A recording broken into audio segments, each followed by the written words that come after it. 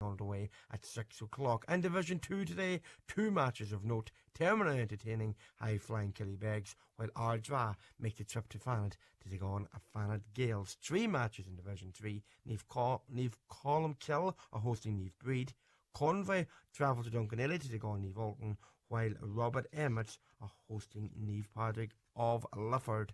And soccer last night in the SSE or Trinity League First Division, Finn Harps were defeated away from home 2-0 by Cove Ramblers in St Coleman's Park. A first half effort from Liam Kirvick gave the Cork side a 1-0 lead at the break, while David Bosendrack, he added Cove's second goal deep into injury time to seal the points. This result means that Finn Harps are now in 4th place, but 3rd place Athlone Town now have a game in hand, which could see themselves 5 points clear of Darren Murphy's side. In other games last night in the First Division, Cork City, they came away with a 2-0 win over Longford Town to remain top of the table, while UCD scored deep into injury time to defeat Kerry 2-1, while Treaty United, they beat Bray Wanderers at 2-0. In the Premier Division last night, Derry City, they defeated Galway United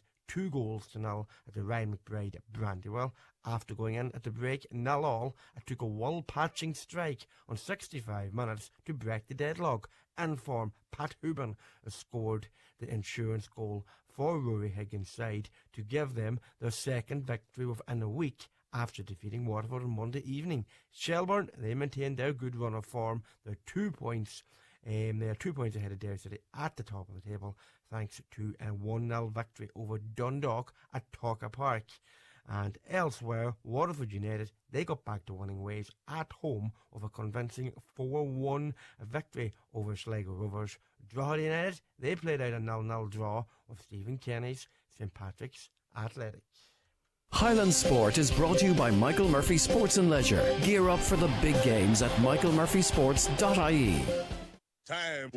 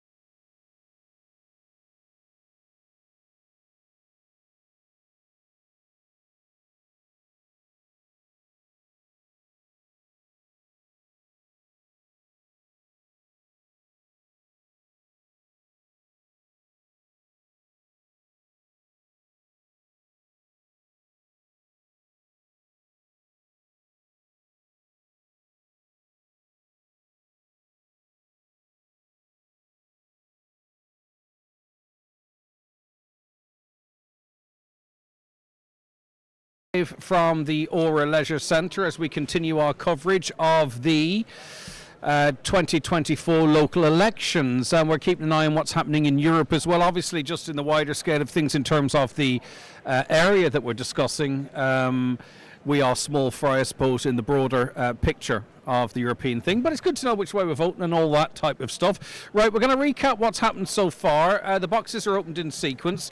The tallies are concluded now in Letterkenny, in Buncrana, and also in Carndonagh. So if you were waiting on those results, stay with us. We're going to get to them in a moment. Milford is getting to a very critical stage as well. I know an awful lot of interest in what's happening in Milford. Donegal is continuing to be counted. We're going to have an update there shortly. Then it's Glenties and Stranorlar. Now, they could open at the same time or one after the other. That all remains to be seen. It's another busy atmosphere here in the Aura. Right, There's only 2 boxes left in Milford, and those are the boxes in Kilmacrenan. By the way, I should say, we have our guests with us who've been with us throughout the course of the morning so far. Paddy Rooney, good afternoon to you again, Paddy. Hi, good afternoon. John McAteer's with us. Yes, and Doreen Sheridan Kennedy's with us as well. Do you know why he's laughing when he said my name? Because he says yes, kid. He says yes, kid to me. Right, so do you want... I'm having soup. No problem, enjoy. I can smell it. It smells delightful. Right, let's have the running totals then for Milford so far. And again, with the caveat that 1 Milford box and 2 Kilmacrenan boxes are yet to be opened. And the totals read as follows. Liam Blaney 1422. Liam Blaney 1422. Vincent Bradley 113. Then we have Ain't Do's Kathleen Deeney with 110 votes. Marie Doherty of Sinn Féin 848 votes. Eamon Jackson 100% redress 420 votes. Pádraig McGarvey Independent 1,285 votes. We have then John O'Donnell, I beg your pardon, sorry, Declan Meehan 1,497 votes. John O'Donnell 873 votes. And then we have Aaron Sweeney with 440 votes. Right, so at the moment, let's see who's... Given the fact that it's Kilmacrenan and Milford to go, John McAteer, what's your assessment there? Microphone, John, please. Yeah, I'm just looking at a sheet here, trying to analyse this. Liam Blaney on 1422 is down about 300. John O'Donnell is down, as things stand, about 1100. That is inexplicable to me at the moment. Declan Meehan is up on 1500. That seat is pretty secure at this point. You can start. That's quite a remarkable achievement in a 3-seater. Absolutely, yeah. Particularly, I think. Pádraig McGarvey is still not out of it, but there's a lot of hard work to do. He's on 1285. Depends on these boxes that are opening. If they're in his favour, if they're in McGarvey's favour, then he could be right back in the hunt. Yeah. That is where we're stuck at here. Paddy, do you want to come in there? So, yeah, and the 2 Carrigart boxes have to come as well, haven't they? Let me just see. No, Carrigart are in. Oh, they're in, are they? Yeah. Right, do you want to run down how that went? No, that's fair enough. No, that's fair enough. John O'Donnell's going to be banking. Marie Doherty. John O'Donnell's going to be banking big time on what happens in Kilmacrenan. I mean, it looks like his vote is down literally in all the boxes along the place, all over the place. So, well, can he get a 500? Can he get a 500 lift out of Kilmacrenan? Well, he got over 400 votes there the last time. Yeah, but he needs 5, and his vote is generally flying the last time. Is there one box already in? I don't have it officially, and I can only go by what's happening officially. I know someone was going around saying 1 box was in and he got such a figure out of it, yeah. But the tallies people are updating as we speak, and nothing in for either of the Kilmacrenan boxes yet. He needs a huge, so he got over 400 votes in Kilmacrenan when he was flying the last time. He's not flying this time, so there's a case to be made that he'll get something less than that. I mean, the standout candidate for me here, believe it or not, is Pádraig McGarvey. That's a phenomenal performance at 1285. I mean, his uncle the last time got about somewhere over, was it short of 9 or whatever, so that's a phenomenal performance. 806. 806, so that's over 400 votes over what his uncle got the last time, and that's a phenomenal performance on his. I mean, unless John gets a very heavy lift here, there's a strong case to be made here that Declan Meehan is going to take John O'Donnell's seat. From what we're looking at on the tally figures, that would be accurate enough, but there's too much to be played for in Kilmacrenan. I expect that to change. I expect John O'Donnell to be 300, 350. Is that enough? Yeah, it might not be. I don't think that's enough. That would bring him just over. That would bring him just over 1,100, and he'd still be behind Pádraig McGarvey. He would, yeah. He'd still be behind Declan Meehan, and he'd certainly still be behind Liam Blaney. Doreen, turn up for the Bucks. Potentially, this was the one constituency that I predicted an upset in, not constituency, local electoral area. Yeah. And this is along the lines of how I expected it to go. Well, I'm with the panel on this because the vote that's coming in there for McGarvey, because he's been there for 3.5 years, is it? So therefore he's been involved with political groups. 14 months. 14, oh, not even that. So 14 He's months. gonna be happy, But he still was able to fund a lot of projects, and he's still in his hand and working on what Ian has done in the past. You can't let that go. You're coming in with a history behind you like that's fabulous. Besides starting from a non-runner, you know. I think one thing that this has shown us so far is what people vote on, and you know, like.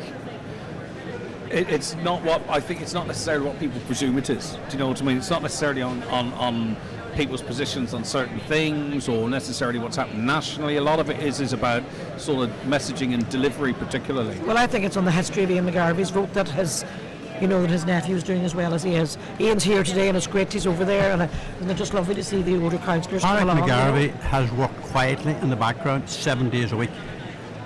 He's not a man that seeks publicity or indeed wants to advertise what he has achieved, because it's very often on a confidential individual basis. We have the second Milford box in, so we're just waiting on 2 now. So that puts Liam Blaney on 1459. That is an increase, isn't it? These are updated, Yeah. yep. Yes, that's good. Okay, it puts Vincent Bradley on 124. Kathleen Deeney on 113, Marie Doherty on 865, Eamon Jackson on 446, Pádraig McGarvey on 1304, Declan Meehan on 1651. He looks like a poll topper now to me. He does. Yeah. John O'Donnell 910, and finally Aaron Sweeney 460. 460. So there you go. So it's just the 2 Kilmacrenan boxes, rather intriguingly, that are Rather, yeah. Significantly, Pádraig McGarvey has improved his position much stronger than John O'Donnell has. Liam Blaney is secure enough at that point. There is a battle there between John O'Donnell and Pádraig McGarvey. I still think that. I can't call it for McGarvey. I have to see that last Kilmacrenan box. The last Milford one. Or that. Is there one from Kilmacrenan? No, we're still that's waiting gone, on the that's- 2. We're still waiting on the 2 from Kilmacrenan. We're waiting on the 2. Yeah. So Oh, are we? that there will dictate the trend of it. Okay. Well, at the moment, by my reading of this anyway, John O'Donnell is 400 votes behind Pádraig McGarvey at this point in time. That's huge. So What did you say he got out of those boxes the last time, Paddy? The Kilmacrenan he got boxes? over 400, about 420. But the trend is it's... Different this time. So John is 400 climate. behind him, 910 versus 1304. So he's 400 behind. So John O'Donnell needs a bumper to come out of Kilmacrenan, and that's assuming then that Pádraig McGarvey will get Right, no we've votes got there. one which in isn't. from Kilmacrenan. Oh. John O'Donnell got. I'll tell you what I'll do. I'll give you the additional votes out of that box, right, and then we can do the tallies on it and what have you. Aaron Sweeney got an additional 18 votes in Kilmacrenan. John O'Donnell, 209. Declan Meehan, 16. Pádraig McGarvey, he added 42. Eamon Jackson added 28.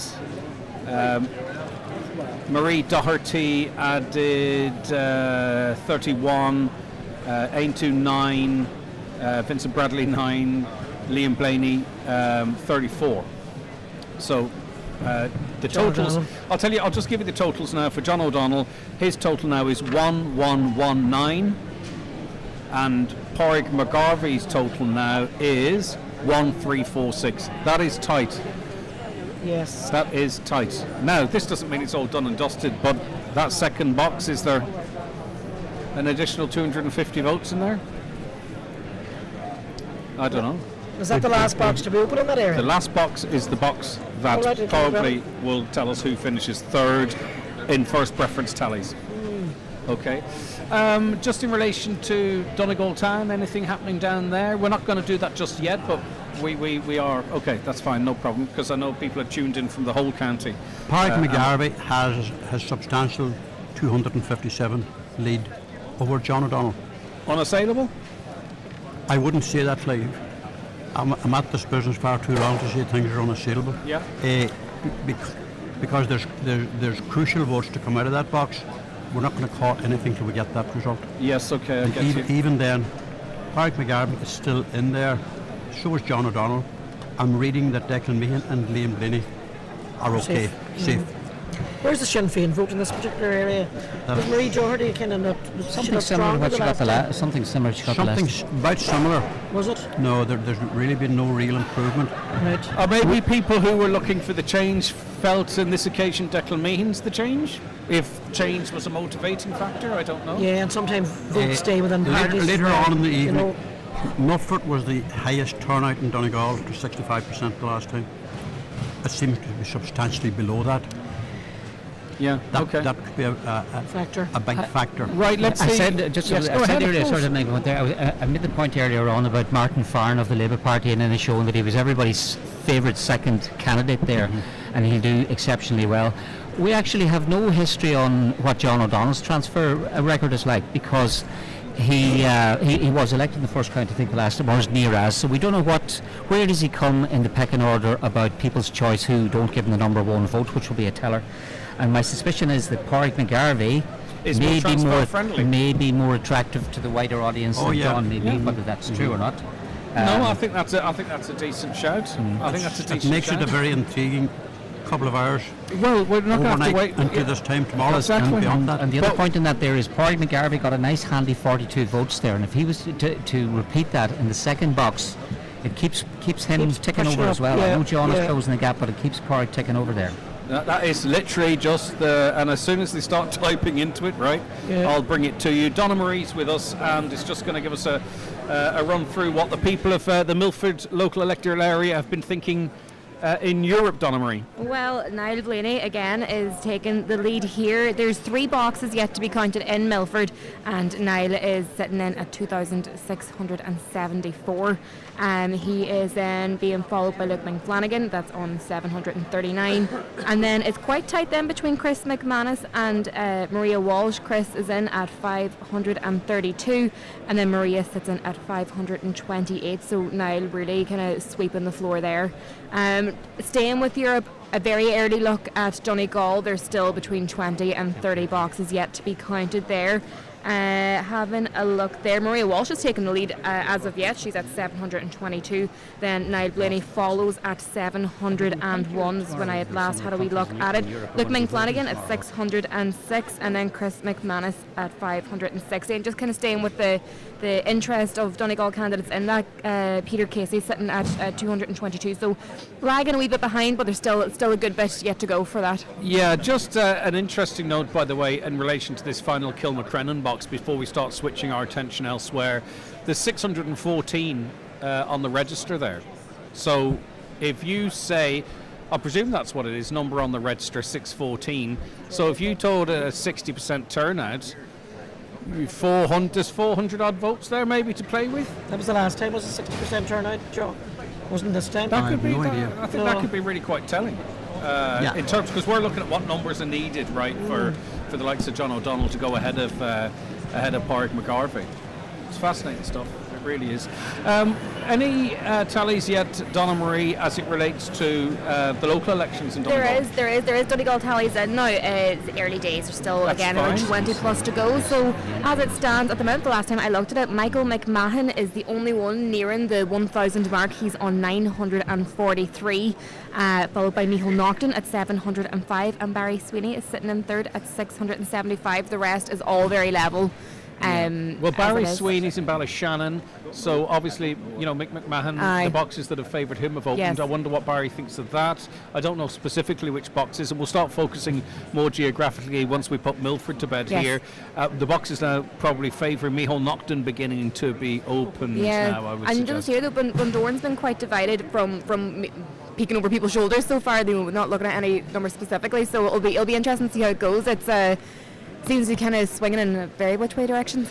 Okay, folks, if you are waiting for the final tallies from Milford, you don't have long to wait. We are quite literally just waiting on box 121 out of Kilmacrenan, an electorate of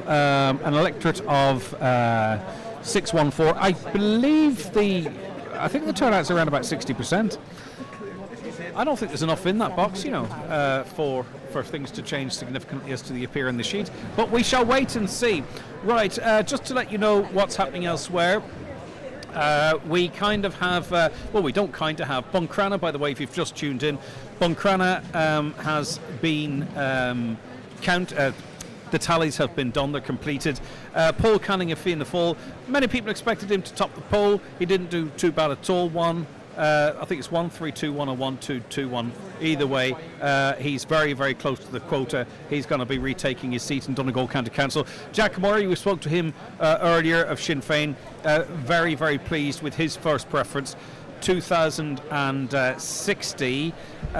Joy Baird, 100% redress, 1447. I know Joy would have been confident. In fact, Joy, do you want to sit down and have a quick chat with us? Go on, sit down there and stick those headphones on, seeing as I spotted you there. Then I'm here. Yeah, go on, put the headphones on, Joy. Thank you, Greg. Listen, congratulations to you, Joy. 1,447. It seems that all those perplexed looks that you used during the Highland radio debates have paid off. It looks like it, all right, Greg. Yeah, it definitely did. Look, I'm absolutely thrilled here today, Greg. I don't mind telling you. From like getting the party set up to where we're sitting here today, it's been amazing, and I think the support of the people, it's been absolutely amazing. Since October, it's October, isn't it, the party was established. North in the shown, Ali's there. Joy, south in the shown. You're looking quite good in Letterkenny. Fingers crossed. You know what I mean? And it's only early doors yet, but I mean, it's a pretty decent return, isn't it, for converting a campaign into a political party and a political presence on the council? Yeah, well, we knew it had to be done, Greg, to be honest. We didn't think we were being represented in the council. Felt we did need that big voice in there. So the more we get in there, the bigger voice that we're going to have. So that's been the intention all along. And you're a woman. Yeah. Okay, and we talked too about increasing the female representation. I hope it's not just a case of that you replace, we do need more broader, because you're not a single issue candidate. No, you're going not. in there and you're going to want to raise the issues that are important to everybody. Exactly. Well, we've heard it on the doors, Greg, to be honest. We've had people on the doors raising their concerns with us, and I know we have our limits at council level, but we can advocate for change for those people, Yeah, and I think maybe the public want to know that those, that limits is not an excuse. Definitely not. We can, as a public, expect really strong advocacy. I know if I was in there, I know what I'd be doing. Yeah. Right, and I think the people that would have voted for me, I'd never do, but they would say, right, actually, he can't make a difference, or she can't make a difference, but he gets it, and our voice is being heard. Make a noise about it, definitely. Brilliant. So you're going to be one of the 37. Well, that's it. Thank you very much, Greg, and thanks to everybody again. Thank you. No problem. And I'm sure Michaela will be chatting to you tomorrow, Joy. But seeing as I saw you there, I just wanted to grab a word with you. Right, I'll tell you what we have to do. We have to take a break. You know what? We might skip that news. Okay, is that all right? We'll skip the news if that's okay, and we'll stick with what we have because we're just waiting for some developments here. We're keeping you updated right till the end pretty much now. We'll take our lead from what's happening here in the Cant Centre, but there was a lull. Things have picked back up again. We're going to hear more tallies, more out, and more from our panel and guests after we take this break. So stay right where you are. Pre-orders for the 242 models have begun at iMotors, and you won't want to miss these incredible offers from Nissan. Enjoy 3.99% finance across the entire Nissan range, including the SUV of the year, the Nissan X-Trail. Prefer electric? Get 0% finance on the Nissan Leaf, or save a whopping €10,000. Visit our showroom in Drumkeen or Malin today and take a test drive. These offers are limited, so hurry and take advantage now. iMotors, fearless generation. House to Home Bridgend, Donegal. Our modest front door opens onto 2 floors of Irish-made furniture, suites, beds, mattresses, dining and occasional furniture. Step into our showroom and see how we can transform your house into a home. House to Home furniture, flooring, slide robes and interiors, Bridgend, Donegal. A mixture of sunny spells, scattered showers, temperatures between 5 and 25 degrees, mild to gale force wind. Hail? It's anyone's guess. Whatever the weather, Centra has you covered. Lions tea bags 80 pack only €2. Select Dr. Ucca Ristorante pizzas only €2. And Pata Negra Sauvignon Verdejo only €9. Centra. Live every day. Enjoy alcohol sensibly. The best way to start a night out in Letterkenny is at the Woodbury Grill Bar and Restaurant Arena 7. Great food combined with bowling, Laser Quest, or our interactive darts for a great night. The Woodbury Grill Bar and Restaurant Arena 7. Sales, sales, sale now on. Hare and Auto, Donegal Town, proudly serving Donegal for over 30 years as your main Kia and Opel dealer, are launching our massive 241 demo sale. Save thousands across our entire range of quality cars, vans and EVs. Hare and Auto's highly experienced sales team are here to assist you every step of the way. Drive with confidence. Drive with Hare and Auto. Visit our showroom on the Killybegs Road, Donegal Town today. It's back to the team for Highland Radio's local election count coverage live.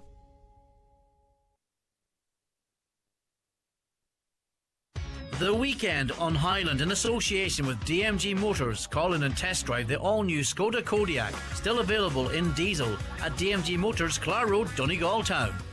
Being a Garda Reserve will change your life, but it can also change someone else's. I'm Sabrina and I work as a flight operations officer in Dublin Airport. I need to be able to think quickly and stay calm.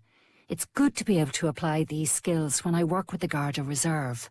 Being part of the team at the station opens up the community to me. It teaches you about society, humanity, vulnerability and justice.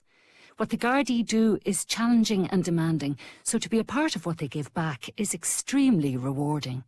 Being a Garda is a tough job, and that's why being a Garda Reserve is a job worth doing. Apply now at publicjobs.ie. From fresh strawberries to fresh tomatoes, we pride ourselves on bringing you the best of local. And having worked hard to make a number of new refurbishments, now your nearby store will look just as fresh. Visit our new look Tesco Letterkenny today and see for yourself. Tesco. Every little helps. Have I got news for you? The Harvey's Point Cabaret is back. Every Wednesday in September and October, Eamon has gathered a galaxy of stars to captivate and entertain.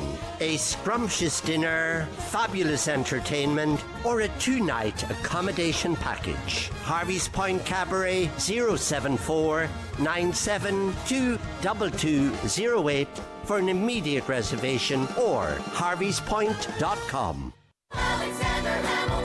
Coming this year to Dublin for the very first time, 71 shows completely sold out.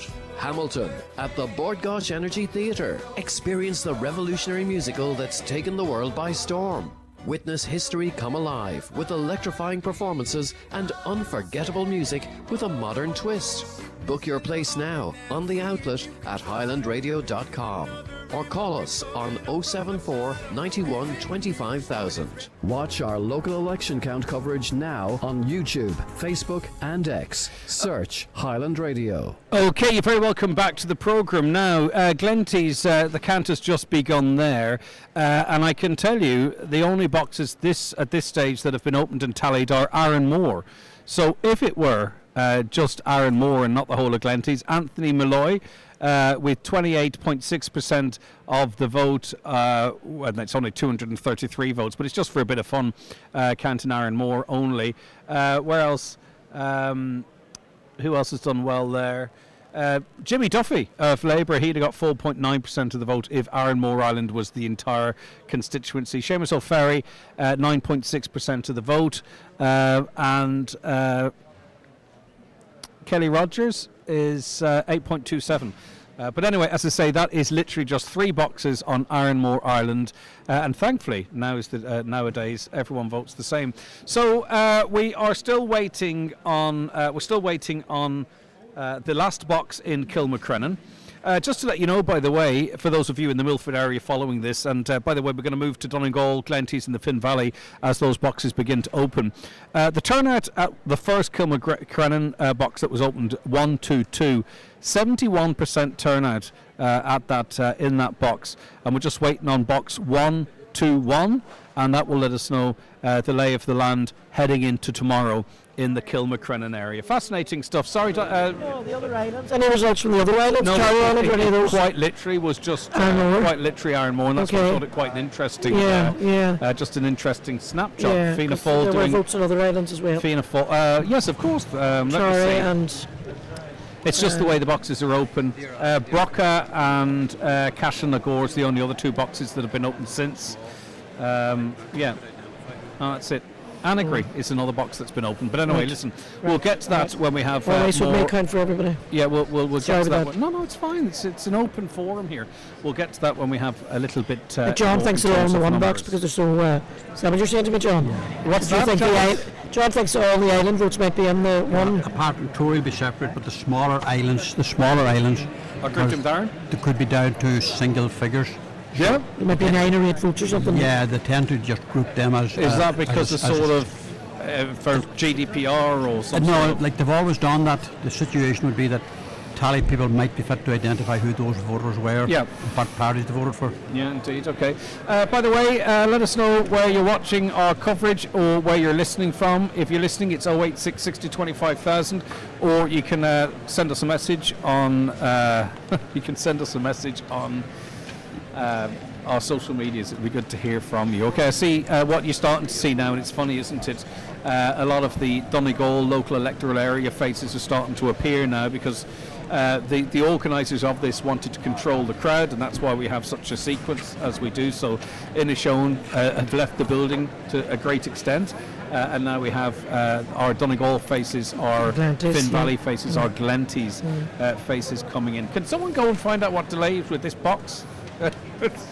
Well, for the Milford one last box in Kilmacrenan, we're mad to see what's coming What's out of happening it. here? John's ready for action here. John is ready. He's licked his pencil. He's done the whole lot. Paddy, any reflections on the day so far from you? I suppose the big question at the beginning of it all was how was the Michael candidates going to perform. So 3 of them have done exceptionally well. Eamon Jackson, for some reason, less so in Milford. It might have got to do with the fact, I suppose, that Declan Meehan was also associated with the Michael campaign. He's living in a Michael affected house, I suppose, or whatever. And he runs the community centre, Absolutely, which is also yeah. So he was in a very advantageous position. And I suppose the other standout thing was the role of the performance of Donald Mandy Kelly. I mean, he's literally doubled the vote that his late brother got 5 years ago, so it's a phenomenal performance no matter how you want to cut it, you know. Yeah. And I suppose the other thing is that if we were expecting any kind of a spin-off from the high profile that Aintu had, Padre Tabine or Aintu had in the referendum 3 months ago, I mean, it's very, very clear now that has not translated across in any shape or form. Europe so or local. That was a completely different election, done and dusted, and we're on to just a new page now, I'm afraid. Just on a point nationally, why do you think that Aintu hasn't been able to push through that sort of 6% ceiling? Because I mean, listen, Padre Tabine is a strong speaker. They're flat out on the freedom of information. They do release a lot of stuff into the media. Yeah, they've quite a high profile, haven't they? Lots of media. In fairness, they're probably overrepresented in the media. But I think their leader, by stating that he might not be going to Europe, and by saying that someone else will be, that to me just opens a whole lot of. That is not what people want to hear. But remember, they aim to have a difficulty getting traction anyway. I don't know whether they're 6% in the poll or 2% or whatever it is. I mean, they only had 3 councillors in Northern Ireland, and they lost the 3 of them in the last local elections. And I think they've only 3 councillors in totality. Padre Tabine's sister being one of them. So they're having a difficulty getting traction.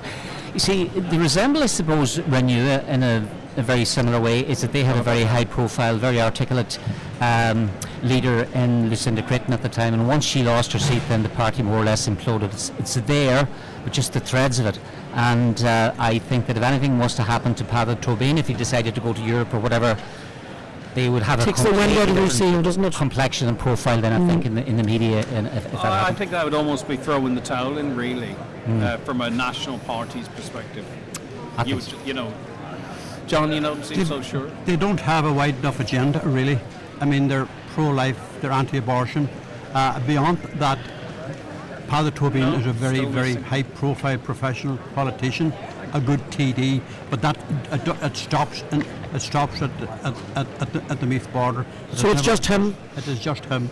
It has never extended beyond Meath, and probably never will do, because I think this will damage him, the fact that he indicated that his sister would take a seat. Yeah. He was not ever going to sit in Well, that Europe. doesn't feel like a change. Right? I have nothing against, I have no political party, I have nothing against them, right? But if the public want change, you, because you're more popular, get in a position and then co-opting someone else into it so you can that just feels very... Where are you getting these people who want change from?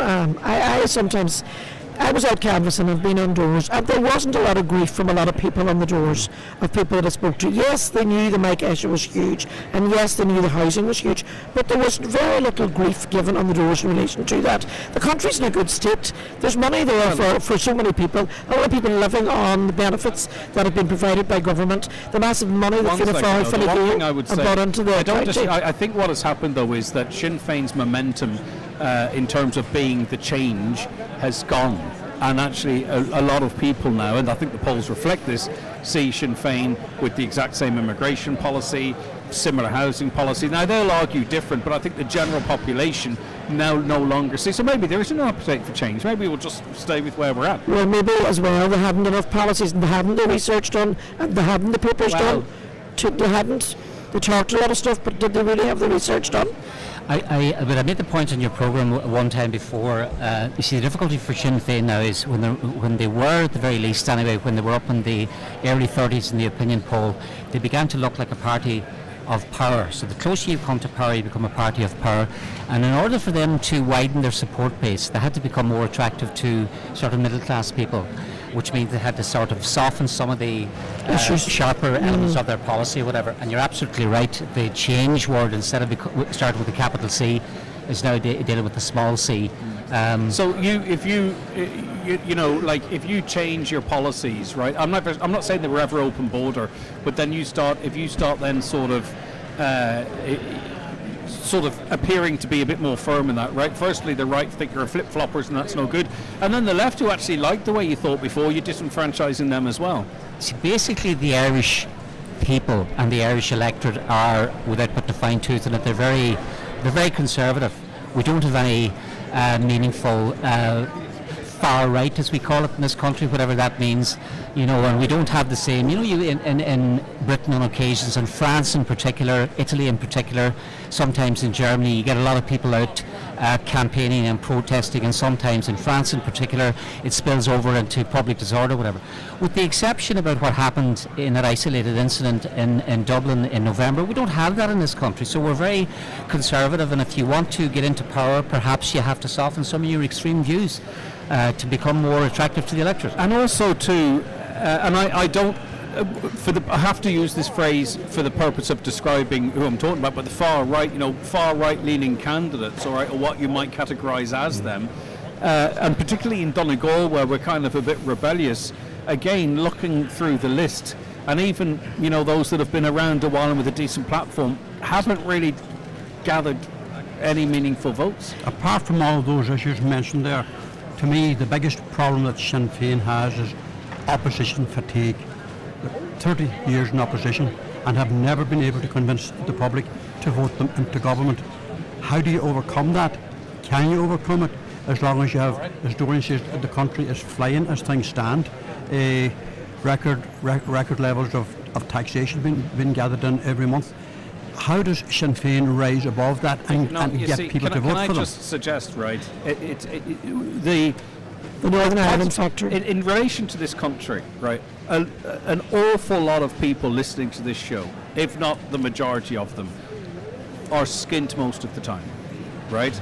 Now, they are. Hello. No, seriously. No. The amount of money that's been given to single families for parents. No, I'm not with you on that at all. Okay, well that's fine. Can't agree with you. Yes, but they have very little left at the end of the week, right? Now, Sinn Féin is not, this phrase of putting money back in your pocket. I think that's what would change things, and I don't think that message is really coming through. So people just go. But I mean, what does that mean? Putting money back in your pocket? I hate the phrase. I don't even. We all hate the phrase because the cost of living is extravagant. Electricity, the very basics, the foodstuff, fuel, all of those things. Cost of living, insurance, health insurance. All of these things are way beyond. Like, where's the if we were in government, we will drop. The highest you'll pay for a litre of petrol or diesel is $1.30. See, that's not going to happen. The issue that I mentioned is fatigue, opposition fatigue. If you can't get into government, you can't effect change of any kind. And you have Fianna Fáil and Fine Gael, and one other party is going to make up the next government, obviously. That could be Sinn Féin, and again, it might not be. We don't know how they're going to do. But I mean, from reflecting on looking at the results from around the country today, there is no tsunami for change of the government for Fianna Fáil or Fine Gael or anybody else. Can I come back on Sinn Féin there, John? Northern Ireland Sinn Féin and the 26 county Sinn Féin is very different, and I feel Sinn Féin have moved in the north more so than we have moved in the south, and their leadership has been much better and therefore stronger. They have grown in their votes, they have grown in their, and their policies are being very different to what Sinn Féin are proposing in the south. I think it's a huge factor that Sinn Féin are 32 county. John, you've said on numerous occasions on the radio down over the years that opposition parties never win general elections, governments always lose them. Now we have a situation where Fianna Fáil and Fine Gael have got themselves into an arrangement now over the last 7 or 8 years, either by confidence in supply or else by coalition, and there is always enough either Labour or Green or Social Democrats or people like that. So you're right, Sinn Féin need to be in power to see can they enact change. I mean, you remember Mary Harney once said that, your worst day in government is far better than your best day in opposition. They can't get into it. They need to break through that barrier, and they're finding it very difficult to do so. It raises a very fundamental question here. Does Mary Lou continue to be the leader of Sinn Féin? That's today's approach. Well, that's a big question. Who else is there looking for the job? The Northern Ireland leader presents herself in a different way than Mary Lou has been doing recently, and the whole thing of Mary Lou thinking she's in charge up north when she's not. There's a whole whirl of the podcast that Ivan Yates does, Path to Power. In fact, in the last one, he said whatever kind of whispers he has access to in Sinn Féin, that there were actually if this election doesn't go, if they don't go up about 80 councillors across the country, if they don't get a seat in each one of the 3 euro constituencies, what would happen to her position is that actually Michelle O'Neill might become the president of Sinn Féin and she would become the vice president. They would swap that around. I think she'll probably lead Sinn Féin at the next general election or whatever, but there might be... I'm not sure that Michelle O'Neill would actually appeal to the electorate down here from a voting point of view. It's grand being on the Late Show and everything sounded fine. You're asked all the simple questions. Did you hear Mary Lou's interview on RTE during the week? I did. It just didn't sound right. There's some interviews that sort of changed the path. Yeah. And I think that possibly could have been one of those interviews that changes the path. It's not like her to do that. To hark back to the past, But she couldn't identify enough of the change, if you know what I mean. This is a big and it was issue. Tough questions. These were not tough questions. Fine Gael and Fianna Fáil will continue to dominate Irish politics as long as people continue to vote for them. And I mean, they're still there after 100 years or whatever it is, Fine Gael a bit less. But I don't see a huge mood is going to increase the demand for Sinn Féin to get 70, 60, 65, 70 votes, because this is what you're going to need to be in there with a shout. Okay, thank you very much, John, for that. I'll come back to you in a moment just to give you a state of play for those of you listening at home, or if you're watching, and if you want to watch, you can go onto our YouTube channel on your smart TV or your Fire Stick and watch on your telly. We're also across Facebook and on X as well. Letterkenny, we have all the tallies in from Letterkenny. There might still be one box outstanding, but nothing significant. Buncrana, tallies completed. Carndonagh, tallies completed. I will give a run through of what's going on there with the panel again, actually, just because people are tuning in and out all of the time. And also now what's happening is we're starting to get a little bit more detail on what's happening in Donegal. So stay tuned for that. Donna Marie's going to be joining me very shortly after the next break, in fact. And also Glenties. There's about 4 boxes open in Glenties. Very, very early doors. And last, but it'll certainly not be least, is Stranorlar, because that's another area with fascinating potential. And we're sitting here in Milford waiting on box 122 or 121 from Kilmacrenan, because as it stands, okay, a caller says, someone says, it wasn't Caroline, I don't think, Sinn Féin voted yes in the referendum. That's why their vote hasn't dropped. I don't believe that personally. Not really. I respect the point of view, but I think really that was a 1 month distraction almost. I'm not sure it has a... It's very, very possible that Sinn Féin needs to change well, it did within nothing itself. for it to. Yeah. Okay, well that's grandiose. Okay, not grandiose. That's a big opinion.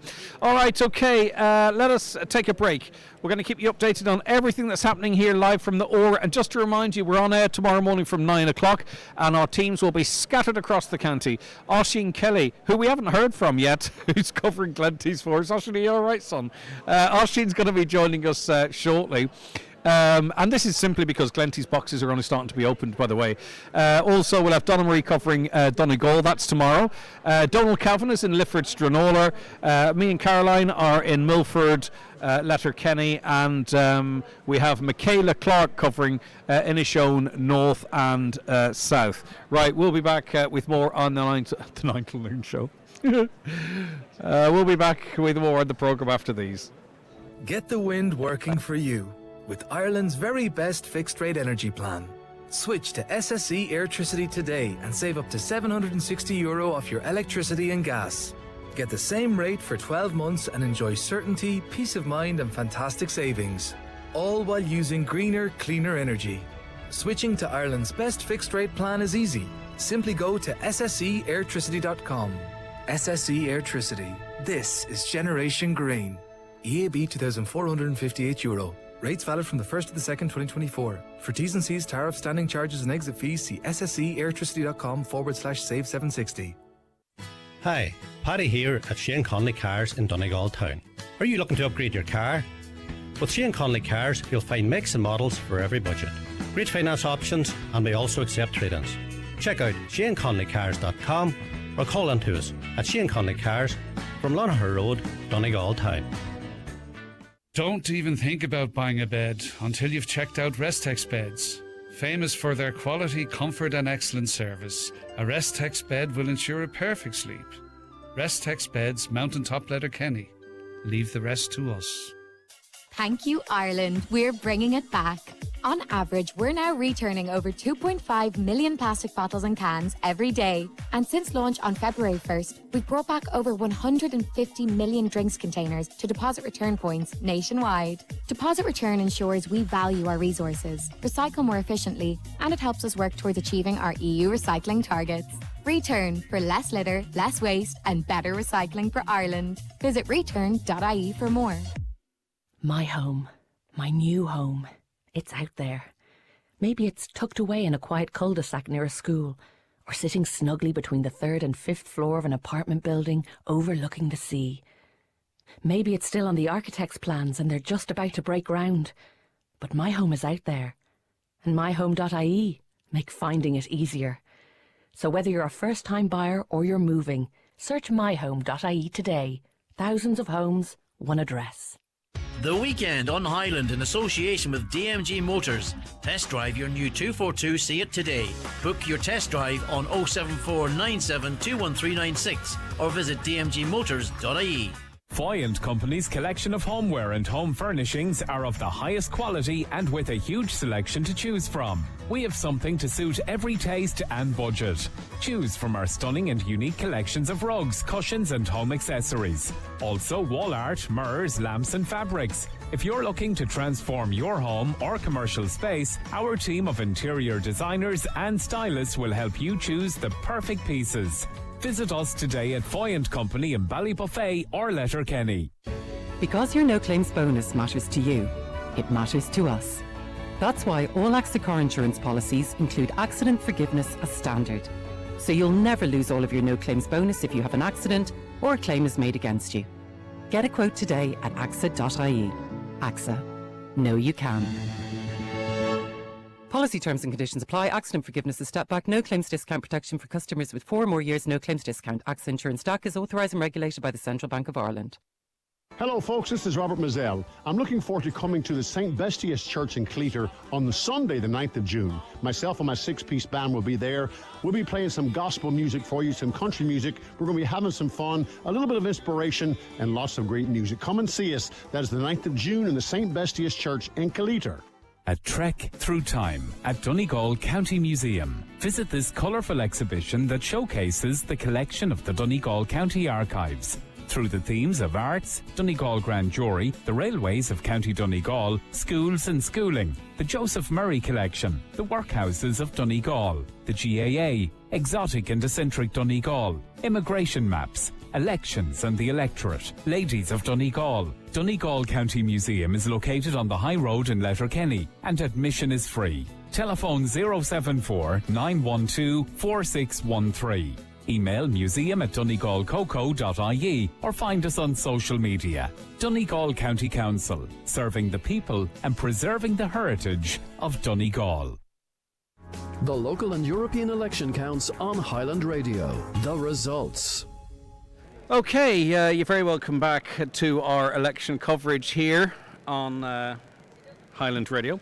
By the way, I've solved the mystery of Kilmacrenan box 121. It's currently actually being counted. So the tallies people, there's a huge crowd of tallies ones or tallies people behind you. Right, okay, give us a look at that. Right, okay. Is that complete, do you think?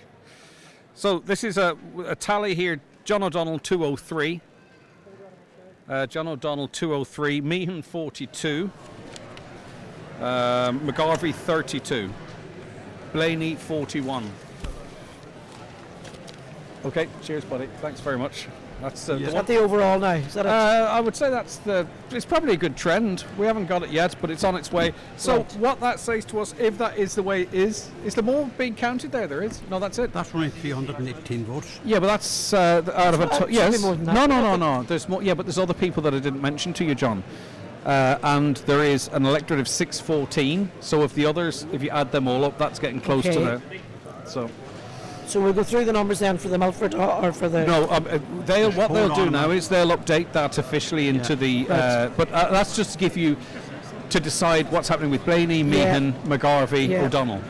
So O'Donnell hasn't picked up as much out of that box as he needed. No. By the looks of given things. that McGarvey has picked up 32. Yeah. You know, that is quite significant. Yeah, indeed. But like that. McGarvey's held his own, isn't he? Into the microphone, please. Sorry, I beg your pardon. I was just looking back here to see if I could see your white shoes there. That's why I was leaning back there. Don't worry, just having a chin wag. But isn't that what this is? This is just a nice... it's nice. No, that's looking as if John O'Donnell is in trouble. What does that mean numbers-wise? John McAteer? I haven't done the. But in terms of, I mean, like, we're not going to be the quota. The quota is. Does 1933 sound right for the quota? That's what's in front of me. But and Milford. Does that sound about really right? Close to what was the last time. Yeah, one. Right. So everyone's short of that, really. So there's still lots to play for. There's something far wrong here. Either the numbers didn't turn out to vote, or else the electorate hasn't gone up as we thought it was. Right. Okay. Well, I know what the electorate is. The electorate is 614. Sorry. The electorate for that box is 614. No, but for the Milford area. For the whole area, I don't know. Well, we'll have to. So where are we getting those numbers from then for the Milford area? We're only talking now about one box in Kilmacrenan. We have everything else. Everything else is in. So, right, Oisín Kelly's going to be joining us with the story in Glenties shortly. Or Donna Marie, it's up to you. Which one of you is ready? Donna Marie, come on in there now. What have you got for us? Donna Marie, good morning. Hello, good afternoon.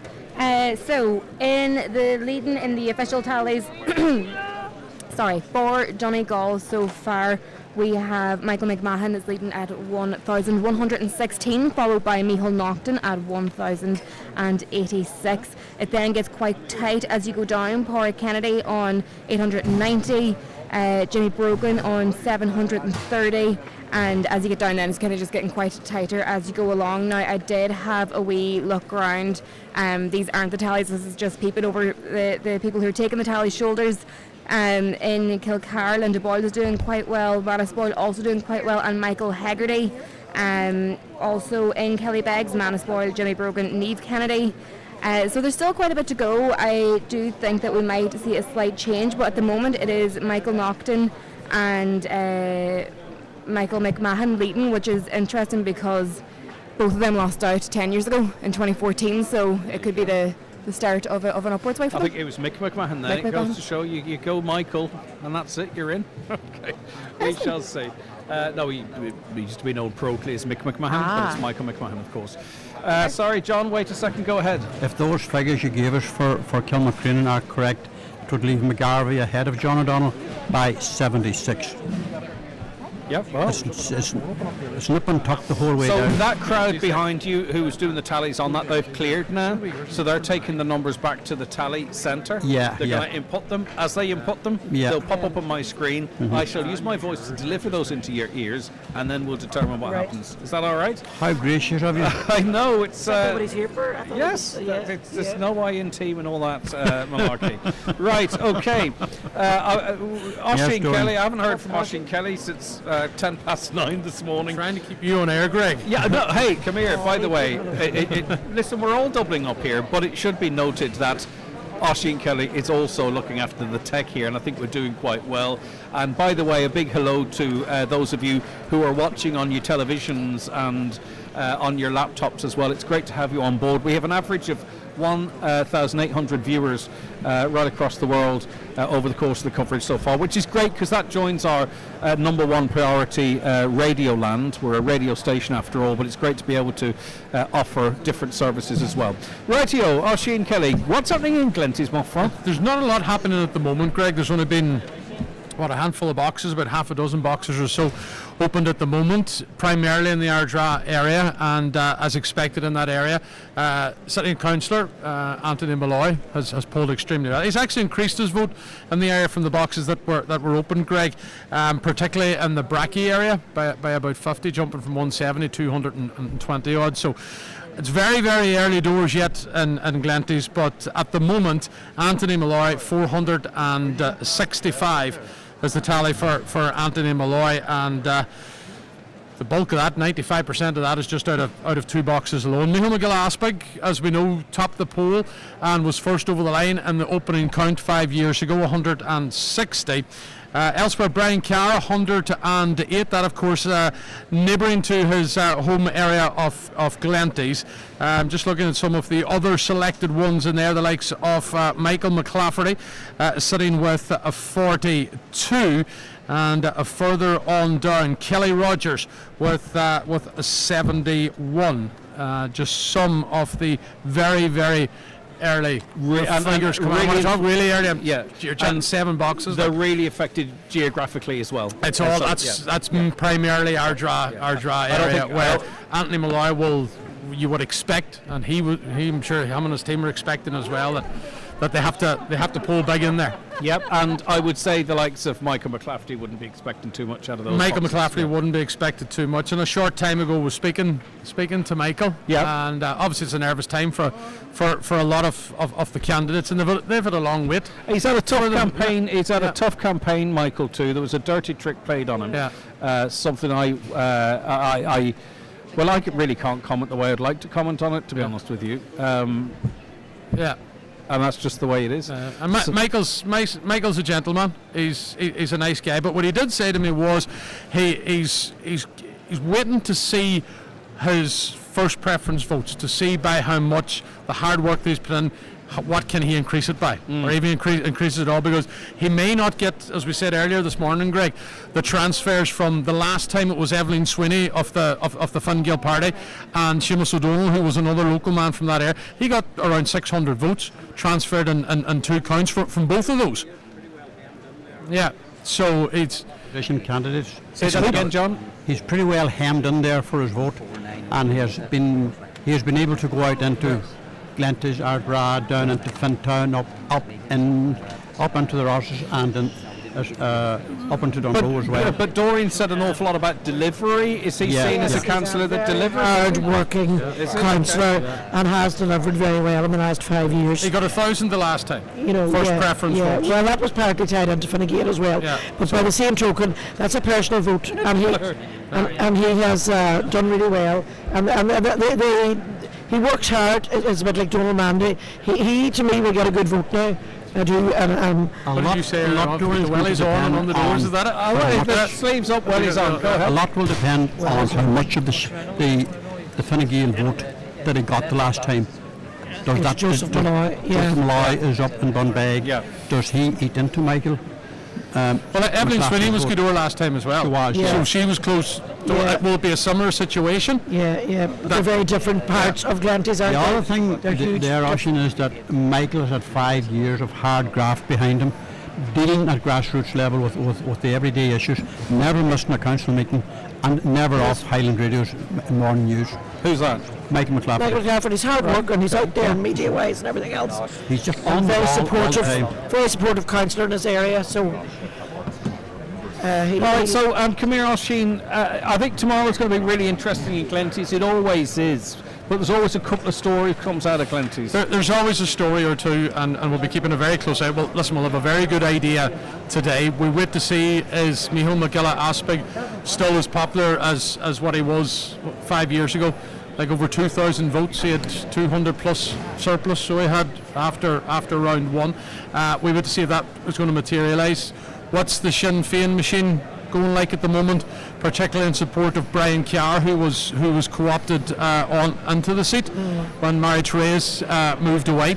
So he's well liked and respected in Glenties. He had a big first preference vote last year, over 900. Yeah. But the transfers and the moves weren't there for him.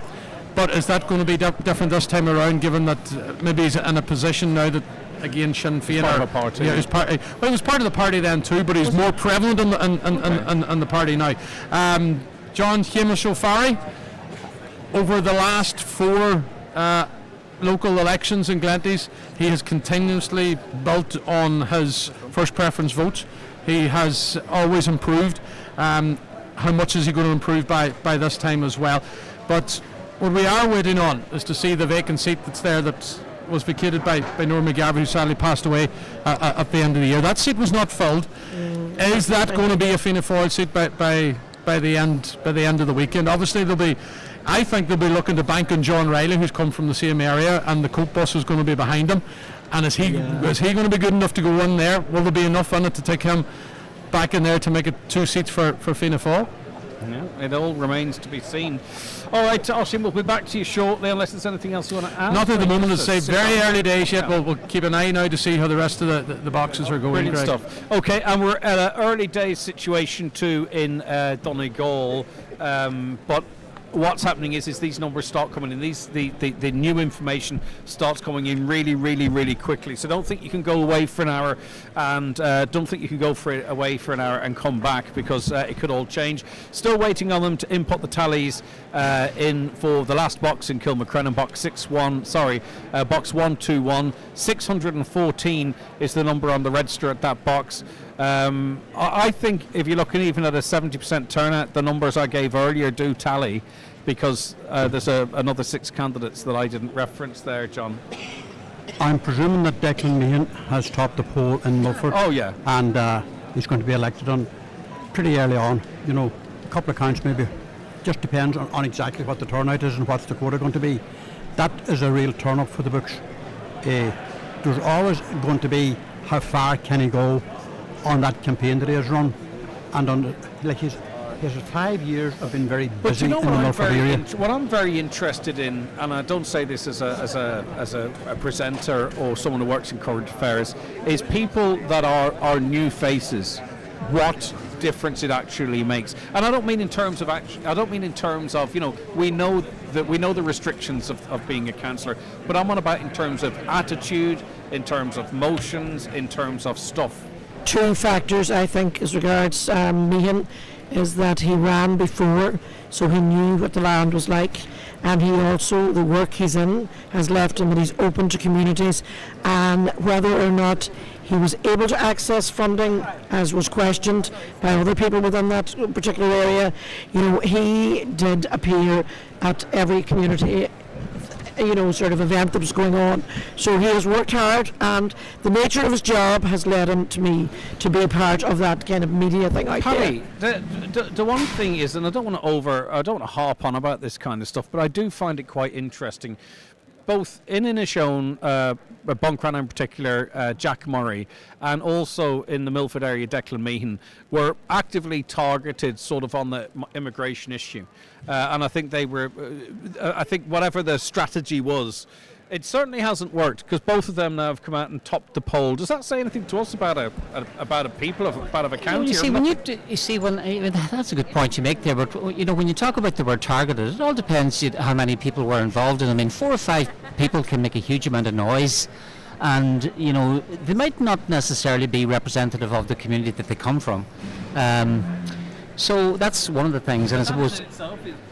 I think that in itself is probably an answer to that question, because if you ask someone maybe what their opinion from outside an area is, what do you think of that area, they might be viewed as being pretty hard line in certain ways, but obviously then we look at these votes and people have gone for Jack Murray and gone for... Absolutely. So the other thing, I suppose, sorry John, the other thing in the middle of all this is that I don't know what the turnout's going to be, but we were tossing around 80 and then it's showing us something like 50%. I don't know what it is in Milford, but they may very well be a sizable chunk of the population that didn't bother their backside to come out to vote at all, and they might have been the people that were targeting Declan. Are you sure? That they were so cynical about the whole thing, they just didn't bother to come out to vote. Yes, but you have to come out and... I mean, at the end of the day, you can send a tweet or a Facebook comment, but if you want to make a change, you have to get off your bum and get from behind that keyboard, don't you?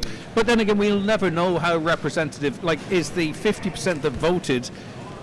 perhaps just the same representative sample of the 50% that didn't. Greg, wouldn't it be a great study? Hold on, you with Kilmacrenan coming in, right? Are you ready, folks? Ready for. It's literally being uploaded. I'll give you the. I'll tell you what I'll do. I'll give you the votes out of this box, and then I'll give you the totals. Is that all right? Fine. Which one is it? Okay, I don't want to lose it. Right. So box 121 from Kilmacrenan, 41 votes for Liam Blaney. 10 votes for Vincent Bradley, 9 votes for Kathleen Deany, 22 votes for Maria Doherty, 25 votes for Eamon Jackson, 32 votes for Pádraig McGarvey, 45 votes for Declan Meehan, and 208 votes for John O'Donnell, and 19 votes for Aaron Sweeney. So in fact, actually, the tallies we were given a little earlier on was spot on. So I'll give you the totals here now. This is the final tally total for Milford. So this is the numbers we'll be going to bed with, so to speak.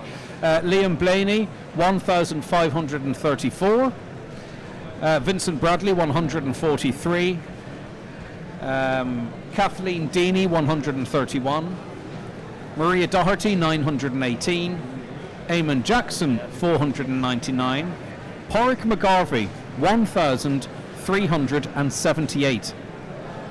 Declan Meehan, 1,712. And John O'Donnell, 1,327. Aaron Sweeney, 497. So I think, statistically, between John O'Donnell, Pádraig McGarvey, Pádraig slightly ahead, but that's tight. That is tight. Is that 1,327 for John O'Donnell you gave us? 1,327. Yeah. 1,327. Yep. So what are we reading into that? Can we conclude from that Declan Meehan's topped the poll? We can, can't we? We can. That he's topped the poll. Well, he's not the most first preference vote, but he's not necessarily elected. He's topping the poll quite comfortably. 2,036 is the quota, by the way. He's 80 or 90 votes ahead of Liam Blaney there. So 200 away. I know it's a mathematical definite certainty that Declan Meehan's going to be elected, and also Liam Blaney. Yeah. There is something like around 2,400 votes in the wash then outside of the principal candidates that's going to be up for a shakeout here, and historically Sinn Féin votes tend not to go anywhere else. Come out into the mix in very big ways. So she has 900 votes here, which means there's only about maybe 1,300 or 1,400 votes in the swish here. So where do they go? I don't know historically if anybody has any expertise in this. Traditionally, how much of those will actually come into will it be down as little as 200 or 300 votes will actually be spread around? Because remember, everybody else is looking for. Even Declan Meehan is looking for, he's a couple of hundred votes short of the quota, so every time candidates are going out and Declan Meehan is picking up and John O'Donnell isn't, it's bad news for him. But it's very, very tight, and it's going to be really, really difficult to play for. Eamon Jackson, funnily enough, is going to have a lot to say on what happens here. Somebody was telling me in the Crown Centre here that there is Mica is fairly prevalent in the Melton area, I know it is in Falmouth as well, but it's very prevalent in the area. So when Eamon Jackson is eliminated, as he will be, Pádraig McGarvey might get a nice little bonanza out of that. I think Pádraig McGarvey will be happy so far today. Stay where you are, everybody, because I have with me now Declan Meehan. Declan, you know, again, we can't count our chickens, right? Or you can't count your chickens, but you have topped the poll in terms of first preferences, and it looks like you might have pulled this one off. It's feels surreal, absolutely, but look, I'm delighted and I'm honoured with the vote that I have taken. I have almost tripled the vote that I took 5 years ago in 2019. And it's just, look, we will see what happens tomorrow, but based on this tally, to go from where I was 5 years ago to topping the poll in 2024, I'm very proud of that, and I'm extremely proud of the campaign that we ran and the team that I had behind me. I mean, listen, a good bulk of those votes are out of Milford, right? You did very well out of the Milford boxes, but there's a good spread right across the local electoral area, which must be particularly pleasing. Yeah, it is, absolutely.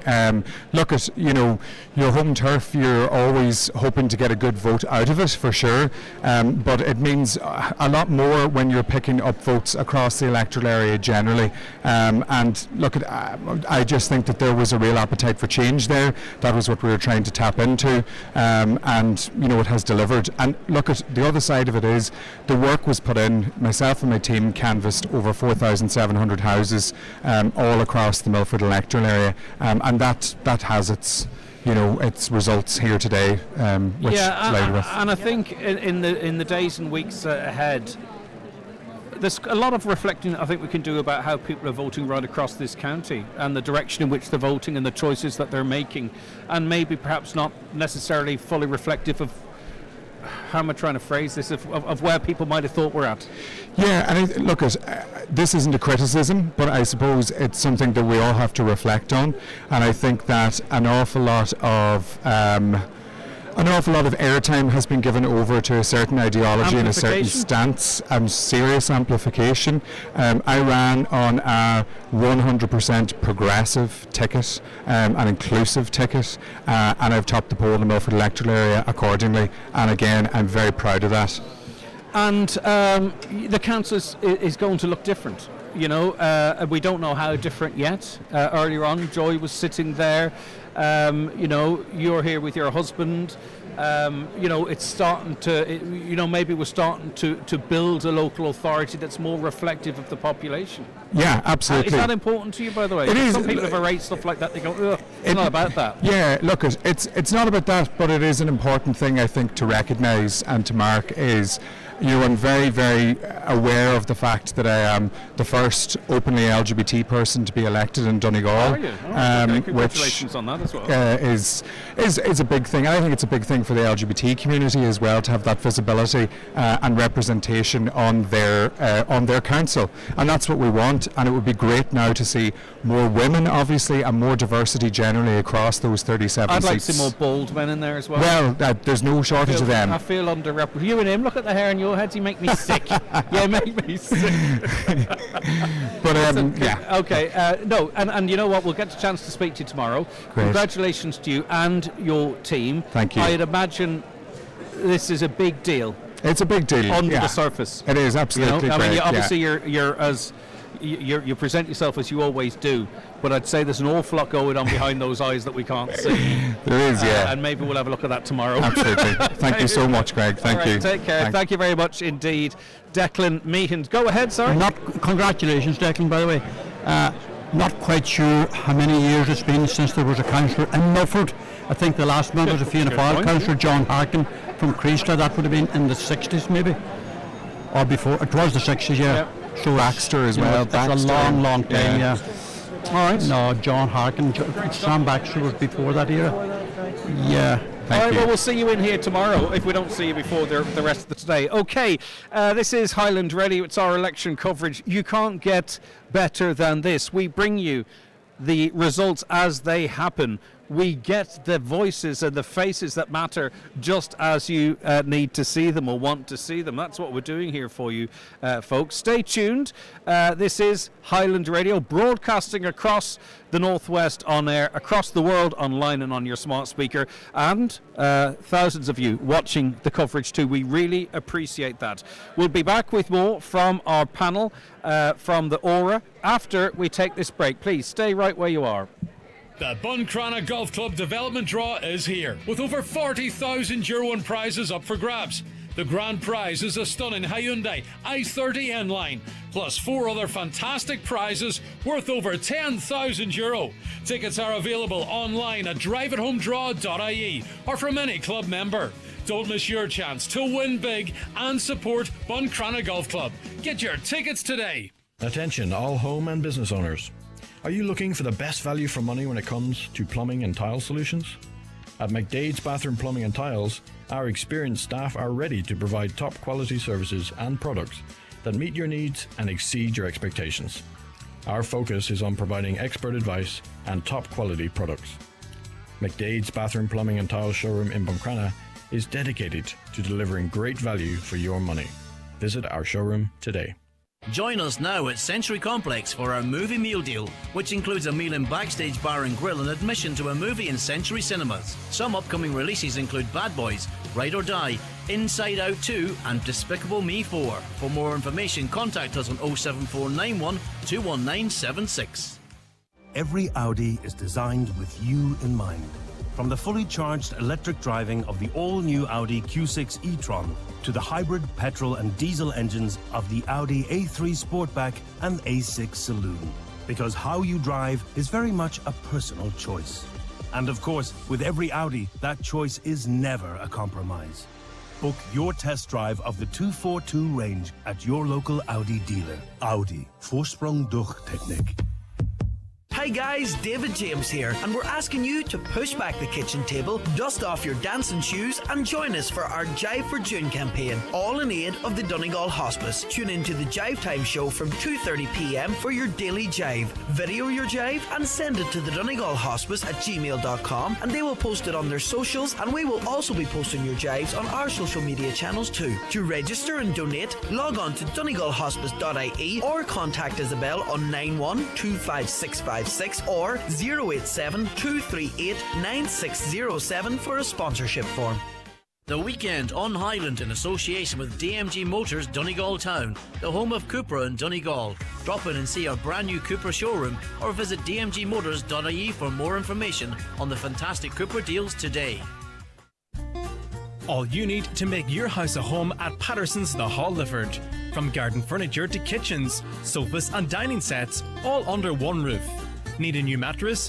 Why not visit our sleep centre on the first floor, with a large range of quality beds and mattresses in stock and ready for collection or delivery.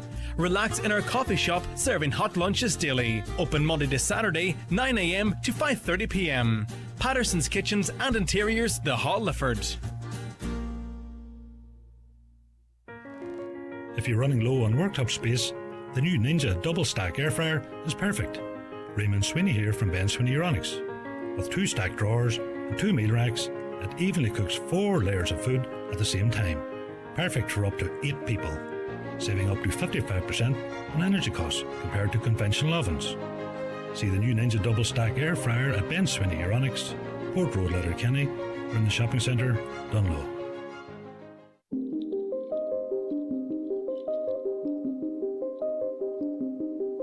Polestar 2. Get behind the wheel and experience electric performance at Polestar Dublin. Polestar 2.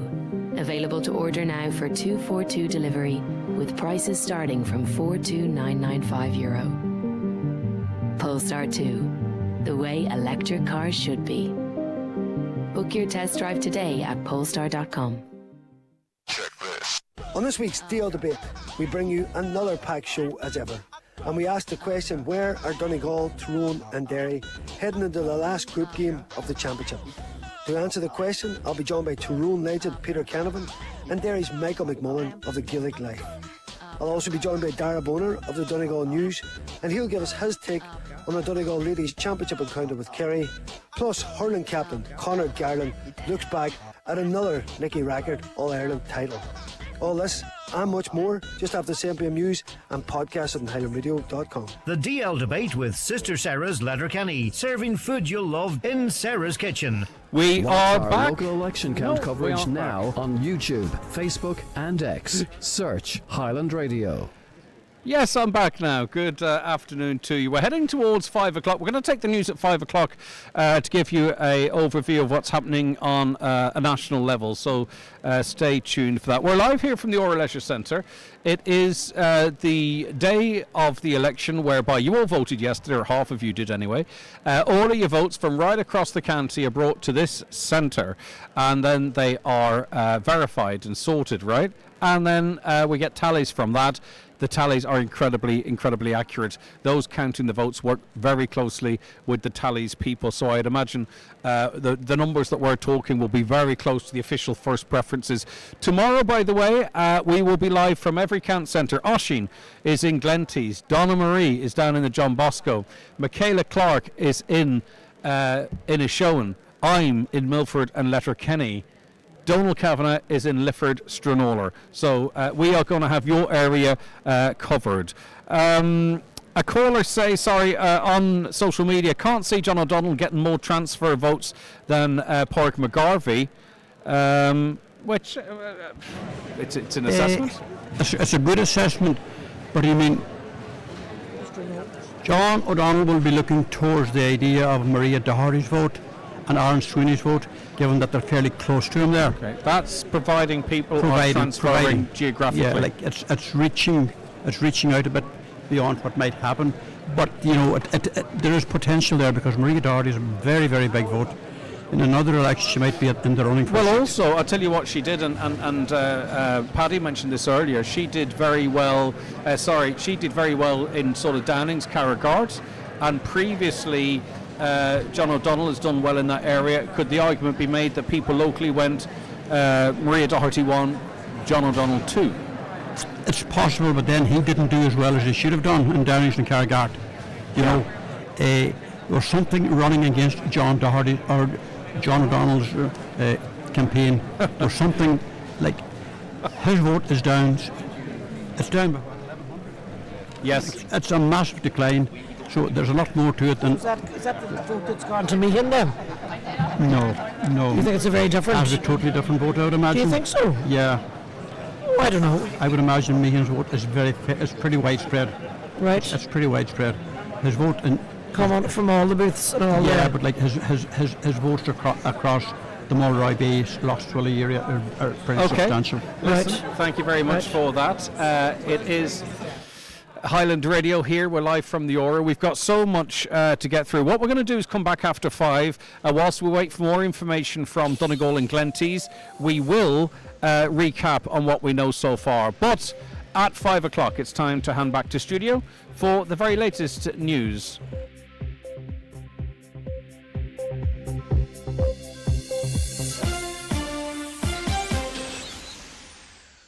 It's 5 o'clock. Good evening. I'm Clín O'Dwyer.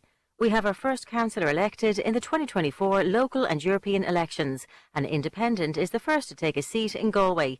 Stephanie Rowan has the latest. Independent councillor Thomas Welby has the honour of being the first local councillor to take a seat in these elections. He's won a seat on Galway County Council, with more counts expected shortly. And it could be Independence Day all round, with tallies showing them doing well. Elsewhere, Fine Gael and Fianna Fáil are doing much better than many predicted in the locals, and will in fact battle each other to emerge as the biggest party. While the other government party, the Greens, are also doing better than expected in the locals, but their two MEPs, Kieran Cuff and Grace O'Sullivan, are facing a fight to retain their seats. Sinn Féin, meanwhile, don't look like they're going to make the big gains some predicted. And as for the far-right candidates, tallies show they could get a few seats, but don't appear to be having too much of an impact. The Green Party is feeling positive in local elections in Dublin, with fears of it losing large amounts of seats easing. There are also celebrations for Fine Gael, which believes it'll make gains in county councils in the capital. Andrew Louth reports. Overall, the government party seems satisfied with how the local elections in Dublin have gone for them. The Green Party looks set to top the poll in 4 Dublin city wards, and they believe they can keep 6 or 7 of the 9 seats they're defending. However, there is growing expectation they could lose seats in Fine Gael.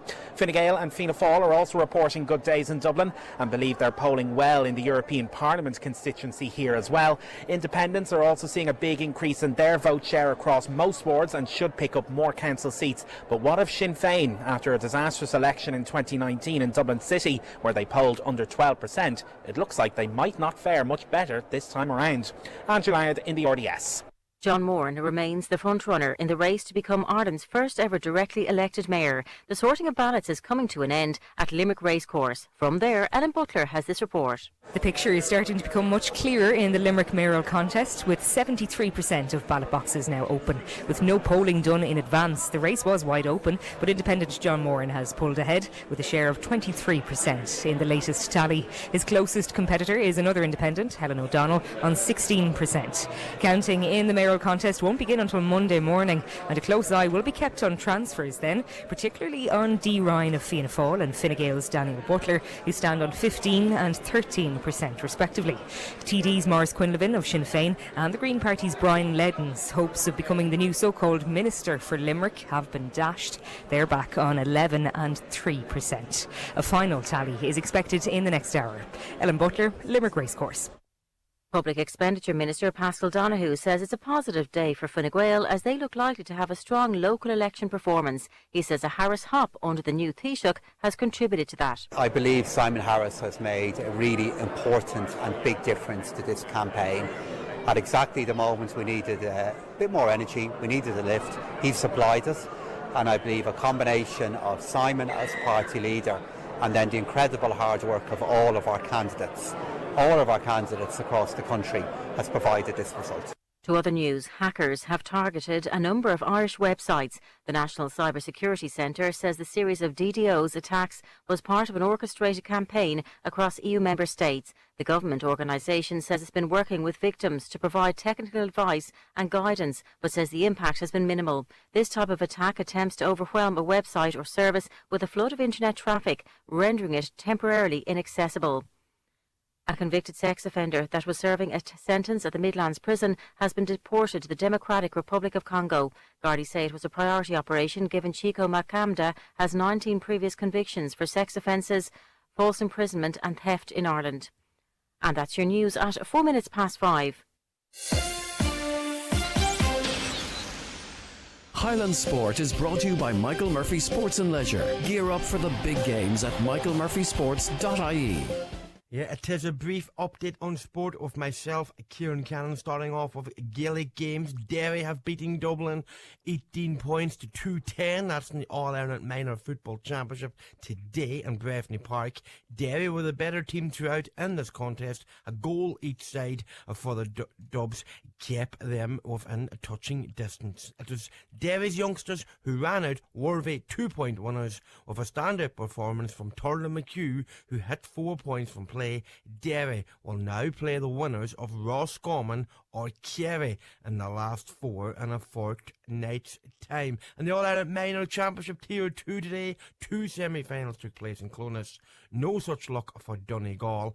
In that one it finished Donegal 1-13, Kildare 3-12, and in the other semi-final also in Clonus today it finished Tyrone 1-10, Cavan 16 points. So Cavan will face Kildare in the All-Ireland Minor Tier 2 final. Staying with Gaelic games in the under-14 girls silver final today. Heartbreak for the Donegal girls. The final score there was Donegal 2-6, Offaly 5-5. That match taking place in Carrigallen in County Leitrim.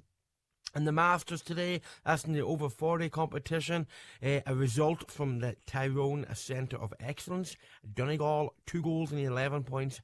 Antrim 111, a 3-point victory there for Donegal. Remember, head over to highlandradio.com or indeed all social media outlets for reaction from last night from the League of Ireland. Van Harps and Derry City in action last night. All the reaction pieces is up there, and we'll also have reaction there from Damien McAlean, the Derry minor football manager, and Dara Bonner. He'll also have reaction from Clones to Donegal against Kildare minor football match.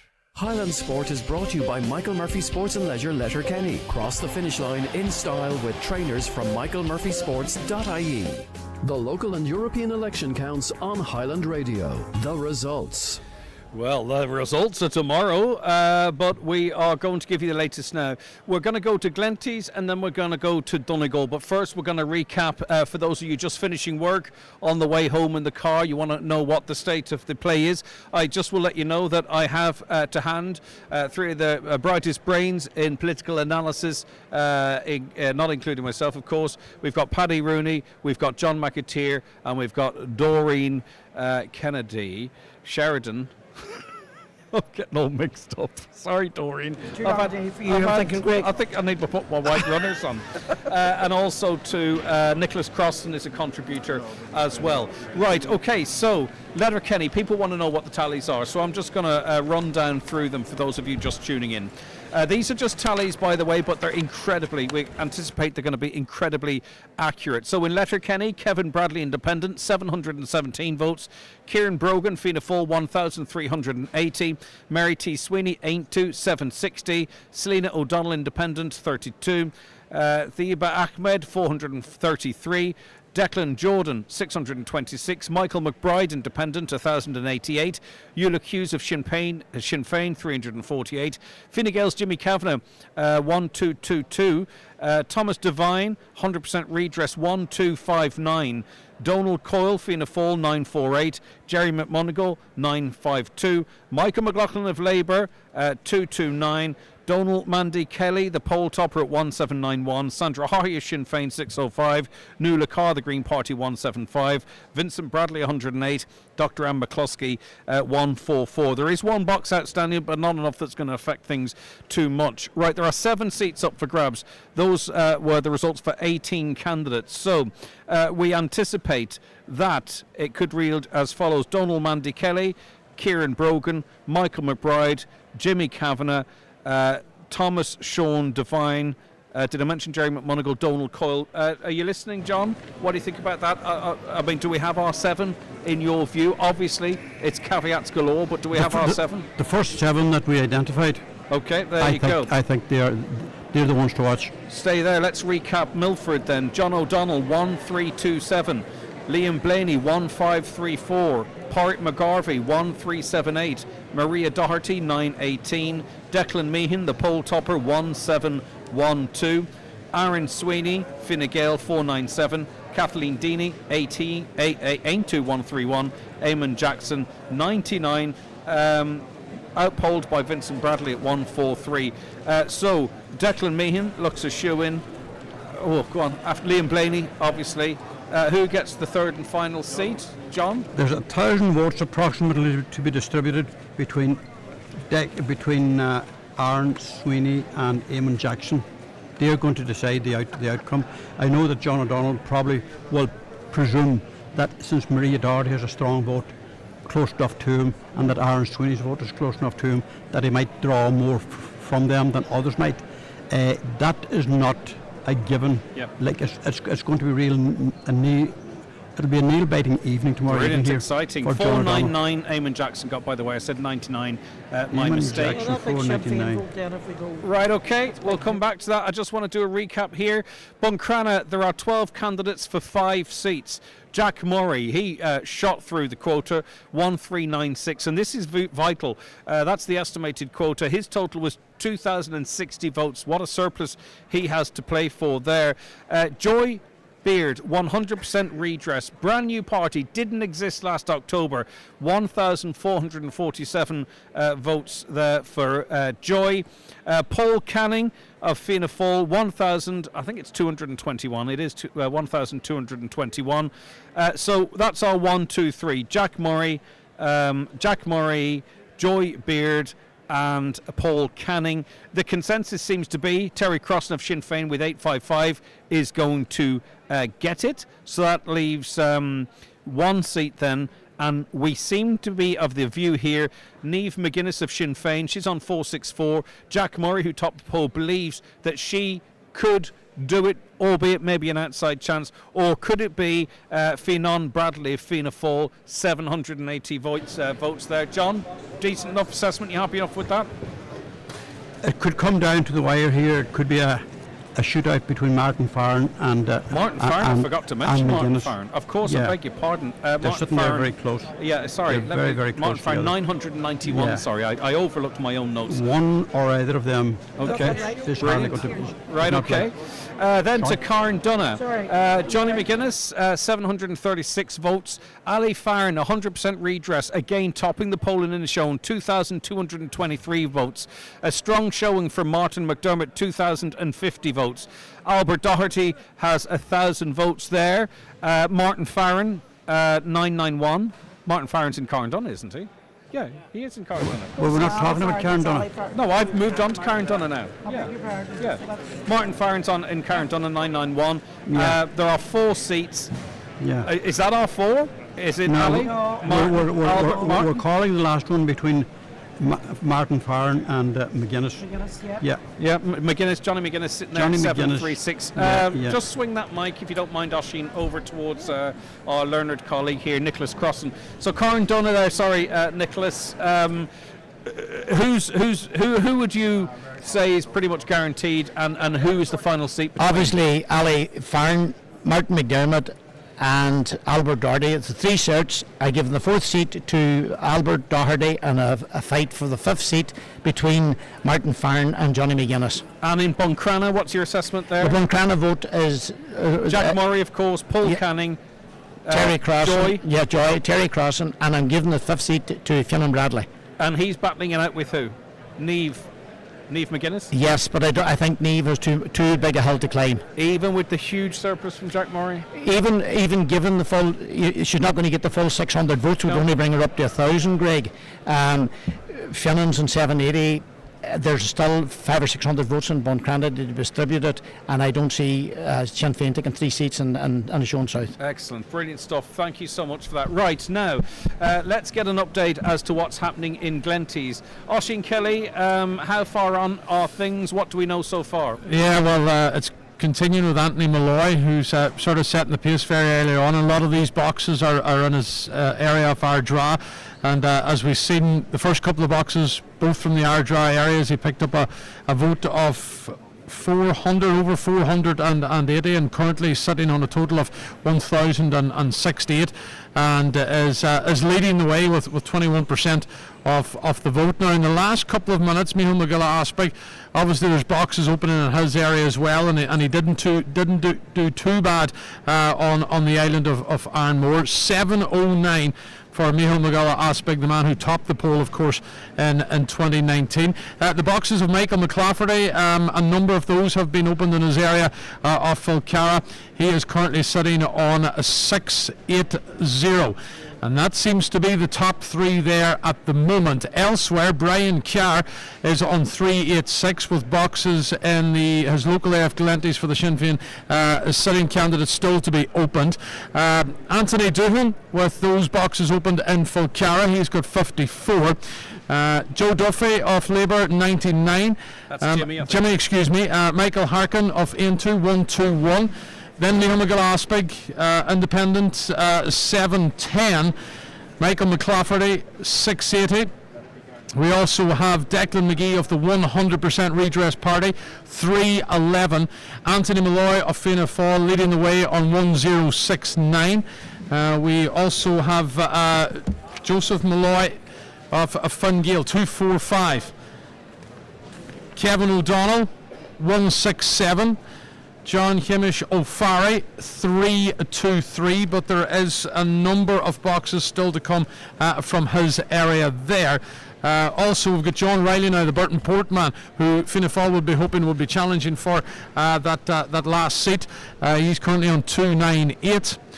Anne-Marie Rogers of Fianna Fáil 105, Kelly Rogers of Sinn Féin 241, John Stewart 240, and then Anne Sweeney with 27. So that's how things are progressing. And is it too soon, really, at this point, because there are vital boxes to open? There's a lot of key boxes for key areas for certain individuals, certain candidates still to be open. Once we get a few home boxes opened, we'll start getting a better sense. Yeah, the likes of Brian Cairn, John Hamish O'Ferry, in particular, people like that to see now. As I said, Neil McGill. Anne-Marie Rogers, she's on what? 105. That's very low. Yeah, 105. We'll just take a look down through the boxes. Right. Just Kelly Rogers then, the other big vote. Kelly Rogers then with 241. But there's still a lot of boxes. A lot of boxes to be open. No, I just thought I will say I just thought you'd get a bit more traction there when it's next to me. So we've a couple of messages saying, all right, mate, what about Lifford? Well, the Lifford boxes are only just being opened now, so we're early doors really in terms of any accuracy for Glenties, because we need a full geographical representative of boxes, but we are getting more information on Donegal, and Donna Marie Doherty is going to be joining us in relation to that very, very shortly. Lifford-Stranorlar, the last boxes to be opened, so we're not ignoring them, we just simply have no information on them just as of yet. Well, let's just see how many boxes are open. I can tell you here, none. Okay, there's literally not one tally for Lifford-Stranorlar yet, so please don't think we are ignoring that important Finn Valley area. Right, okay, what's happening down in Donegal, Donna Marie? Well, in Donegal, Michael Naughton is only 3 off from hitting the quota. Now, Noel Jordan, interestingly, where has he gone here now, is on 1,063. Now, he did really well in Mount Charles in one of the boxes. That's was his hometown. Yeah. It is. He's but there is still 2 more to be added to the tally there, so I can see a big boost there for him. Manus Boyle is on 1,003, doing quite well in one of the boxes in Kellybegs, did quite well now in across the boxes in Kellybegs. Also doing quite well in Brooklands, which I believe that is kind of where he would be from. Now, in terms of Jimmy Brogan as well, he is sitting now at 1,044. Expecting a jump for him for Mount Charles as well. He's also from there. Now, Mount Charles will be quite difficult because it is split between Jimmy Brogan and the other candidate that I mentioned there for Mount Charles. No. Yes, no, but there's also Patrick Brogan, who's Jimmy Brogan's brother, in the same area, so that's kind of split in 3 ways. Niamh Kennedy doing quite well, 926. Power Kennedy on 1,178, doing well in Kilmacrenan. Also, Power Kennedy also doing quite well across Donegal town, which of course, he needs to be doing well in Donegal town if he. Yeah. But, I mean, he would sort of hope to be. He's got connections out towards Ballantrae as well. He'd be hoping to cast his net just wider than the town itself, I'd imagine. And of course, Ballyshannon was a big one for Barry Sweeney, who's sitting currently at 1,262. So there is. At my last look, there's 6 boxes left, 2 of those being Mount Charles, which will really tip things over, 1 in Minera and 1 in Carrick. Okay, so what the way it is, that's brilliant. So just to recap, the quota is saying, 1793? 1693. 1693, so that okay. Is Michael Naughton's 3 shy. Yeah, so Michael Naughton of Fianna Fáil, 1730, a great performance from him. Michael McMahon of Sinn Féin from the Bundoran area, 1352. We have Niamh Kennedy, Killybegs, 1,028. Noel Jordan out of the Mount Charles area, 1,323. Jimmy Brogan, it's Jay Brogan's the Jimmy Brogan, isn't it? Of course, yep, that's 1,175. And M. Boyle, Manus Boyle, of course. Manus Boyle, I should know that, I've interviewed him enough. 1,084, and they are a big distance ahead of everyone else, so I'd say it's going to be in there somewhere or other. Okay, fascinating stuff. Thank you very much indeed for that, Donna Marie. We'll be back with much more, of course, here from the Count Centre live after we take this. I'm going to rage on Apple in a second. I'm using an Apple Macintosh here, or whatever you call it, and it's annoying. All right, back after these. Hi folks, Paul McDevitt here, inviting to join myself and Jimmy Stafford this Monday night for another edition of the Monday Night Sessions. On the show this week, we welcome from Lurgan in County Armagh, the Cartels. Derry singer Joanne Harkin will also be popping in for a chat on a few songs. And from Roscommon, we welcome amazing singer-songwriter Ciara Lawless. So, that's the Monday Night Sessions this Monday night between 8 p.m. and 10 p.m. as always, right here on Highland Radio. Planning your big day? Book with Evolve Clothing, Letterkenny Retail Park.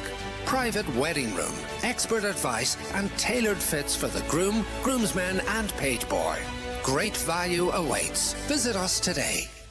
I've been surfing all morning at FlemingLTD.com to find out about Fleming Doors, Fleming Steel and Fleming Coatings and their full range of products. So come surfing with me at FlemingLTD.com. Fleming 91 48 234. Because your no claims bonus matters to you, it matters to us. That's why all AXA car insurance policies include accident forgiveness as standard. So you'll never lose all of your no claims bonus if you have an accident or a claim is made against you. Get a quote today at axa.ie. AXA. Know you can. Policy terms and conditions apply. Accident forgiveness is step back. No claims discount protection for customers with 4 or more years no claims discount. AXA Insurance DAC is authorised and regulated by the Central Bank of Ireland. Where will this summer take you? Whether it's a family road trip or a well-deserved weekend adventure, a new Ford can take you there. The Ford Summer Sales Event runs from the 7th to the 18th of June. Experience the new Kuga and new Puma models ready for 242. Along with offers across the range, including up to €4,500 off the adventure-ready new Kuga. Book an appointment for the summer sales event on Ford.ie. T's and C's apply. Ford. Bring on tomorrow. Watch our local election count coverage now on YouTube, Facebook and X. Search Highland Radio. Okay, you're very welcome back to the Ora Leisure Centre. It's day one of a 2-day election marathon. Keep you up to date if you're just on the way home from work. At the start of the next hour, we'll run through the tallies that we have. We know the story now pretty much in Buncrana, Carndonagh, Letterkenny and Milford. Up for grabs at the moment, we have... thank you, Oisín. Up for grabs at the moment, Donegal, that is the south of the county, of course, Glenties and... Stranorlar. We have no tallies in for Stranorlar, Lifford-Stranorlar, but it's very important that we recognise it, Donal. So we're going to just do some idle speculation with a little bit of information to sort of make it not quite as idle as it possibly could be. Yeah, they've started opening boxes now from the Lifford-Stranorlar electoral area. They're opening boxes from Dooish, which is just outside Stranorlar. Martin Hardy of Fine Gael, the Cathaoirleach of Donegal County Council at the moment, he's polling quite well there in Dooish. It's on his doorstep, you'd expect that. Martin Scanlon polling very well, the independent who's based around about the Brockaglen Finn area. He's polling well there. Charles Ward seems to be doing quite well right across the constituency. Councillor Frank McBurty has been polling well in Convoy, a couple of boxes from Convoy. Frank McBurty polling well there in Convoy.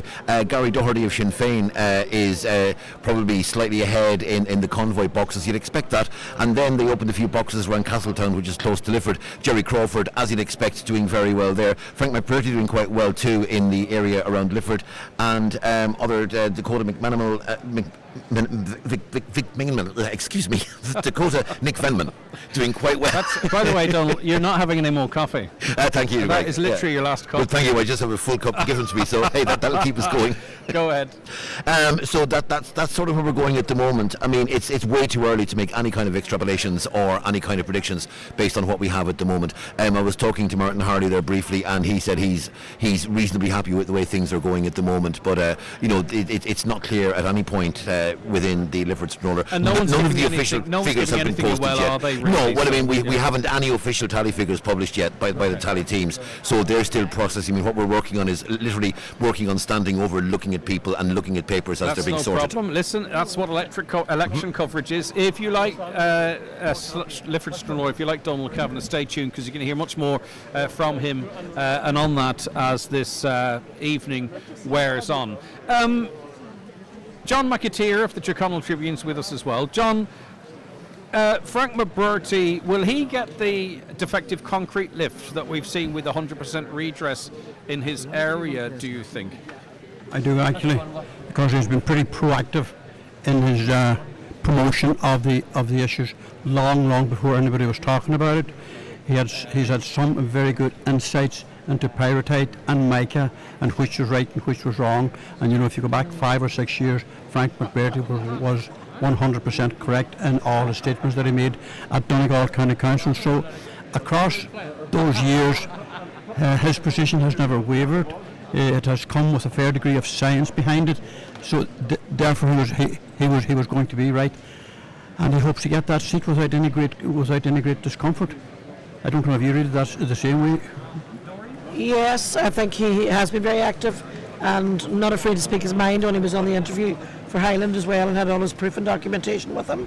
So very organised and know what he's at. He knows what he's at, and yes, he looks likely to take a seat within that area, as does Martin Harley.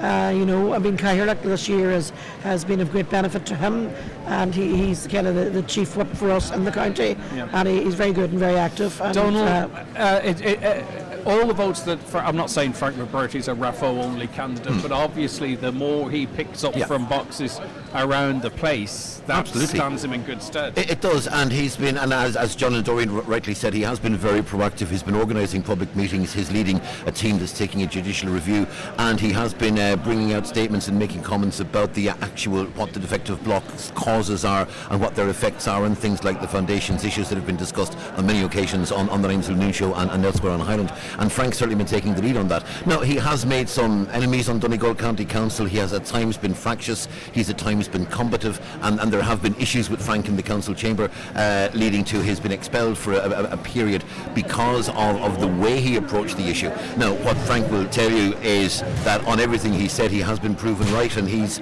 hoping that that's going to come back to him in terms of what he's doing on the doorsteps. Interesting too that, I mean, Charles Ward is doing well, the 100% redress candidate as well, so certainly the issue of defective blocks is making itself felt in the Lifford-Stranorlar area. And I think it's fair to say at this point that Frank McBrearty, although he would say he is an independent councillor across all issues, he has very much become identified with and seen as a beacon for that 100 redress campaign. Indeed, and not to contradict you, but to add to it, we talked earlier on about councillors that, put the wellies on and rolled their sleeves up in the local area, and outside of the defective concrete issue, he would have a reputation around RAFO for that as well. And it was interesting when he made the comment when he was on the debate with yourself on the show there, two weeks ago or so. He did make the point. He said, I'm calling on all the people I have helped to now come and help me. And it was a very, very direct appeal where effectively he said, look people, I have been working on behalf of the people of Lifford-Stranorlar. I've helped a lot of people in Lifford-Stranorlar, and if all of those come back out now and give me their vote when I need it, that could stand in my stead. And it seems a lot of them have. It'll be very interesting to see what happens once we hit sort of Stranorlar town, Ballybofey town, how Frank does in the urban areas. Obviously Patrick McGowan's going to come into his own when we hit Killygordon, Castlefin, that kind of area. McGowan quiet at the moment, but he will pick up and he will show very strongly. But how Frank does when we move into those areas is going to be a very interesting thing to watch. Yes, indeed. Doreen?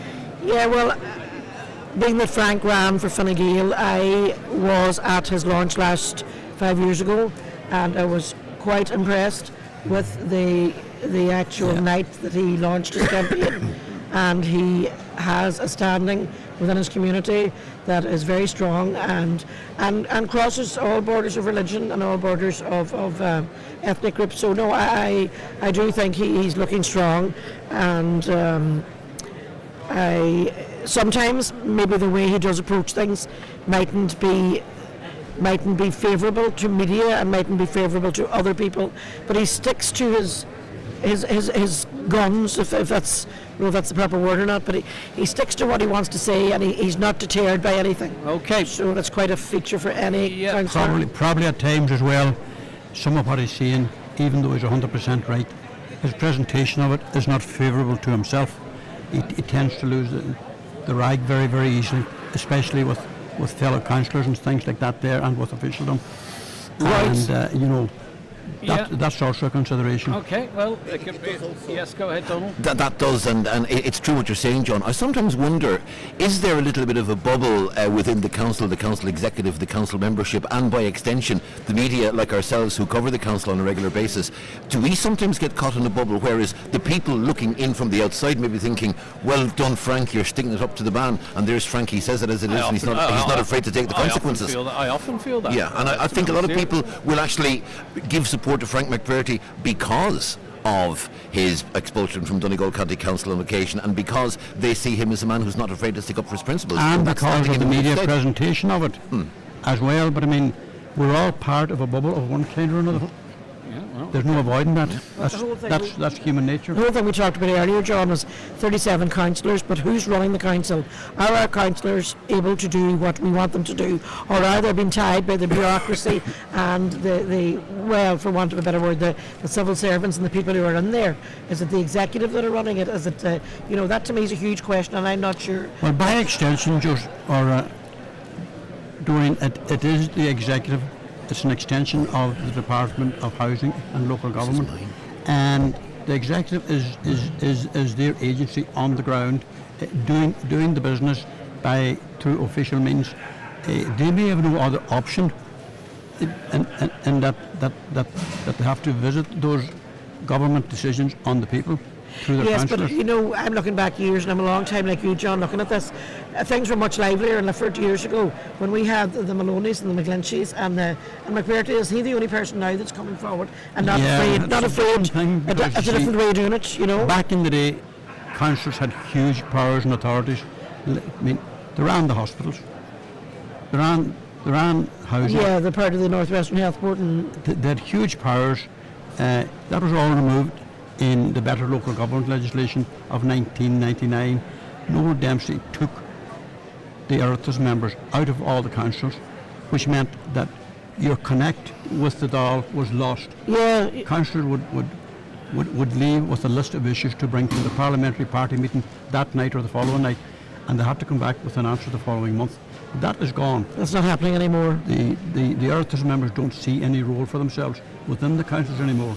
So there's a huge displacement between the people that we elect and the government. There's just a very big missing link there, and it should be the task of the incoming councillors right across the country, all 949 of them, to try and retrieve some of those powers.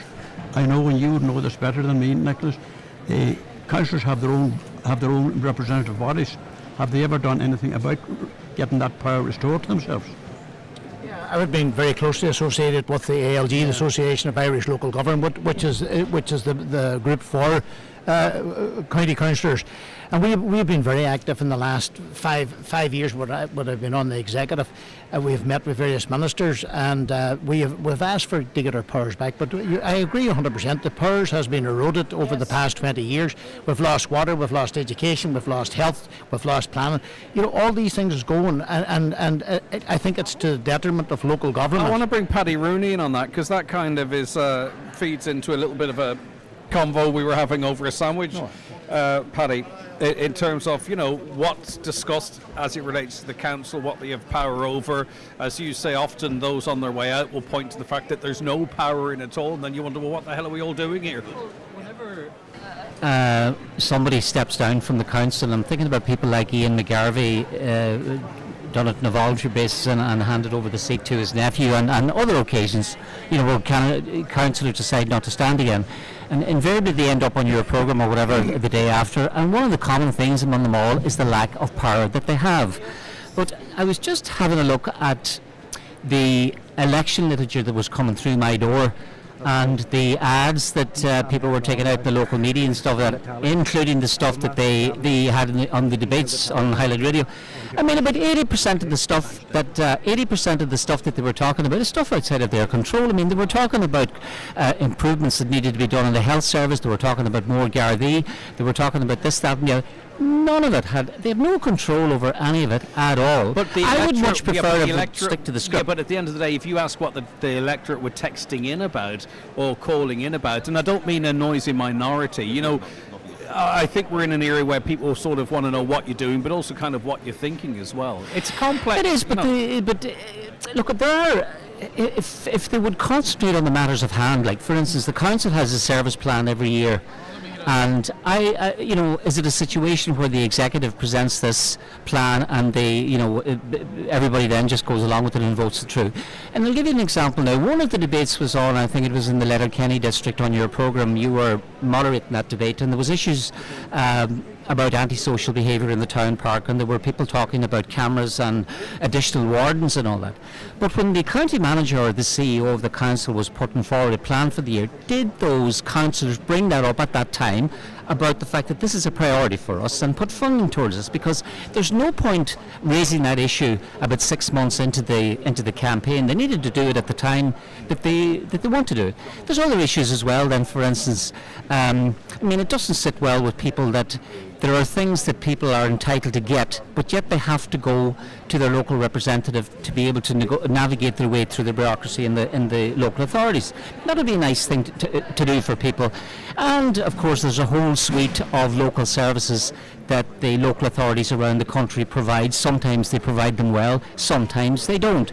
There's a very large agenda there for elected representatives or elected county councillors to deal with. It's not as if they don't have enough to deal with. Yep. They have, but they tend to focus on something else that they don't have control over. No, I hear you. I'll come back to that in a second if that's all right, because I just want to give people an update on what's happening in Donegal. Donegal's pretty much done and dusted. We don't have an awful lot left to go in relation to this. Linda Boyle of Sinn Féin, 428 votes. Manus Boyle, Fine Gael, 1,250. Jimmy Brogan, non-party, 1231. Patrick Brogan, Aintu, 256. Jeremy Doherty out of Bundoran, 496. Martin Hegarty, Fianna Fáil, 741. Noel Jordan of Sinn Féin, 1,570. Claudia Kennedy, 284. Niamh Kennedy, 1,079. She's an independent, of course. Pádraig Kennedy doing really well. I think they'll be pretty pleased with that. I'm just double checking it. 1,198 is his total there. Michael McMahon, 1,352.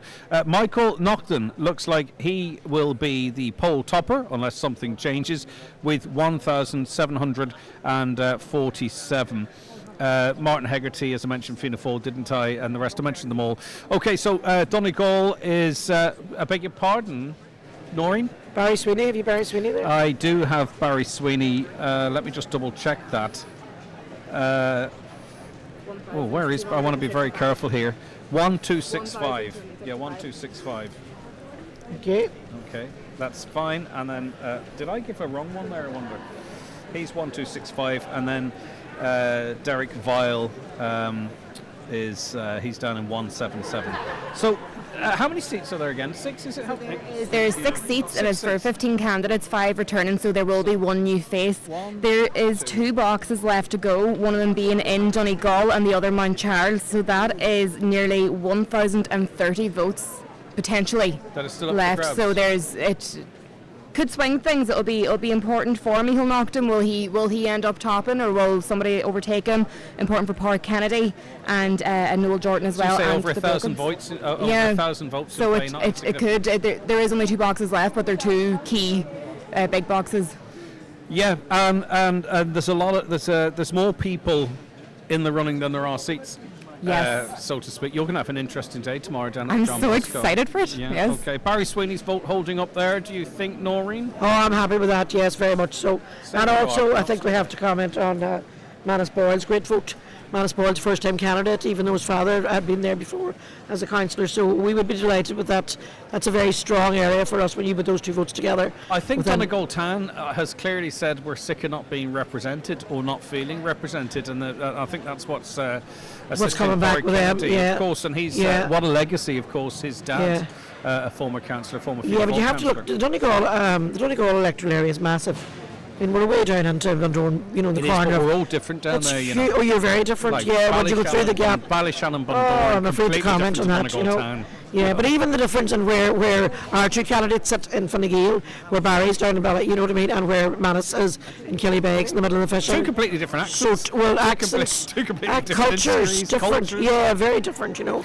But I'm happy with that vote. You see, you get into an area too whereby, you know, Ballyshannon and Bundoran has more of affinity to Sligo and Enniskillen. And the constituency end it has, but they're still part of our electoral area. Oh, 100. Hey, listen. Because I was quite surprised that you hadn't held the debate with the Donegal. But it literally was time. It was down to time. Yeah, I know you did do it. You did do it. Yeah, I know. You know. It literally was. We did 16 debates over 2.5 weeks. It just wasn't feasible. It just was. It was just not. Yeah, possible. well, I just suppose because we had two good candidates down there, I felt for them, and I felt. But thanks for calling me out on it live on the radio. I do appreciate do that. Yes, of course. I do appreciate it. Say it as it is, isn't that right, John? All right, I do have to take a break. Stay where you are, Donna Marie, okay, if you don't mind. I don't want to sound too instructive, but we want to hear more from you. Maybe those, have you got the laptop in front of you? So you'll actually see if they populate whilst we're here. Okay, let us take a quick break. We'll be back with more from the Ora shortly. The weekend on Highland in association with DMG Motors. Call in and test drive the all-new Skoda Kodiaq, still available in diesel at DMG Motors, Clar Road, Donegal Town. When you start to search for a home to call your own, it's good to know that there are many ways in. Whether you're looking to buy or rent, a number of supports are now available. Different initiatives help in different ways. Some target first-time buyers or fresh starters. Some make buying or renting more affordable. Others can help you turn an old building into a new home. To find out more about the supports available, visit gov.ie/doors open, an initiative of the Government of Ireland. The Buncrana Golf Club development draw is here, with over €40,000 in prizes up for grabs. The grand prize is a stunning Hyundai i30 N-Line, plus 4 other fantastic prizes worth over €10,000. Tickets are available online at driveathomedraw.ie or from any club member. Don't miss your chance to win big and support Buncrana Golf Club. Get your tickets today. The Highland Radio Hoolie to Salou is getting closer. Join me, David James, and a host of Ireland's top artists for a week of fun in the sun. Staying for 7 nights in the stunning 4-star Sol Costa Jurata Hotel with non-stop entertainment morning, noon and night. But hurry, we only have a limited number of places available. Don't miss out on the holiday of a lifetime this September. To book, call Country Music Tours on 074 91 19 955. We'll see you in Salou. Watch our local election count coverage now on YouTube, Facebook and X. Search Highland Radio. And thank you so much to you all for listening to the 9 till... it's not the 9 till noon show, it's our election coverage here. I'm very conscious that many of you are heading home from work in the car, just landed home. We will do another recap for you after 6 o'clock. We have all the tallies locked in, and the tally system here is so refined at this stage that I think we're probably looking, you know, plus or minus 2% in terms of the actual first votes. It's astonishing. So we have... in a show north and south, we have Milford, which is going to be fascinating tomorrow. Letterkenny going to be fascinating tomorrow as well. All the areas are, and Donegal very close to taking full shape. Glenties as well. We're going to have Oisín back with us very shortly, running through Glenties. Stranorlar has been notable by its absence, but that's because we've no meaningful tallies yet. Donald Kavanagh is on the floor, and he'll be bringing them to us very, very shortly. What was I going to do before I went for a break? Donegal box being inputted. Say what? The final Donegal box is being inputted. So we're going to be getting the final. As we're watching it. Now. Yeah, okay. Yeah, 63 to Noel Jordan. Yes. Let's see now. Yeah, Donegal. 77 to Port Kennedy. Dead air doesn't work, Donna Marie. At least Sorry. hum between them. No, okay, so I'm just going to see who got out. So the way that paired out then, Linda Boyle got 9, Manus Boyle got 9, Jimmy Brogan got 34, Patrick Brogan got 34. It was a non-starter at all for Dermot Doherty. I thought he would have done bit better in Bundoran, local businessman, you know, quite vocal on the issues, not running for election. I just thought maybe, but then again, he's up against some really big names and established parties. Yeah. Noel Jordan did quite well. He had 63 in that last count there. Again, Claudia Kennedy, it was a non-starter for her. For Niamh Kennedy, it was 8 there, so it was. Claudia Kennedy again. She's high up in Fianna Fáil. I'm not quite sure of what her position is.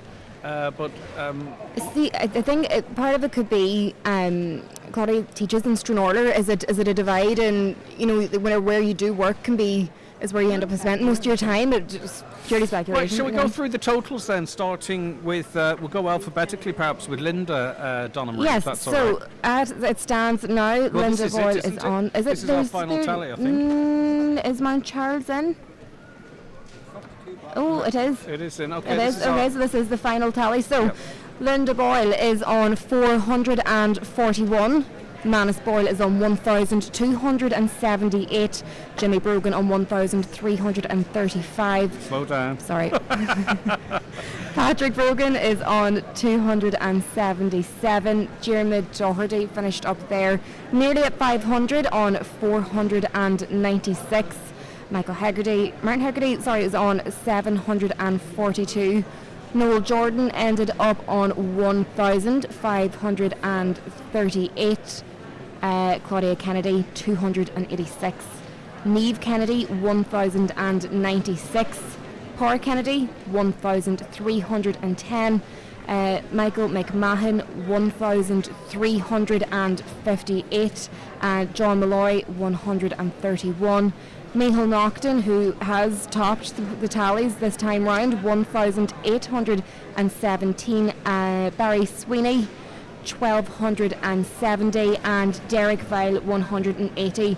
So the quota was 1,937, so nobody actually quite met that, but Michael Naughton ended up topping the tallies. So what is what is the quota? Quota is 1,937. Okay. So 1937. Do you want to have a rattle at that one, Nicholas Cross? Just to find. I love the way he just takes the mic. We have. Sorry. It's perfectly fine. He's used to that. No, this is what we want. We love it, don't we? I was just talking to this here. With one area to open, each of the poll toppers, the last time out, has dropped dramatically. Yeah. You know, it's with the exception now of Martin Harley in the the Stranorlar area, each poll topper has dropped dramatically in each area. North, South, Inishowen, Letterkenny, Milford, and the Donegal area. Donegal is. Well, I think it's going to be the closest call to. Well, there's 8 over 1,000 for 6 seats. Yep. And it's spread. You know, it's spread between Fianna Fáil, Fine Gael. It's kind of like a traditional fight, this one, isn't it? It's very, very traditional, this one. You're looking at 2 Sinn Féin, 2, possibly maybe 2 Fine Gael. You're certainly one Fine Gael, they're 100%. One or 2 independents. And Michael Naughton, fabulous vote from Michael Naughton. Unbelievable. So, say for instance, what way does it work with the strategist? Okay, Sinn Féin are out in the door, right? And they're saying, you know, go dependent where they are, go McMahon 1 and go Boyle 2. Not Boyle, Jordan. Linda Boyle, right? She's in there for Sinn Féin as well, but Noel Jordan. Jordan 2. What happens with they might say go Linda Boyle 3rd. But is there a direction? Are the supporters says right, stop at that, or what way does that work strategically? I would safely say with Sinn Féin and most parties is Sinn Féin be looking for 1, 2, 3. In Noel Jordan's area, it'd be Noel 1. Yep. Linda 2. Mickey Mahan would down to Bundoran. He would be looking for the 1 and giving Linda the number 2. Look, there's probably 40 to 50% and a good turnout that you can get transfers from one candidate to another, but it's certainly looking like the 2 Sinn Féin will be returned. Interesting altogether. Come on in, Paddy Rooney. Haven't heard from you for a bit. What Nicholas was saying there about the party advising people. I mean, the parties can't control the voters anyway. I suppose you know they can ask them to do X, Y, or Z, but you know they'll do what they'll do. I mean, they can plead, I suppose, for the number 1. But after that, then it's once you're inside in the polling booth, it's your own it's your own right, it's your own way, and I suppose they can't control you, like, you know. Okay, so we have now at this stage, we've Lifford-Stranorlar, and Glenties. We have the tallies in for Buncrana, Carn, Donegal, Letterkenny, Milford. After 6, we'll go through them from the top, get more analysis from our team. Oisín, do you feel there's enough there in Glenties? Shall I take a break and then come back, or what's your feeling? I can give you a very, very quick update if you want, Greg, on Glenties, and the man that seems to be making the move over the last number of boxes is the first man in 5 years ago, Michael Naughton, the independent, 1,070 as he walks past us here, and I get a tip on the shoulder from him, and he's made up a bit of ground on Anthony Malloy, who's still out in front on 1,107, while Michael McLafferty 918, and those three are well ahead at the moment, but we do have to remember there's still a lot of boxes to be opened, and they're in the areas of like John Hamish O'Farry, who's currently sitting on 460. Brian Carr 430. Just looking down to see the Glenties boxes have yet to be opened for him. Anthony Doohan's now moved on to 61. Duffy of Labour is at 202. Michael Harkin of Aintu 182. As we said, Michael McGill-Aspig 1,070. Michael McLafferty 918. Dennis McGee is up now to 476. Anthony Malloy leading the way on 1107. Joseph Malloy on 303. Kevin O'Donnell 201. John Hamish O'Farry on 460, and also making up a bit of ground, particularly with a big vote down in one of the Annagry boxes, was John Riley, where he took 149 votes in the Arcree box, and he moved on to 385, so that was a very, very big move by him.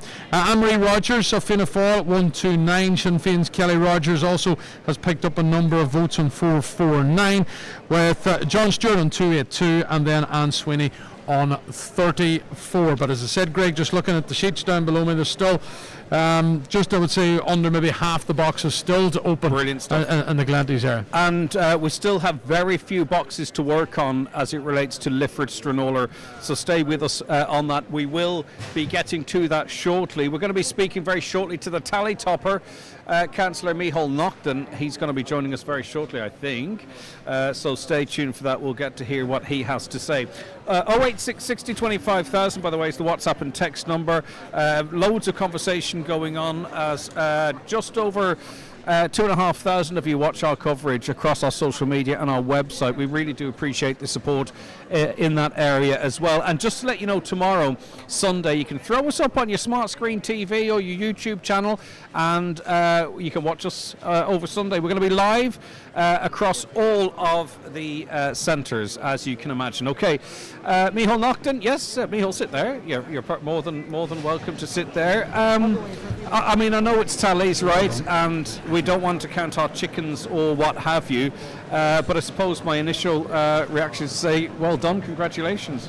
Yes, Greg, I mean, you know, it's a huge day for me personally. I mean, for me, canvas team and that, and everybody associated with it, and that mean that, you know, I increased my vote over 600 on the last time out, and that I knew I had worked hard for the people of the Donegal MD over the last 5 years.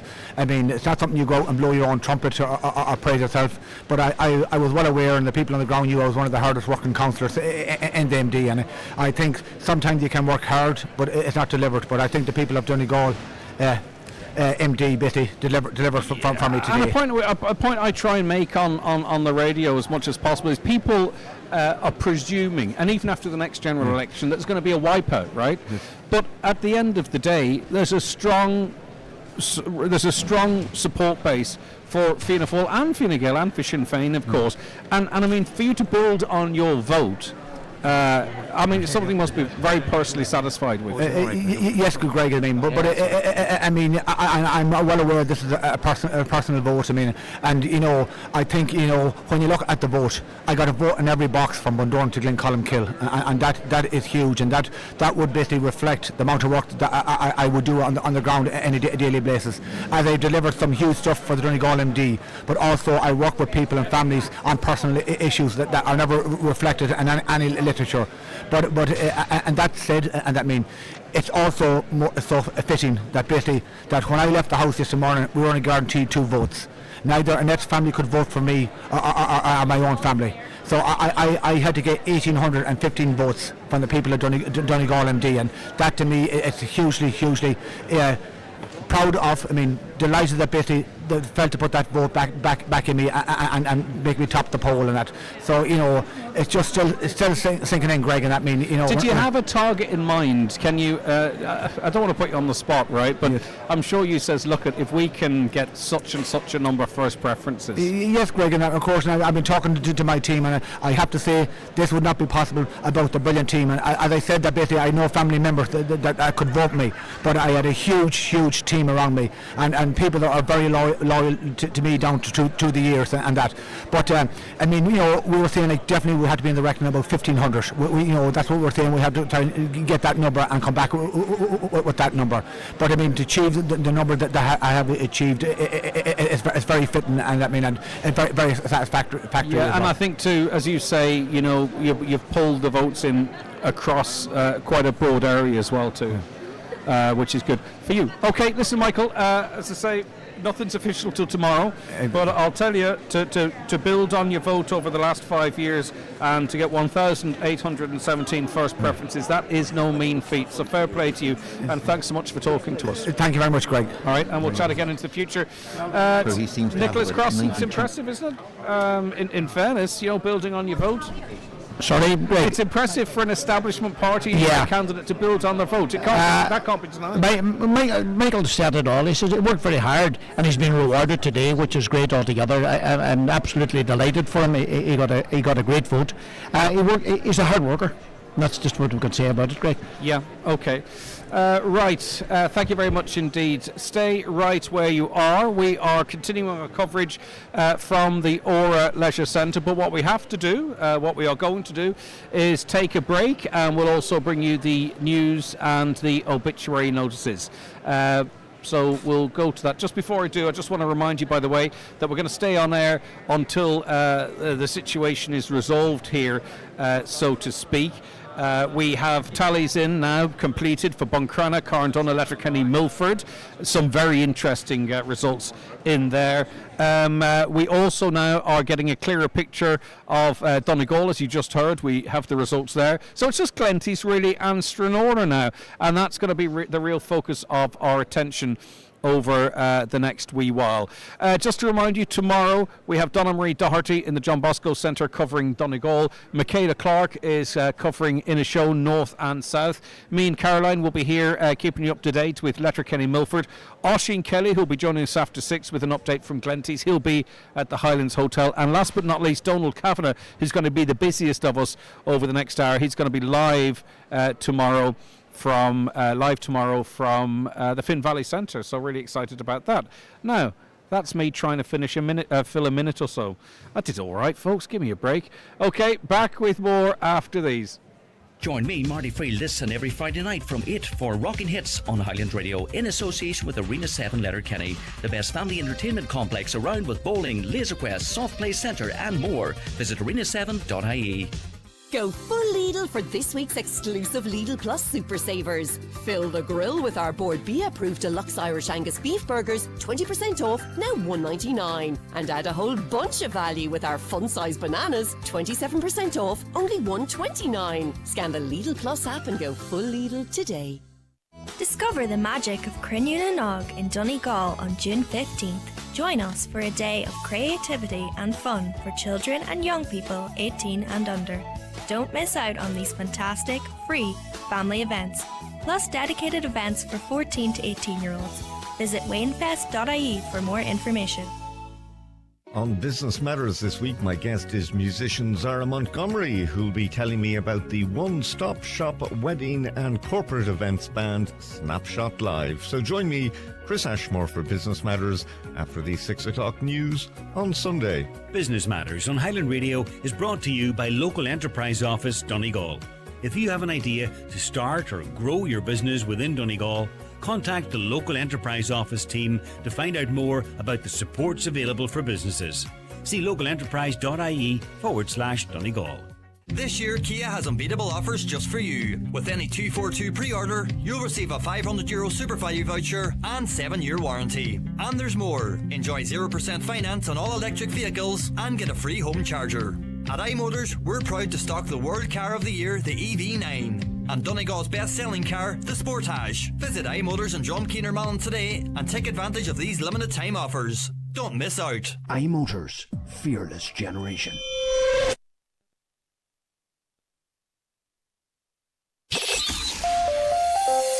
Live, on air, online and on the Highland Radio app. This is Highland Radio News.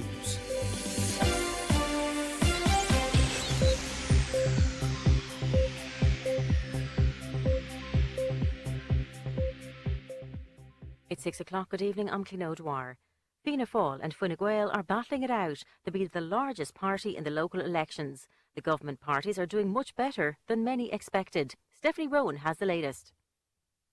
Only 6 of the 949 local election seats have been officially filled so far, but Fianna Fáil and Fine Gael are more than holding their own.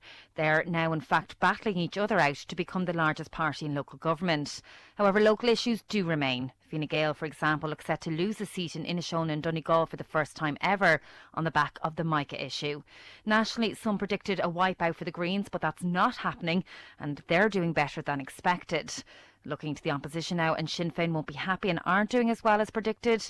The independents are performing very well, while the predicted rise of the far right doesn't seem to be happening. The Taoiseach Michael Naughton says he's very pleased with how his party's performed so far. We've put up a very robust performance and we're holding our own compared to our performance in the general election of 2020. We've had a great result here in Cork so far, it seems, from the tallies, although an awful lot will be determined by the transfers and by the later counts, and I think this will go well into the early morning. Labour leader Ivana Bacik says there are positives to take from their campaign. I think the reality is for Labour, we're a party of deep roots and green shoots, and our deep roots are our really embedded, committed, dedicated councillors, local area representatives who've worked so hard in their communities across the country, and that hard work and commitment has been rewarded. John Moran remains the front runner in the race to become Ireland's first ever directly elected mayor. The sorting of ballots is coming to an end at Limerick Racecourse. From there, Ellen Butler has this report. The picture is starting to become much clearer in the Limerick mayoral contest, with 73% of ballot boxes now open. With no polling done in advance, the race was wide open, but independent John Moran has pulled ahead with a share of 23% in the latest tally. His closest competitor is another independent, Helen O'Donnell, on 16%. Counting in the mayoral contest won't begin until Monday morning, and a close eye will be kept on transfers then, particularly on D. Ryan of Fianna Fáil and Fine Gael's Daniel Butler, who stand on 15% and 13% respectively. TD's Maurice Quinlivan of Sinn Féin and the Green Party's Brian Ledden's hopes of becoming the new so-called Minister for Limerick have been dashed. They're back on 11% and 3%. A final tally is expected in the next hour. Ellen Butler, Limerick Racecourse. Public Expenditure Minister Paschal Donoghue says it's a positive day for Fine Gael as they look likely to have a strong local election performance. He says a Harris hop under the new Taoiseach has contributed to that. I believe Simon Harris has made a really important and big difference to this campaign.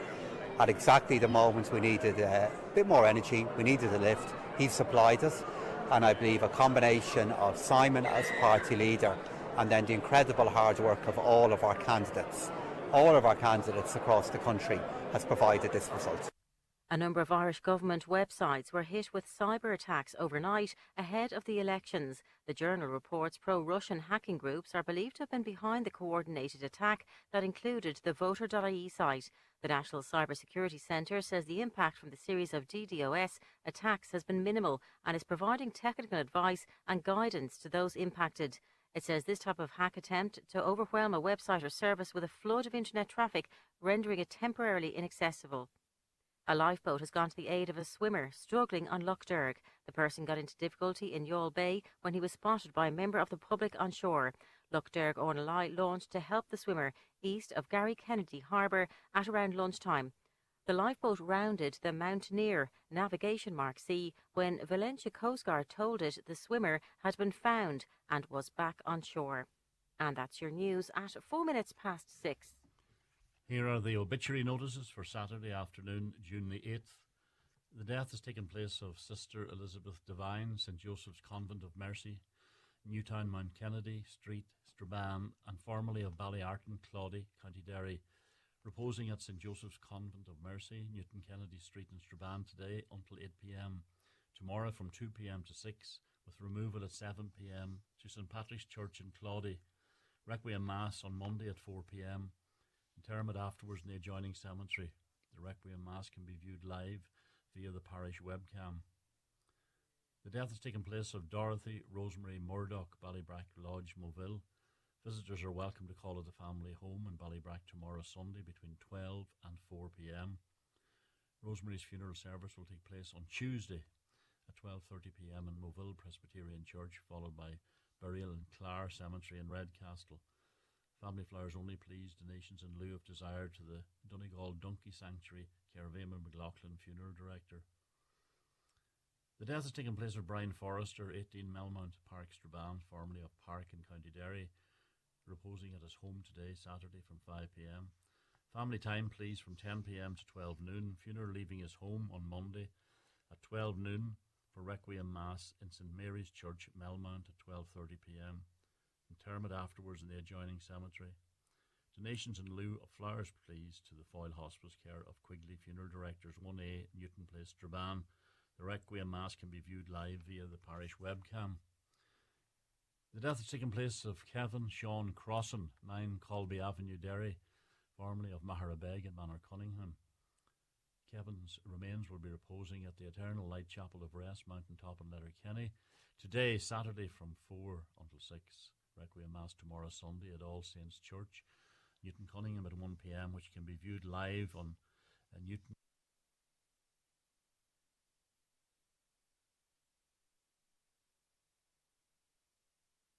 To the Foyle Hospice, care of any family member. The death has taken place of Katie Brennan, Market Square, Clonmany. Her remains will repose at her late residence today, Saturday. House private, please, from 10 p.m. until 11 a.m. Family only, please, on the morning of the funeral. The funeral is leaving there on Monday at 10:30 a.m, going to St Mary's Church in Clonmany for Requiem Mass at 11 a.m, with burial afterwards in the new cemetery. Family flowers only, please. Funeral Mass can be viewed live on Church Services TV. And the death has taken place of Vic Whittington, Crannock Boy, Luchras Point in Ardra.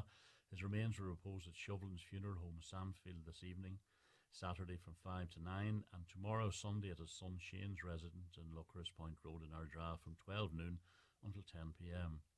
Funeral from there on Monday morning at 10:30 a.m. to the Church of the Holy Family, Ardra, for 11 a.m. Requiem Mass. Cremation afterwards in Lakelands Crematorium in Cavan at 4 p.m. Family flowers only, please. Donations to Irish Cancer Society if desired, care of any family member. The death has occurred of Donald Devaney, Roisin South, in Mahary, reposing at his daughter Geraldine's home in Roisin today, Saturday, from 11 a.m. to 8 p.m. with Rosary at 8 p.m. House private from after the Rosary and on the morning of the funeral Mass tomorrow morning at 11 a.m. in St Crone's Church in Dunlow, interment afterwards in Mahary Cemetery. The death has taken place of Eileen McDevitt, Kingarrow, Fintown, County Donegal. Funeral Mass at 1 p.m. tomorrow Sunday in St Columkille's Chapel in Fintown, with burial afterwards in the adjoining churchyard. The funeral Mass can be viewed on St Columkille's Chapel, Fintown Facebook page. The death has taken place in Alexandria, Scotland, of James Joseph Boyle of Bearsden, formerly of Tory Glen in Glasgow, reposing at Sweeney's Funeral Home in Ballybowes, Fulcarra this evening from 6 p.m. Rosary will be at 9 p.m. Funeral leaving Sweeney's Funeral Home in Ballybowes in Fulcarra on Sunday morning at 10 a.m. for Requiem Mass in St Fionnan's Church in Fulcarra at 11 a.m, followed by burial in St Fionnan's Graveyard. The funeral Mass can be viewed live on mcnmedia.tv and Sweeney's Funeral Services Facebook page. And the death has taken place of John Conahan, Clockboy, Luchras Point, Ardra. Family flowers only, please. Donations in lieu of desire to the Patients Comfort Fund at Killybegs Community Hospital and Letterkenny University Hospital, care of any family member. And the death has taken place of Raymond Page, St Eunan's Terrace, Rafo, County Donegal, formerly of Woodford, County Galway. Raymond will be reposing at his late residence today, number 5 St Eunan's Terrace, until 10 p.m. Rosary at 9. Morning of the funeral is private to the family, please. and the funeral cortege leaving his late residence tomorrow. Sunday afternoon at 1:30 p.m. going to St Eunice Church, Rafo, for 2 o'clock Requiem Mass. Burial afterwards in the adjoining cemetery. Funeral Mass can be viewed online via the parish webcam. Family Flowers only please donations in lieu of desire to the Donegal Hospice, Letterkenny, care of any family member or Kelly's funeral directors. Now, for family information and more details regarding wakes and funerals, please go to highlandradio.com. And continuing here on highlandradio.com, and go back to Greg Hughes and the local elections. Hello, Greg. Yes, okay. We just have to go to an ad break. Thank you very much.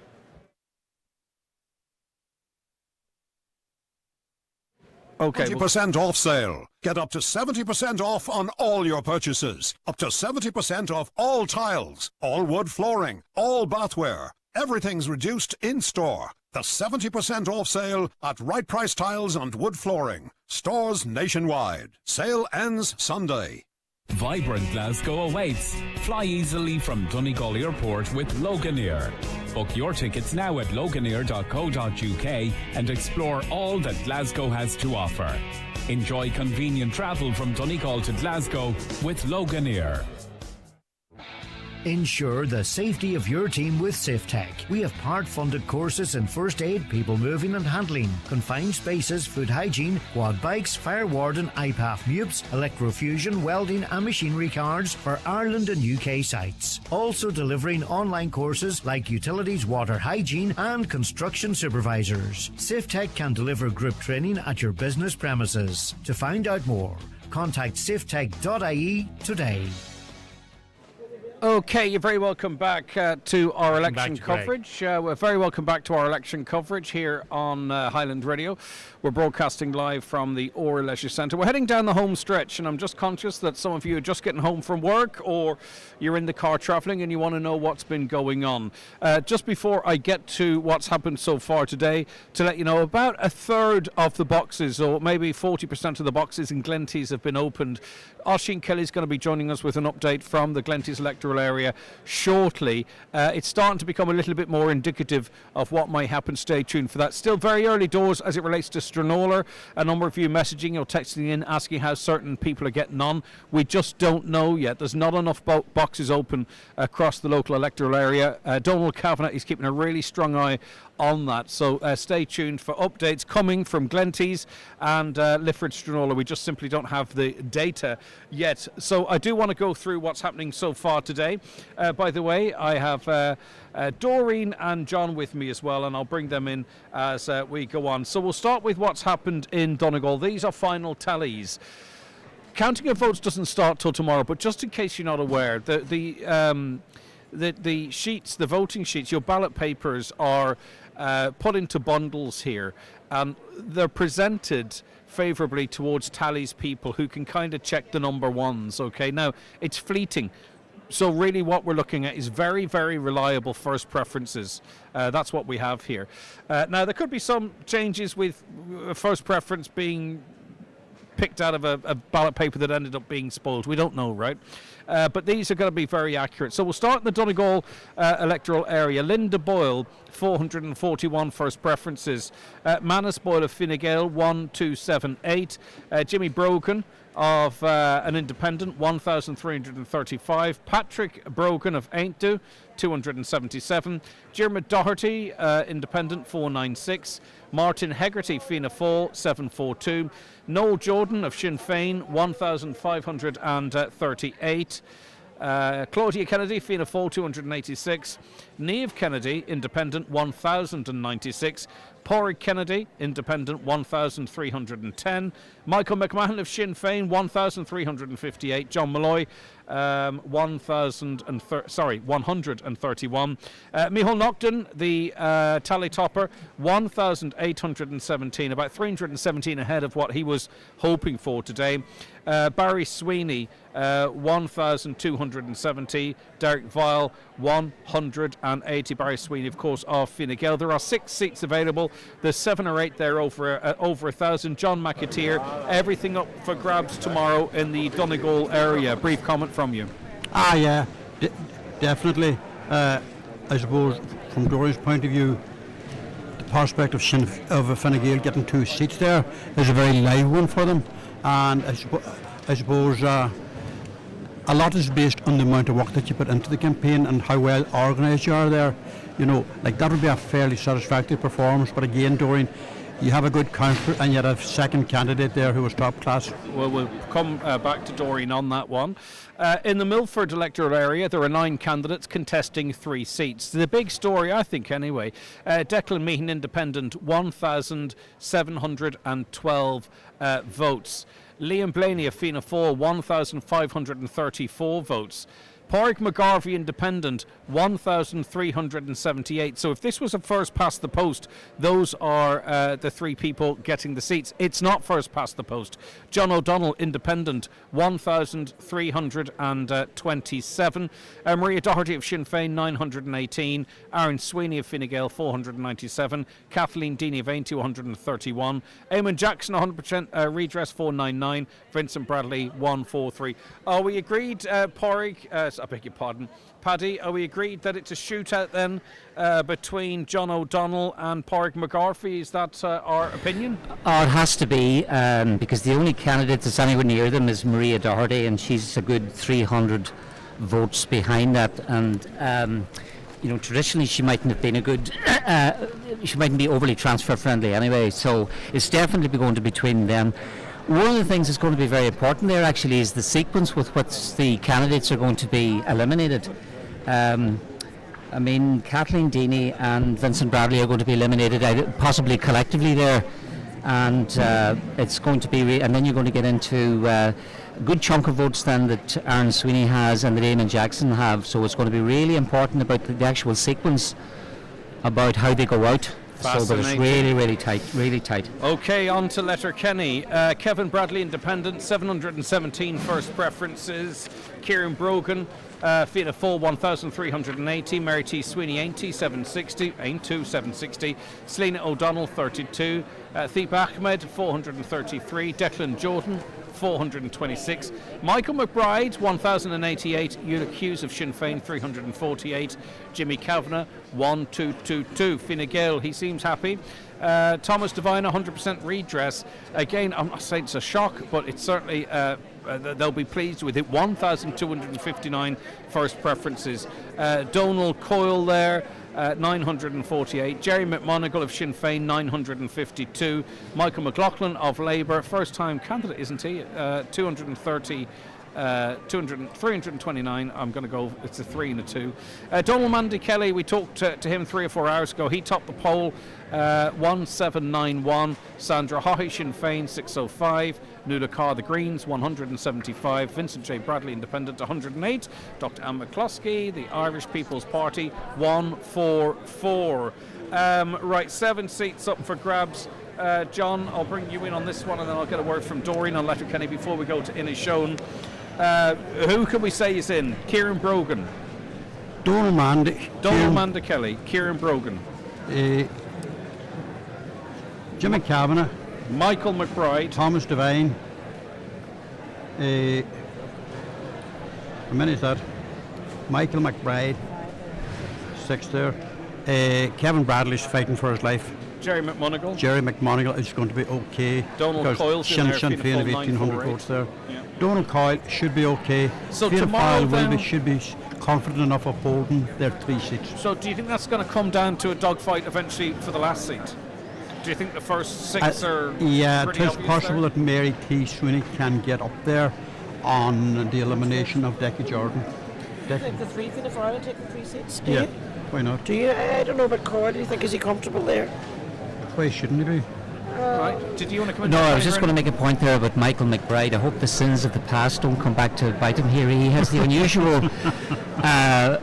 record of, did he come near topping the poll one time? He got a huge vote about 3 elections back, and he couldn't get a transfer to save his Everyone life. took over. He's well back here at 188. So I hope that he's more transfer friendly now, because the worst thing that could happen to him is that he gets stuck. Yeah. And but he should be okay. But I would say Kevin Bradley and Donald Coyle are going to have not a happy sleep tonight, I suspect. Okay, Not stay happy, with but us. like Yeah, go ahead. Donal Coyle is in the preferable position because he will be getting transfers. He will be getting more transfers. All right, stay there. Now we're going to Carndonagh. There are 9 candidates. There are 4 seats. Johnny McGuinness of Fine Gael, 736. Ali Farron, 100% redress, topping the poll, 2223.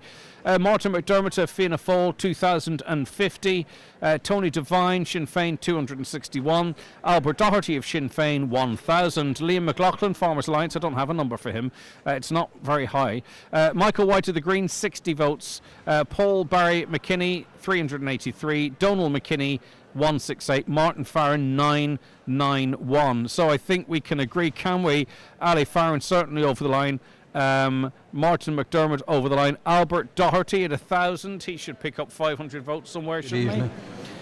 So that leaves it down to Martin Farron and who for the Johnny fourth McGuinness seat? and Martin Farron really are the contenders for that last seat. In American politics, there is this concept of the big momentum. Yeah. And Johnny McGuinness's momentum is actually going in the wrong way. Because if you look at the vote that his late father used to consistently get or whatever, that's going the wrong way. As I said earlier on, Martin Farron is everybody's second favourite candidate there. Generally, if your first preference vote is dipping, you're not actually going to be hugely attractive for transfers either, so I think Johnny McGuinness is not going to have a happy night either. It can turn around, but it's going to be a tight one. Another fascinating insight sorry Dorian, I'll come back to you in a second. In Buncrana, 5 seats, 12 candidates. Jack Murray had a very pleasing day today, 2,060 first preference votes. Paul Canning came in second, wasn't it? No, actually he came in third. Joy Beard, 100% redress, 1,447. Joy's going to be a councillor, as is Paul Canning. He's going back to Lifford, 1, 2, 2, 1. So those 3 pretty sorted, we believe, and the consensus is that it's a shootout between Fionnán Bradley of Fianna Fáil with 780 votes, Niamh McGuinness Sinn Féin with 464. Now you might say, well, she's so far behind and she's actually behind other people, but there's such a surplus from Jack Murray, we don't know. I think really the betting money seems to be on Fionnán Bradley. So that is all pretty much spot on first preferences. You're bang up to date there. Right, okay, so let's go to Glenties now. Oisín Kelly's covering Glenties for us. Things beginning to take shape there, Oisín? Paddy spoke about momentum. All the momentum, I suppose, in the boxes over the last 15 minutes has been very much about Micheál McGilligh Aspig and John Hamish O'Ferry. McGilligh Aspig now has over 400 votes on the chasing pack as he moves to 1,692. It's been a very good period for him. The quota, of course, the last time was just over 1,800, so he's not too far off that, and there's still around 16 boxes still left to be opened and tallies to be done for Greg in the Glenties area. Next up is Michael McLafferty, the independent, the former Fine Gael man, 1277, and he's followed by Fianna Fáil's Anthony Malloy on 1230. So that's the 3 that are making headway at the front. But a man that's picked up a lot of ground as well, because obviously there's boxes from down his area, is the first of the Sinn Féin candidates that we see, a sitting candidate, and John Hamish O'Ferry. He now moves up onto 832, and battling away, currently sitting 5th, is Dennis McGee of the 100% Redress Party. 783 is the current total for Dennis McGee there, with Brian Carr at 708. If things were to finish like that today, that would be your 6 candidates. We were all wondering who would take the seat of Noreen McGarvey. At this stage, it's looking like Dennis McGee. But there's still, Greg, 16 or 17 boxes off the 56 in the Glenties area still to be open. Is it able for you to determine at this point, just off the top of your head, geographically who's benefiting there? I know we're talking a massive geographical area. It may not benefit now going into the next stage, the likes of Dennis McGee. But we're going to have to wait to see what the defective block might get pyrotite, if there's any of the voters in the areas where these boxes are going to come out now, if there's any sort of support from there, because we do know the further west you go in that constituency, it's not talked about as much as what it is, particularly in the Creasta, Filcara, Mahaworty and into the Gidores areas. Okay, thank you very much for that, Oisín Kelly. Things still moving very, very slow in the Stranorlar, the Lifford-Stranorlar area. I have actually nothing in terms of tallies, so we've got Donald Kavanagh out and about, who is trying to get a sense of what is happening. But I suppose Glenties is so big that the tallies, the counters are focusing on that. What say you, John? That's Oisín, go ahead. Sorry. I was going to say, do you want me to give you the rest of the tallies that we have so far that was one of the main contenders, the guys that are sitting at the moment. And sorry, beg your pardon. Sorry, say that again. Where's Joseph Malloy? Joseph Malloy is currently sitting on 591. Okay, I'll give the rest of them to you. Brian Carr, we'll go from the list that I have in front of me. Brian Carr, 7, has now moved on to 717. Anthony Doohan, 95. Jimmy Duffy, 257.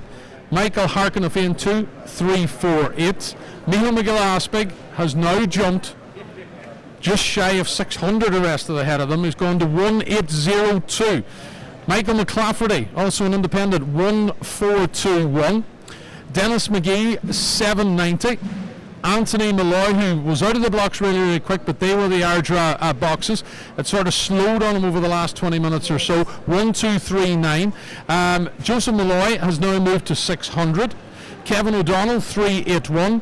John Hamish O'Farrell, 876. John Riley, from Fianna Fáil. After that, the Acres was a good start for him in 149. 488 at the moment.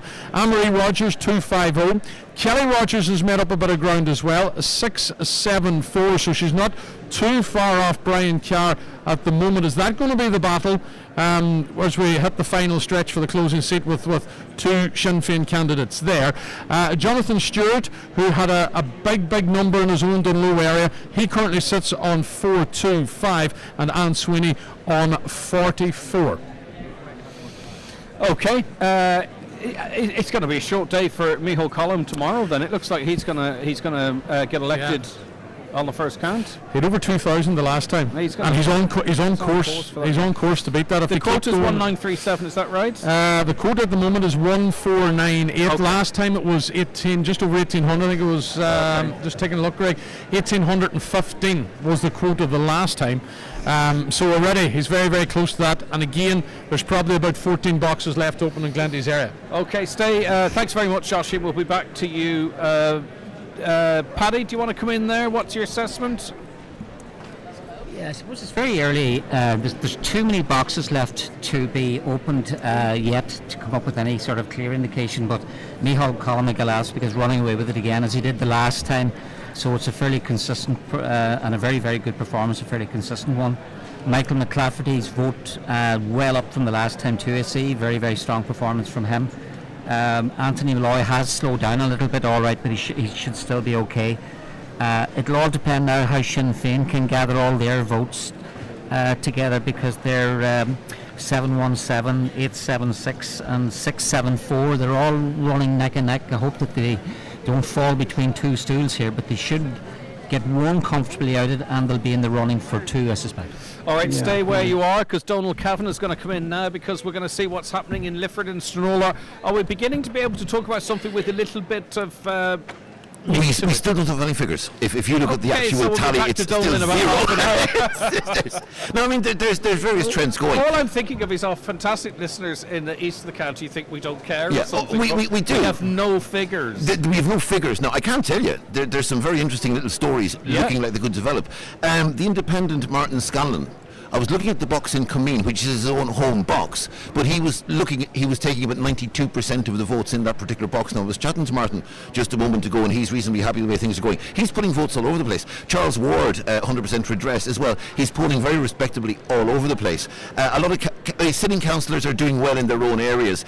Jerry Crawford doing very well in areas around Castletown, Lifford, so on and so forth.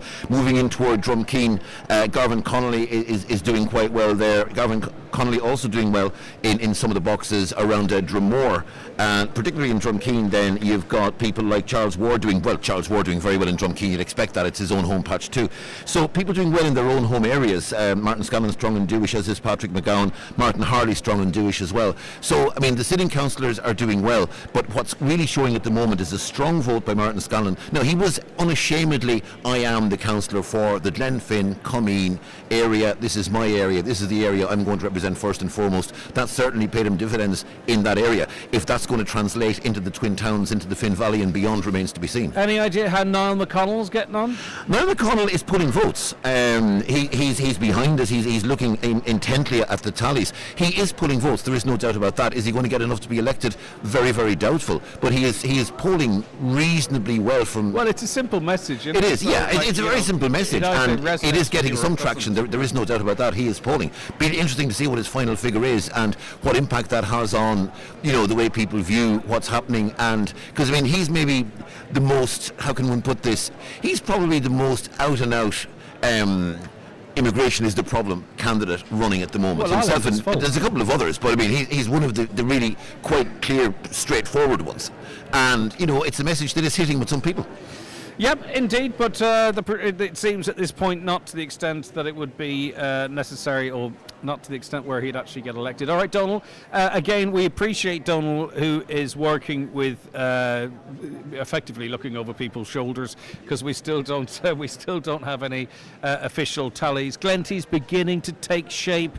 And as I've mentioned, we might do a final recap, but we know what the story is now in terms of tallies: Buncrana, Carn, Donegal, Letterkenny, Milford and Donegal. So it's just Glenties, Lifford-Stranorlar. Doreen, sorry, I think you were going to make a point just before we brought Donald in there. Can you remember what it was? Well, I just know I would like to comment now on Joseph Malloy, and he's moved up. He's got a few, transfers there, so I'm happy that he's a first-time candidate for Fine Gael in that area, in the Glenties area. So.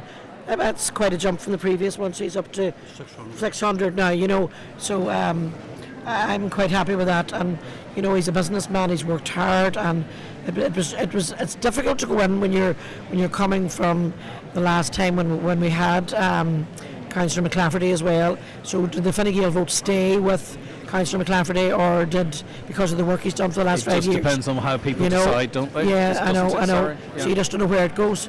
He is polling at 15% across the area. That's quite good. It's a question of will Michael Gillespie go over the 2,000 very quickly? It's quite impressive. 17.4% of the total vote so far in Glenties for one candidate. I mean, that is remarkable. But I mean, he is a real figurehead. Yeah, but he's not everyone's cup of tea either. No, but he is. He's a worker, and he is a man, independent of thought, independent of mind. I've got respect for him. I'm not questioning that in any way, shape, or form. I still think it's an interesting. Paddy, come on in. No, I wasn't going to make anything. I was just stretching my neck there. I wasn't going to say anything. Well, I'll tell you one thing. You do not stretch. You'll be all right. When we're filling 7 hours, you do not stretch your neck unless you've got something to say. God, it feels like. You put your head up there, did you? Yeah. You're going to have to come up with something to get. Okay, come here. We'll come back to you. We're going to go to Donna Marie. No, Glenties? I was just going to say, Greg, that on Michael McClafferty, he's already got over 400 more first preference votes than the last time. Yeah. So, and we were counting 12 boxes left to go. Yeah, right, Michael McClafferty is going to be way up there. Those 3 seats, Michael McClafferty, Michael McClafferty and Anthony Malloy, those are shoe-ins. You have 3 seats guaranteed, and you have numbers of others at play. Sinn Féin will take 1 seat. They're polling 2,267 as things stand currently. John Hamish O'Farrell is only at 76. He would be predicted to take that seat. I'll just switch off my phone because of that's all right. It's a phone call from John O'Donnell. I'll ring him back later on. Go on, answer it. John, answer it. Answer it. He's listening to the flipping radio. Put it on speaker. Put it on speaker. He's probably telling me. You wouldn't do that to others. No, I'm joking. Would you ever have called down? John O'Donnell's vote, actually, and John, I'm sure you must be listening to us here. Your vote is down by 1/3. or thereabout 632 votes. Well, it's all to be made up. If you want to join us on Zoom, send John a message, and I'll send you the link. We can bring you in. Don't worry about We're that. talking about John Hamish Afari being the favourite to take that seat. After that, it's all to play for, because the other candidates, it's very much of a Brian Carr probably is up in Ardra. He's going to depend very, very heavily on transfers. Joseph Malloy, likewise, where do we go after that? Kelly Rogers of Sinn Féin on 674. There's 3 seats guaranteed there. The other 3 are up for grabs. Brilliant. And that's about it. And you know that's what? very exciting. And Oisin Kelly's going to be there tomorrow to bring our West Donegal and Islanders, West Donegal as well. Will he get the same kind of a scoop as they got the last time? What was his scoop? It was the big data about Seamus O'Donnell's vote collapsing. Yes, I remember that? Yeah, I do actually. Okay, there's a few boxes coming in now. There's a few boxes coming in Stranorlar. John O'Donnell. They are very few, like 3 or 4 boxes. Let me see. Is it even worth bringing them? Garvin Connolly, 111 votes. This is how fresh it is. Jerry Crawford, 119. Gary Doherty. It's not really worth reading them out, 63. But anyway, the reason I'm mentioning it at all is to let our Lifford-Stranorlar listeners know that we're starting to get some data now. I think we've got about 5% of the votes, but things are moving quite quickly. It's funny how in an event like this, the Inishowen faces sort of gave way to the Letterkenny faces, and now the Letterkenny faces have given way to the Donegal faces, and now those faces are given away to the Lifford-Stranorlar faces. So the crowd is thinning out. Credit, if I could say, to Brendan Byrne, who pulled together the tally team, and I think that has worked, and that there's still a tally team here, and that they were very worried. I think that there was going to be huge crowds here today. 91 candidates coming with 5 cards each coming, and if there'd been any trouble, it would have been very difficult to manage, because she's a very strict lady, and I'll tell you, if we move out of place, Is my memory failing me, or is this the busiest but quietest it's been? Like, in other words, it seems to be quite a it's quietly organised, it's very efficient. It's a big task, separating the Euro ballots, the size of them, 28 inches long. Unbelievable stuff. That's very difficult, and I think that's very wrong. Even when you watch them being put down, to get them to sit down in a pile on top of each other, it made it very difficult for them. But it's very difficult for people who were voting yesterday. I know from standing outside Skywark and Small, people found it difficult to go through it. If they hadn't a copy at home, they weren't sure. It took them quite a while to read through it, and I think it's wrong. That shouldn't be. Yeah, well, it was very difficult. And you know something, not everybody got to vote, because they were too long in the polling station. The lights were poor. A lot of Irish citizens, when I say a lot, sorry, about half a dozen Irish citizens contacted me that weren't given a EU. They were just given the local election one. And they were like, what's going on here? And these were Irish citizens. So that's probably, it might be. But then is Europe high up on everyone's agenda? Because even I was down at the special vote count the last night. I don't know what the postal vote was like number-wise. It'll be counted sometime soon, maybe today. It was counted on Thursday night. Yeah, but it was opened. It was open. But the special vote, there was 80 votes that came for the special vote, but there was 120 that were kind of local. So there was 40 people out there that had a vote but didn't use the European vote. You know what I mean? So there's more interest in the local government than there is in the European. That seems to be. Okie doke, stay where you are. Europe has become very remote from us, hasn't it? Well, yeah. It's a long time since we had a Donegal MEP. I know, and it doesn't look like we're going to have one this time. Right, okay. Donna Marie, what do the people of Donegal think about the EU election? Talk to me. Well, the way that it's going in Donegal, Niall Blaney is leading the way. So he is now. 1 second, my laptop's freezing here. Make sure I have the right figures. Anyway, based on what I had from my last look, it was Niall Blaney on 2,265. Maria Walsh on 2,079 and Luke Flanagan on 1,877. Now I want to just quickly jump to Milford before I go into Donegal. Milford was always going to be Niall Blaney's best shot. Now he had 3,025 first preferences there. No other candidate even hit 1,000, so it was Niall Blaney 3,025. 40% of the votes in his backyard. Massive. Which, it's not going to get him over the line, but it's it's an endorsement of some sort. Good to see home support. He has to get that vote. Yeah. Is he going to get it anywhere else? Nope. you know. Probably not. That's it. Now, looking to Donegal, make sure what I have here is up to date. So Donegal, now he goes 2,202. I think these have slightly changed since I last had a look at them. Lippman Flanagan, 1,847. Up next, Chris McManus, 1,385. And Maria Walsh, 2,032. Now, they're in alphabetical order on who's looking like they're doing quite well. So Donegal, is that one box left to go? And that's the way they're standing at the moment. Okay, listen, thank you very much for that. Donna Marie's going to be live from the John Bosco Centre. Someone says, will tally figures from each box be available somewhere to look at? Yes, I believe they will be. Because I can see them here, and if I can see them, why shouldn't everyone be able to see them? I don't know if we can link that or what have you. I'm not really sure how that might work. Or there is a Donegal County Council resource that has all of these all this information on. I'll try and get it for you. As I say, if I can access it, everyone should be able to access it, in my view. 086 60 25,000 is the WhatsApp and text number, or you can... Okay, brilliant stuff. Thank you very much indeed. Just been handed a big sheet of paper.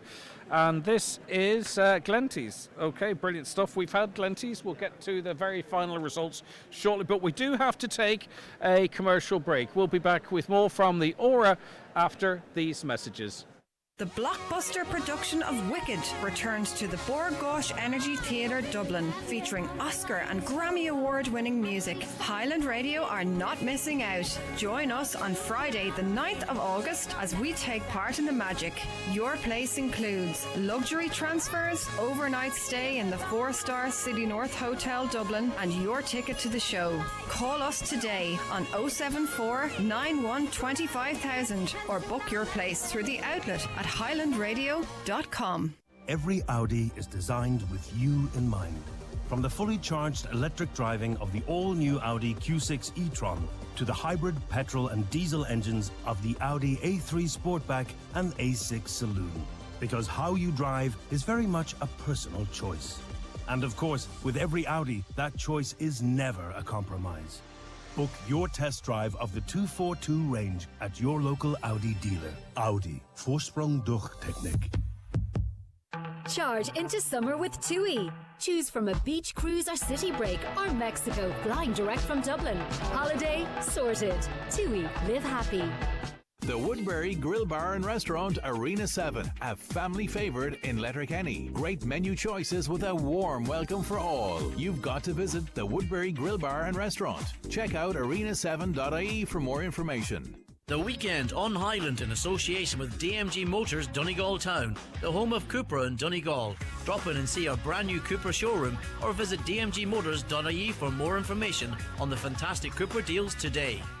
Imagine a dream wedding on a lake, all-day casual dining by a magical shore, fine dining or glorious afternoon tea surrounded by beautiful mountains, or a fabulous bar filled with music, laughter and song. Imagine no more. Harvey's Point, Loch Esk, Donegal, 07497222208 or harveyspoint.com. Close by, but a different world. Hi, Adam Harris here from As I Am, Ireland's autism charity. We're asking you to put on your walking shoes and join us for our Forest Ramble for Autism on Sunday 23rd of June at 12 noon at Quilcha sites across Ireland. It's a great day out, enjoying our forest parks while raising funds and showing your support for autistic people and families. Autistic people deserve the same chance, but face barriers others don't. Help us to remove them. Sign up for your local Forest Ramble at asiam.ie. Welcome to Cherrymore Kitchens and Bedrooms in Donegal Town. Discover affordable luxury with our bespoke fitted furniture solutions. With almost 30 years of serving Ireland and the Northwest, we're your trusted experts. Visit us Monday to Thursday 9 a.m. till 5 p.m. with late night openings Fridays until 7. Book your free consultation today on 074 9725 822 or visit cherrymore.ie. Cherrymore Kitchens and Bedrooms, where affordability and luxury combine. Okie doke, you're very welcome back to our coverage of the local and European elections. We will bring you some news on the European elections shortly. That information harder to gather because even as you know from this area, we can sort of give you trends as to what's happening in different areas, LEA areas, but bringing that all together, quite a piece of work. Donal has put his headphones on with some determination. I hope you've got something for me. I have figures, Greg. I have actually real numbers. Okay, take it away then. Now, the interesting thing here is a lot of the early boxes that were opened around about the Brocka, Comeen, Letterbrick area, which is a stronghold for Martin Scanlon. And we have a lot of those boxes open, some boxes open as well in Dewish, and then looking down some other boxes open. But the figures we have as they stand, just out of interest, and I have just moved on to... no, that is European figures I'm looking at there, so I'm going to stay back with the phone. And just looking at the way things are going in the area at the moment, if we just take it in alphabetical order, at present we have... no, hang on. Oh, here we go. Thank you, Washing. Yeah. At present, looking at the way it's standing... we've Garvin Connolly on 200. We've Jerry Crawford, Garvin Connolly is Fine Gael. We've Jerry Crawford, Fianna Fáil on 200. We have 228. Sorry. We've Gary Doherty of Sinn Féin on 413. Martin Harley, Fine Gael, 211. Frank McBrearty, Independent, 273. Niall McConnell, Independent, 287. Rebecca McDade of Aintho, 169. Tony McDade of Sinn Féin, 154. Patrick McGowan, Fianna Fáil, is on 362. Dakota Nick Venman of Sinn Féin is on 238. Martin Scanlon, as we said, Independent, very strong early showing, he's on 823. And Charles Ward, 100% redress, he's on 410 at the moment. So between Martin Scanlon and Charles Ward, they're on 20.9 and 10.2% of the vote respectively. They're doing very well indeed. Niall McConnell's vote at the moment, he's on 7.6%. His vote now showing 307. A lot of people will be, I think, maybe surprised that his vote is that high. Some of the boxes obviously are in his own area, but people are going to be looking at that figure and thinking, yeah, that could well be a significant figure as we get into the tallies tonight and the count tomorrow. Okay, Donal, thank you very much indeed. Just for a national overview here, some of the headlines, John and Paddy. Initial tallies are showing nationally that independents are doing well. Fianna Fáil and Fine Gael are holding their own. But it seems if you take a national overview, and this is not my assessment, this is the assessment from national political correspondents, that Sinn Féin is a tough fight. Micheál Martin's on the record saying Fianna Fáil's doing much better than was predicted. You were speculating earlier on about Mary Lou McDonald's future. I mean, Sinn Féin are doing okay up here, right? But if it's a poor showing in the locals, there's not an awful lot of time to get it right ahead of the nationals. But they're going to increase their local councillors' tally substantially. Nationally, they're going to probably double them at least. They're only on 80 seats. They lost 100 the last time. They're probably going to get those 100 seats back again, is a prediction that I read somewhere. Fianna Fáil and Fine Gael, we realise that they're holding out well. Independents, probably not the big tsunami of increases. It's not happening for them. There's a whole lot of reasons for that, and one of the reasons is that when people are out canvassing right across the countryside, we talk to many candidates, there weren't big issues being raised. There were not big issues being raised. In the heart of rural Donegal, farming was the big issue. Roads were the big issue. In towns and villages it was quite different. Infrastructure, housing, lack of housing, cost of living, and then make it a big issue. So, there may be other issues, that are side issues, but the big issues, are national rather than local in Donegal. Apart from make is the Donegal issue of a lifetime, and it's not going to go away. The fact that they're going to get 3 decent seats with fantastic votes this time around. So what are the big issues in Donegal then? It's not health. It's not housing. Well, you have it's not to migration. You always start because I don't see any any patterns in any of the voting here that would suggest that those major issues. Absolutely none. Had any bearing on. Defective concrete, yes. The rest, I don't see it. Paddy, come in. People are generally happy. I was talking to one of the people that were involved in Martin Scanlon's election campaign, and he's primarily based in the Glenfin area, and he was making the point that the people in Glenfin have a sense that they've been underrepresented for the last either 5 or 10 years, and there's an issue about public water supply there that's making no headway at all over many years. He also has a very strong focus as well about the state of play of St Joseph's Community Hospital, because a lot of the people in that area would have people in long-term residential care there and would rely on that institution for things like step-down and respite care. So that is a down-to-earth, honest-to-good local issue there. Aye. And I suppose you must remember that local elections are not national elections, because, I mean, one of the things that's coming through here this afternoon is that any candidate who has worked very hard on the ground on local issues is doing very well. But funny thing, though, you should say that, and this is not my views, Michael Naughton himself had said that suggestions that Fianna Fáil were going to be a distant third, completely disproven. We have another government minister saying that this proves that Sinn Féin Who actually said that? That's Michael Naughton. Now, Yes, but where did he get that from? Where did who get? I don't know. Will you ask him? I don't know either. Well, I don't have actually any acquaintance with Neil Martin. He has called to our office once in 20 Well, you've years. plenty of acquaintance with whoever keeps ringing your phone. I happen to be absent. of course, Michael Naughton. John, which was it? Yeah. John O'Donnell has sent you best wishes for the campaign and the count. Really? Okay, very good. And he's happy enough. He has given it his best shot. So I'll just read some of Michael Naughton says. The idea that Fianna Fáil would be coming a distant third is completely disproven. I've been looking at opinion polls now for the last 3 years. This internet panel polling having Fianna Fáil at 14 and 15%.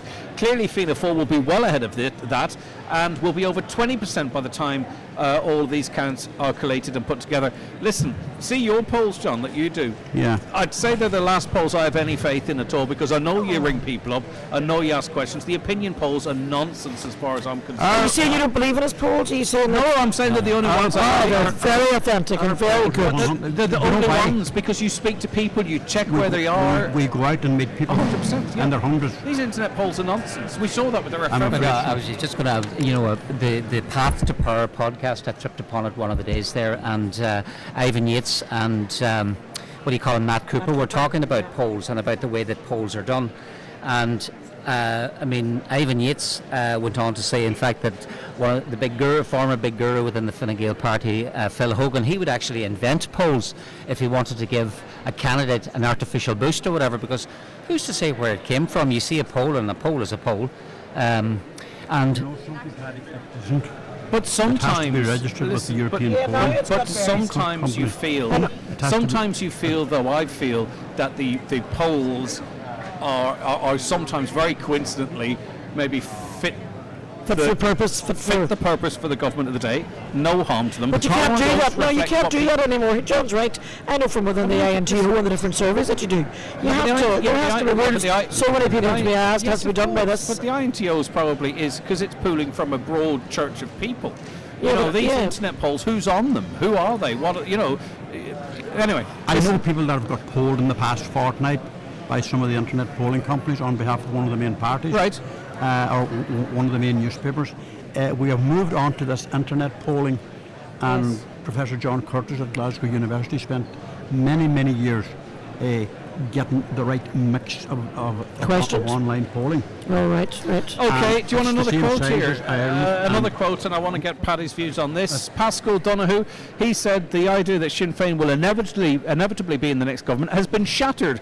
He said the early tallies show that there's a large majority of people who are willing to vote in a very different way to how extremists, I presume you see reference to Sinn Féin there, and the far right will make the case for. Well, I'm not flying a flag here for Sinn Féin, but Pascal Donoghue must have a very short memory then, because 5 years ago, John's after saying there that Sinn Féin shipped, they lost 1,000 or they lost 100 seats, and less than 12 months later then the dial swung in the complete opposite direction.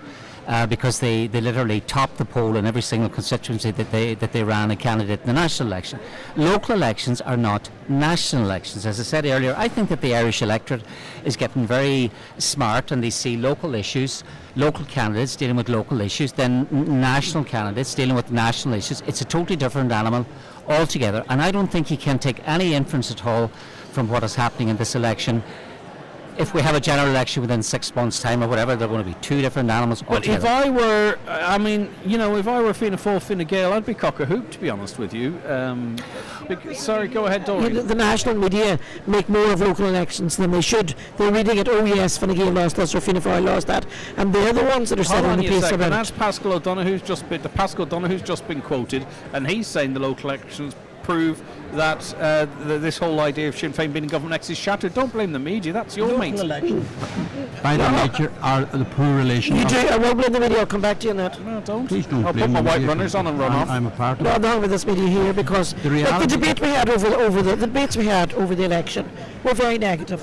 I don't care what anyone says. They were very negative, and that's not right. Do you blame him? I think he's partly responsible. That I thought things were thrown at them and questions were asked that were. I just thought it was a bit too negative. You know, they were like the Michael was the big issue and this was the big issue. And and I just felt it wasn't as good a debate as it should have been. You must not have faith in your own candidates to not be able to stand up for themselves. Well, I'm not talking about your own candidate. I'm talking about generally. Well, generally speaking, it's not a good indictment. It's not an indictment of the candidates that stood for your party if you think that it was negative. No, I'm thinking that the media didn't handle it right, that they were too negative. It should have been up to them.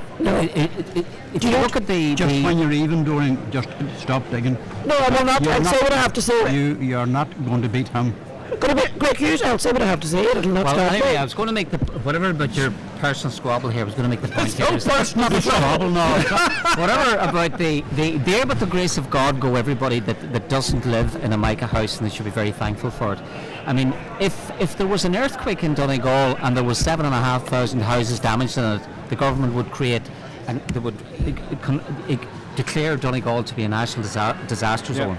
For some reason, they haven't done that about Mica, and it's a lot of people are having huge psychological problems. They've done the exact opposite. Okay, can we come back to that? The government weren't wanting when the floods were in Donegal. The amount of money that was pumped into Donegal when that there happened, and the amount of money that is still ongoing in relation to other, how to recover. It's not all about money either. It's about the process that people can actually apply for. I mean, the money anybody that's actually never down used. Okay, listen, I'm going to have to cut across you there because Oisín Kelly, what's the state playing Glenties? Poor Doreen's going to think we're ganging up on her here. Doreen's ganging up on us. The Fine Gael vote in Glenties, Michael McClafferty, as we know, 1,000 first preference votes the last time. He's now in front, 1,889 first preference votes according to the tallies for independent Michael McClafferty. Yeah, that's the former Fine Gael man has just moved ahead of Michael McClafferty, who's now gone back in front. 1,896. The two independents here are leading the way. The closest man to them, the closest candidate to them, is Anthony Malloy, who's been stuck in 1,200 or so.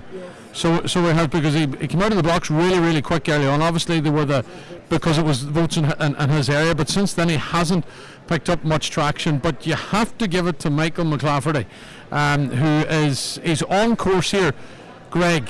If this keeps going with under 10 boxes to go, that he could possibly double his first preference vote. 7 boxes to go, from last year. So Michael McGill-Aspig has now moved on to 1914, Michael McClafferty 1889, Anthony Malloy 1273.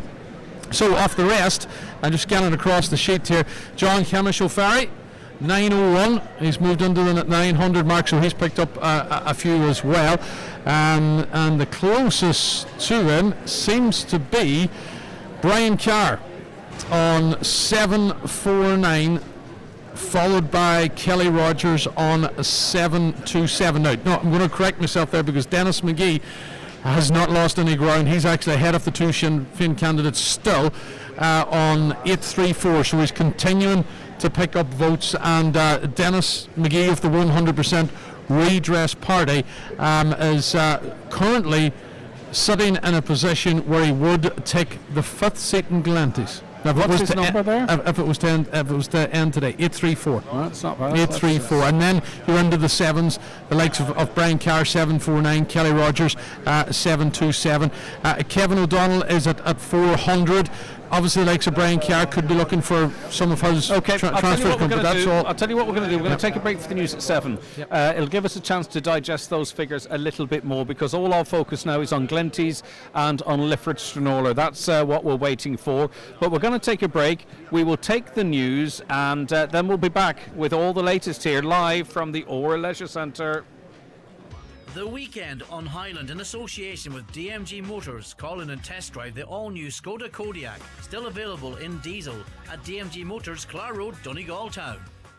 Imagine a wedding venue that can be hired exclusively for you and your guests. Picture stunning views overlooking one of Donegal's most scenic beaches. An authentic country manor as your accommodation, incredible glass-fronted marquee views all day, and a team of experts who want to help you plan every step of the way. Sounds too good to be true? Not at Drumhalla House in Rathmullen. It really has to be seen to be believed. Visit drumhallahouse.ie or check out Drumhalla House on Instagram for more details. Bring on summer with instant savings at Dunnes Stores. Spend €20 or more in-store on fashion or home and we'll treat you to a 5 off 25 voucher. You can spend instantly on groceries. Shop the latest trends in fashion and then head straight to our food hall to save on summer picnic essentials. Buy some stylish luggage and homewares. Then pop to the grocery aisles to stock up on travel-sized toiletries for less. Saving this summer couldn't be simpler. Dunnes Stores. Always better value. Terms and conditions apply. Coming this year to Dublin for the very first time. 71 shows completely sold out. Hamilton at the Bord Gáis Energy Theatre. Experience the revolutionary musical that's taken the world by storm. Witness history come alive with electrifying performances and unforgettable music with a modern twist. Book your place now on the outlet at highlandradio.com or call us on 074 91 25000. Live on air. It's 7 o'clock. Good evening. I'm Clín O'Dwyer. Fianna Fáil and Fine Gael are battling it out to be the largest party in the local elections, while Sinn Féin isn't making the gains many expected. The first of the counts are coming in. Our reporter Stephanie Rowan has the latest. Just 11 of the 949 local election seats have been officially filled so far, but tallies show a somewhat surprising breakdown of the national picture. Many thought the government parties were facing a wipeout, but that's not happening. Fianna Fáil and Fine Gael are more than holding their own, and the Greens are doing better than expected, with the Dublin City Councillor Hazel Chew, for example, holding on to her seat in the past hour. Independent candidates are performing very well, and their gain seems to be Sinn Féin's loss, with the party admitting it's not racking up the votes it had hoped for. Elsewhere, Labour says it's happy enough and expects to make gains with the party's Aidan O'Riordan in with a shout of the Dublin MEP seat, while the predicted rise of the far right doesn't seem to be happening. The Taoiseach Michael Naughton says he's very pleased with how his party's performed so far. We've put up a very robust performance and we're holding our own compared to our performance in the general election of 2020. We've had a great result here in Cork so far, it seems, from the tallies, although an awful lot will be determined by the transfers and by the later counts, and I think this will go well into the early morning. A number of candidates are in the race to win one of the 5 seats in Midlands North West. It could be the end of the week before we have the final results, but our chief reporter Barry White has been crunching the numbers from the partial tallies he has received from across the constituency. It's very early days here in Midlands North West, and there's a long way to go before anyone is officially elected. However, from the partial tallies we have at this stage, sitting MEPs Luke Flanagan and Fine Gael's Maria Walsh are polling well across a number of counties, with Luke Flanagan said to be polling particularly well in Donegal, where he has had the backing of many Micah campaigners. Former RTE reporter Kieran Mullooly is also in with a shout of winning a seat, as he seems to be picking up votes across the constituency. Fianna Fáil's Barry Cowan is also in the running to take a seat, while his party colleague Lisa Chambers is, as expected, picking up votes in the western counties. Sinn Féin's Chris McManus has polled well in the northwest, but doesn't seem to be picking up votes elsewhere in the constituency, while his party colleague Michelle Gildernew has been polling well in Cavan and Monaghan. But both will need to pick up votes in the south of the constituency if they want to win a seat.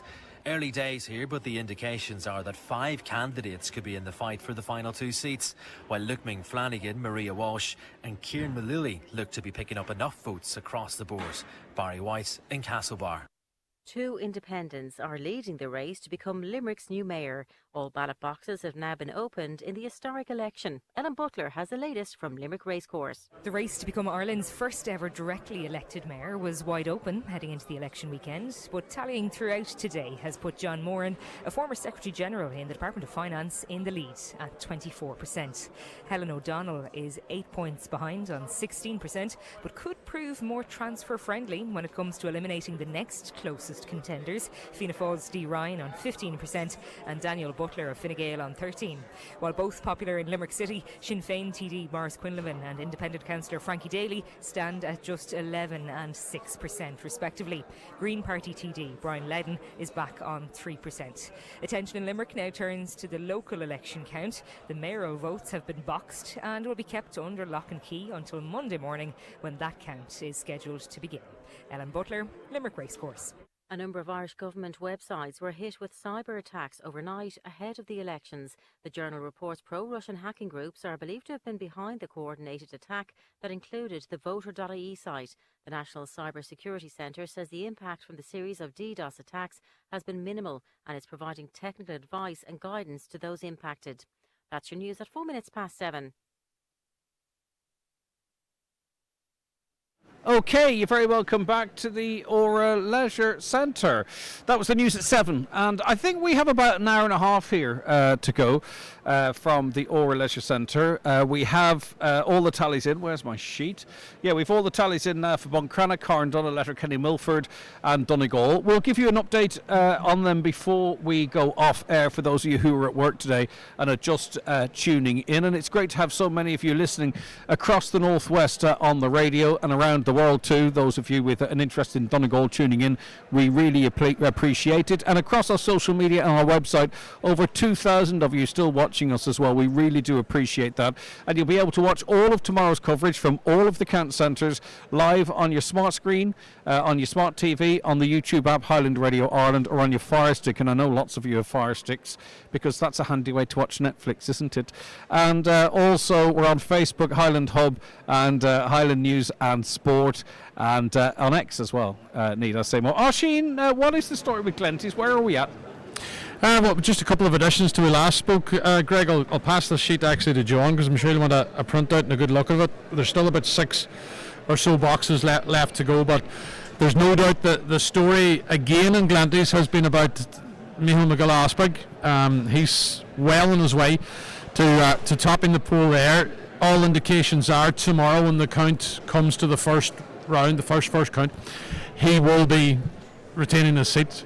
He's already, according to the tallies, got more votes this time around than what he did last time. And in fairness to him, he's not the type that would take anything for granted. He would have come in here today not knowing if his vote would hold up. He's got that kind of personality. Myself and Dorian were in a conversation, Greg, just when we were in news, and we were talking about Michael McClafferty and Donald Mandy Kelly.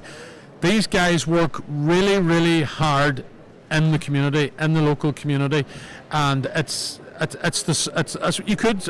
I don't want to be in any way disrespectful, but it's sort of the smaller things that they work hard with that keep the community stuff. Yeah, the background stuff that keep the community tight and they are very much heavily involved in that. That's the exact same principle for Michael McGill-Asbrig. Would you agree, John, that the likes of Michael McClafferty, Donald Mandy Kelly, it's the background stuff that probably has. There's a whole lot more that the smallest problem is as important to them as the biggest one. They'll process that, they'll make the contacts, but they'll come back to you. Yeah. And that'll be tens of times a day, maybe hundreds of times a week. Like, they'll come back on the smallest issue, but they'll make contact with that relevant department or that relevant official in Donegal County Council or wherever, or maybe a call that somebody needs to be got into a nursing home or needs to get into hospital in Galway or needs to get an appointment changed.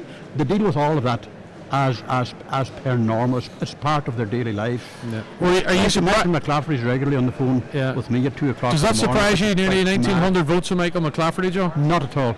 Okay. Not at all. He's about to double nearly what he got last time. But I mean, he has put in the miles. He has put up the miles, and I mean, the amazing thing out canvassing, his contingent continued to grow day on day. Yep. When you'd move into an area, it might have 4 or 5 people, 2 cars, and all of a sudden there's 20 people who have come to join him. It's been a huge response, and that would be present. He's probably one of the stories so far of it. Oh, he is definitely. You know, coming, having won the seat for Fine Gael, and having wondered how many would I lose this time. I think you know, Declan Meehan is a big story. Oh yeah. 100% redress collectively, a big story. Huge story. Michael McClafferty, a big story. I think Michael Naughton doing so well in that sprawling constituency. It's a funny old place, South Donegal, I know that. I think that's another story, but definitely there's been a few headlines, and I'm sure I'm missing out on some of them. Donegal. Donegal might have a big story. Well, I don't know. Of course, like you asked the question, Michael Naughton, will he be Fianna Fáil's second candidate in the general election? He's well placed. He's well placed, and I'll tell you, for a local election, I'll not be popular for saying that in Dunlow, you know. Well, you see, the alternative is Pat Cope Gallagher, really. And if you don't forget, Michael Naughton's got business interests in Letterkenny as well. He's head of the ladies' GEA. His reach goes far beyond, as was shown in this election. Extremely busy man. Yeah. So I think he's booked himself as Charlie McConalogue's running partner if he wants it. Yeah, that's if Charlie McConalogue is going to run. Well, you ask him and let me know what he says, will you? Donald Kavanagh, what's the story? We are coming very close, I think, to the completion of Stranorlar now. Oh, really? No, not that close. We're still a fair bit. There's a lot more coming through, and there's some interesting stories emerging here. I'll just run through the figures briefly, Greg. At the moment, we have Garvin Connolly of Fine Gael. He's on 300. Nice and slow, because this is the first. No, okay. That sounds like I'm being. Oh, I know what you mean. Yeah. Okay. We have Garvin Connolly of Fine Gael. Is Glenties done? No, just don't want to read from here. Actually, that would make sense. Actually, I'll just hop over. The laptop is easier than my. No problem. You hop over there. One switches in and one switches out. So this is our first real sort of concrete update we've been able to get from Lifford-Stranorlar, and that simply is because those are the last boxes to be opened today. Tomorrow, all of the boxes are opened at the same time, so we'll be fleeting and hopping between all the different can centres live on the radio, but also, of course, you'll be able to watch as well. Right, Donald, you're into situ there. Yeah, we have now, at this point, we're coming close on about 7,000 votes tallied, so we're getting a clearer picture. Garvin Connolly of Fine Gael is on 369, that's 5.4% of the vote. Jerry Crawford of Fianna Fáil is on 701, that's 10.2%. Gary Doherty, Sinn Féin, 776, that's 11.3%. Martin Hardy, Fine Gael, 518, that's 7.5%, but there's still some boxes around Stranorlar to be opened that he'll be doing strongly in. We're looking at Frank McBrearty next. At the moment he's on 650, that's 9.5% of the vote. Niall McConnell is on 507. Now that's 7.4% of the vote. Rebecca McDade of Vainthu is on 264, that's 3.8%. Tony McDade of Sinn Féin is on 374, that's 5.4%. Patrick McGowan, Fianna Fáil, 684, 9.9%, but then again a number of the boxes in Patrick McGowan's own area yet to be opened, so he will do better as they come out. Dakota, Nick Venman is on 394, that's 5.7%. Martin Scanlon, Independent, he's on 1,062, still on 15.4%. He's still out ahead, doing very well indeed, and that's when there's boxes outside his home area being counted, so he's in a reasonably strong position, it seems, at the moment. And then Charles Ward of 100% Redress is on 579, 8.4%. So, you know, we're seeing Martin Scanlon, the Independent, and a number of people in Lifford-Stranorlar were saying this morning he was going to do well, and certainly he's holding his own at the moment. We're still waiting for McGowan to reach his full potential. We're waiting for others to reach their full potential as well. But certainly you've got to look at this and say Martin Scanlon is going to be a factor when this count starts in earnest. Yeah, and it also obviously remains to be seen well, it doesn't remain to be seen. We have some idea of it where boxes are to be Yeah. open, but this is going to be very competitive. It is. Tony McDade not doing perhaps as well as he might have hoped as a former councillor trying to return after a lengthy absence, 374. I think he'd probably have hoped for more than that, particularly as the Lifford area, some of the boxes in Lifford have been opened, and in a number of those boxes, Jerry Crawford was actually outpolling Tony McDade substantially in those particular areas. So there is still a lot to play for, and there are still some Lifford boxes to be opened. I mean, for instance, looking at one Lifford box, I mean, Tony McDade was outpolling Crawford. Tony McDade on 79, Crawford on 55, and there are more Lifford boxes to come. So obviously they'll be looking at those, and Tony McDade's going to be hoping to get a bigger bounce from those Lifford boxes yet to be opened. I mean, looking at this, other than Martin Scanlon, I mean, what is the quota likely to be? I have a 984 quota here in front of me. No, that's based on what we have in front of us at the moment, and what it's showing is it's a 984 quota, and the only person passing it right at this point in time is Martin Scanlon. This is still an early figure, Greg. There is a way to go with this tally. It's early, but it's interesting. It's very interesting. There's a big group of people in the sort of 5 to 8 category. Noel McConnell. Obviously, I'm sure I don't know what he says, whether there's a single candidate issue up. It's Ireland is full. That's everything. That's what you see on. I mean, he's been incredibly active on social media. 507 first preferences. I think that's substantially higher than he had the last time in 2019. Do we know in terms of Frank McBurty's are most of the boxes that he might be deemed to be doing well opened at this point? There are 2 Refoe boxes not open yet. Right, okay. So Frank McBurty is looking to do very well in the room. If you look at, one of the Refoe boxes that's been opened, Frank McBurty 131. Next highest after that was Tony McDade with 47. That was the first of the Refoe boxes to be opened. McBurty very strong there. There's 2 more Refoe boxes to come. So obviously McBurty is going to be looking to those for a very strong vote from those. So Frank McBurty is holding his own, and certainly anyone that was writing off Frank McBurty at an early stage did so at their peril. Yeah, I didn't hear anyone write him off. There was a couple of suggestions here this morning that Frank McBurty could be in trouble, that Frank McBurty might struggle to find votes. At the moment, he's not struggling. The only thing I heard was that he was going to clean up in Refoe, and he was. And he will, and with two more Refoe boxes to come. He was also pulling in votes from outside Refoe. But anyway, I suppose opinions are like what. Absolutely, yeah. Okay, everybody's got one. John McAteer. What about Martin Parley's position there? He seems to be... Martin at the moment 518. He would like to have more than that.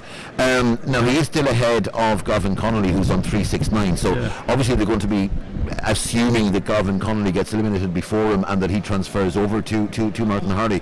But Connolly's vote is quite low. It is quite low. Now you have boxes like Knock Ballybofey where Martin Hardy is going to expect to do well, and they're yet to be counted. So, and a couple of Stranorlar boxes not counted yet. Knock Ballybofey not tallied yet. Knock Ballybofey not tallied yet. So there are boxes in Ballybofey, in Stranorlar. Hardy's going to be hoping to get a substantial vote in those.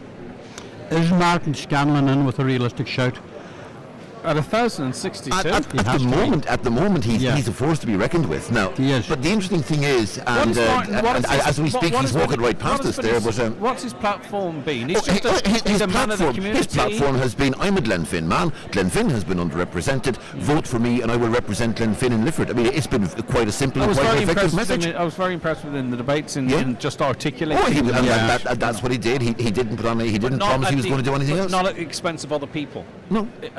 It was standing on his own merits and what he believes he could bring to the party. It's interesting. I mean, the independent vote quite strong, I suppose you could say, in the Finn Valley at this stage. It is. And I mean, you've got Charles Ward as well. I mean, Charles Ward on 579. That is a strong vote by the 100% redress candidate in the Finn Valley Stranorlar area. So from the point of view of the 100% redress party, they're going to be looking at their performances right across the board and thinking, this has surpassed our wildest dreams. I know there's a lot of boxes to be open, but there's a lot of boxes open.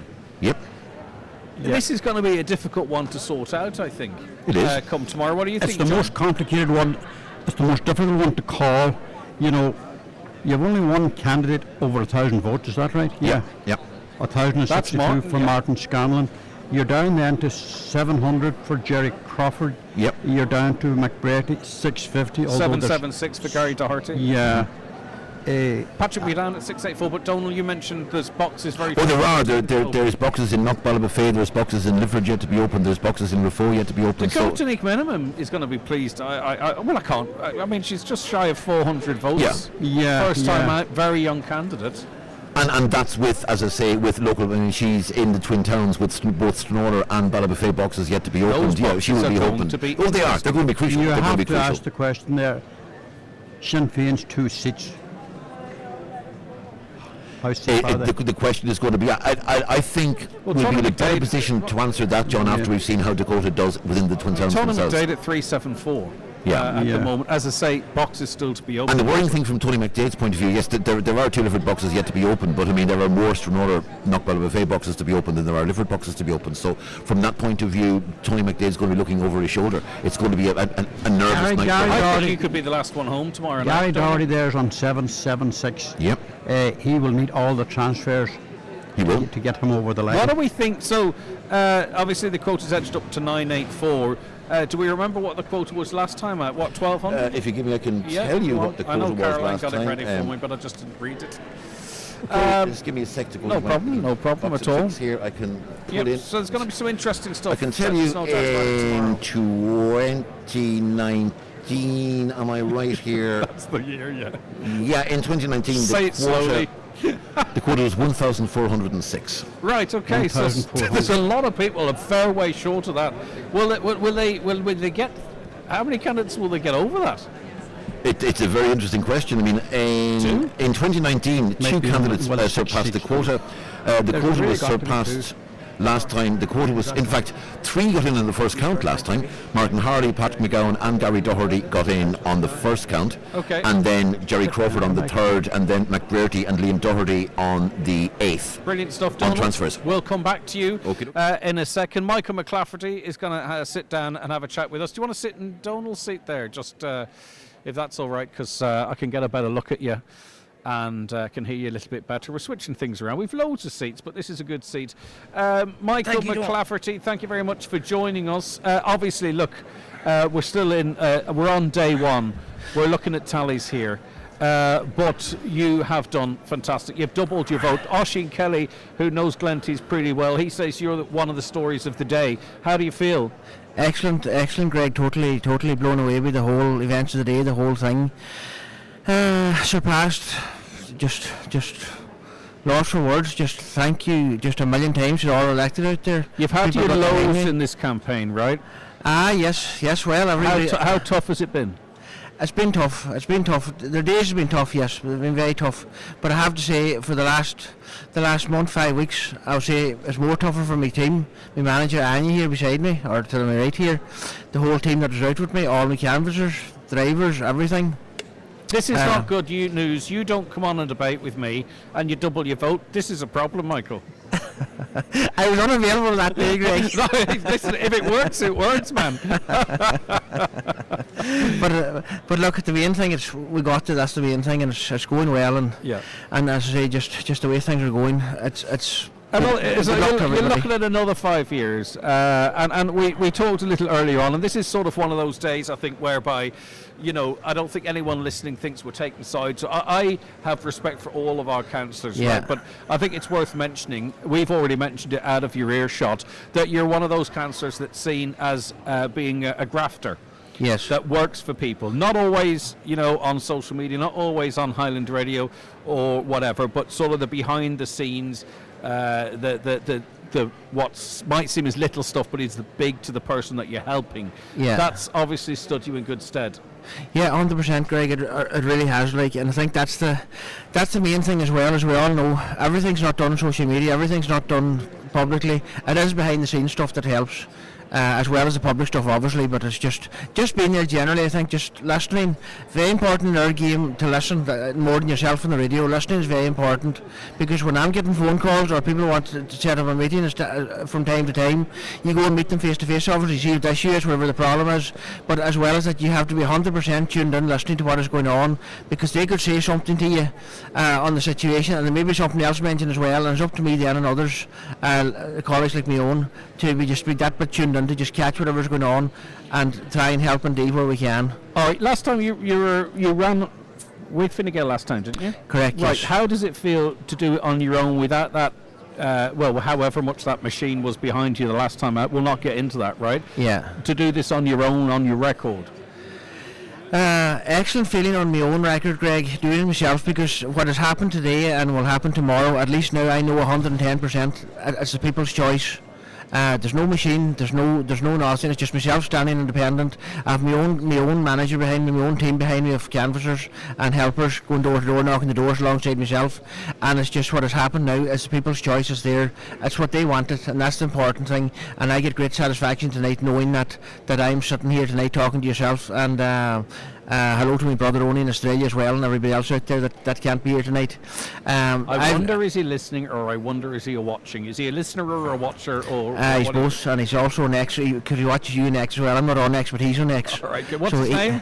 Oni McCaffrey. Send us a message, Oni, if you're watching, and we'll get it passed on to your brother, who I'm sure you're very proud of. All right. You'll rest a bit easy tonight, will you?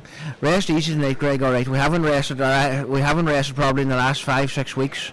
Truth be told, I haven't really rested since Christmas time, because obviously conscious fact, knowing this day is coming, same as every other candidate, and the whole build-up's going up. You don't know how it's going to go. You don't know what's going to happen. You don't know just what's going to happen when you hit the doors.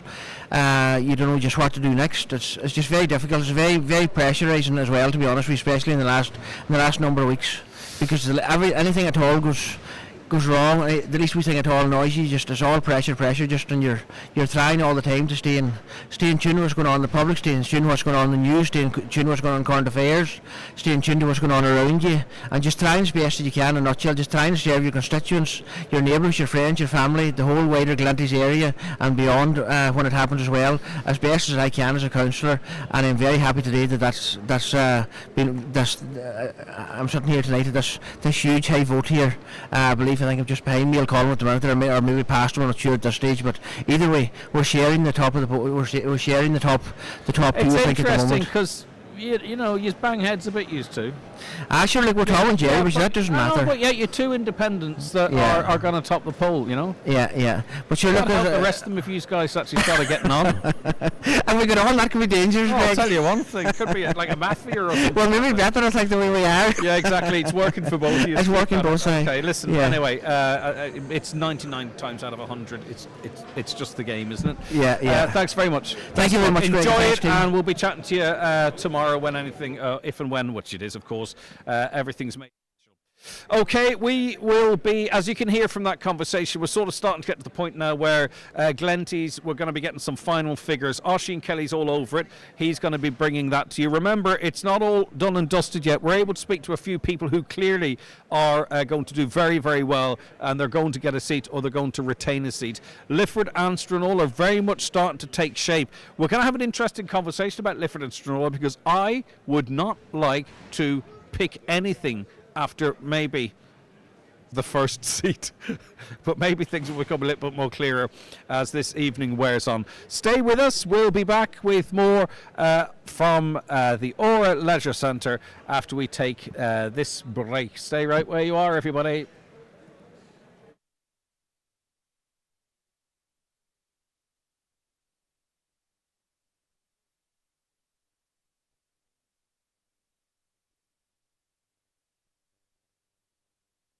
Okay, that ad break is running there in the background, but the fader is not up in the station, so we'll come back to that just as soon as we can. It is Highland Radio's local election coverage. We're live here from the Aura Leisure Centre. We're going to be live from all of the centres across the county tomorrow from 9 a.m. and we'll be with you right until the death, right until we get the last person elected, providing obviously it is all done and dusted tomorrow. And don't forget, you'll be able to watch the coverage on YouTube and on X and on Facebook. So that's all coming up for you tomorrow. Right, okay, I'm trying to fill here just in case someone actually does push that fader up. But in the meantime, I'm going to bring Paddy in. Paddy, what is your reflections then? Talk to me. What do you think about today so far? Well, what's your takeaways? Well, I suppose there's been a couple of standout ones. One is about Micah. It's not going to be an issue. Sorry, I'm going to have to cut across this. An ad break is fired here. We'll be back very shortly. On 07497 21396 or visit dmgmotors.ie. Being a Garda Reserve will change your life, but it can also change someone else's. I'm Kevin, and in all my years as a social worker, I've built up many skills in communicating with vulnerable adults and children. I've always thought about becoming a Garda, but having seen my mother join as a Garda Reserve, it made me realise I could use my communication skills to help the service. Being on the ground and helping with community interaction is extremely rewarding and, above all, helpful for the team. The experience has been fantastic groundwork towards my next move into full-time Garda training. Being a Garda is a tough job, and that's why being a Garda Reserve is a job worth doing. Apply now at publicjobs.ie. These days, we're all looking for healthy, tasty family meals and lots of variety. The good news is that our fishermen continue to bring us the best of the catch, like fresh Irish hake and haddock.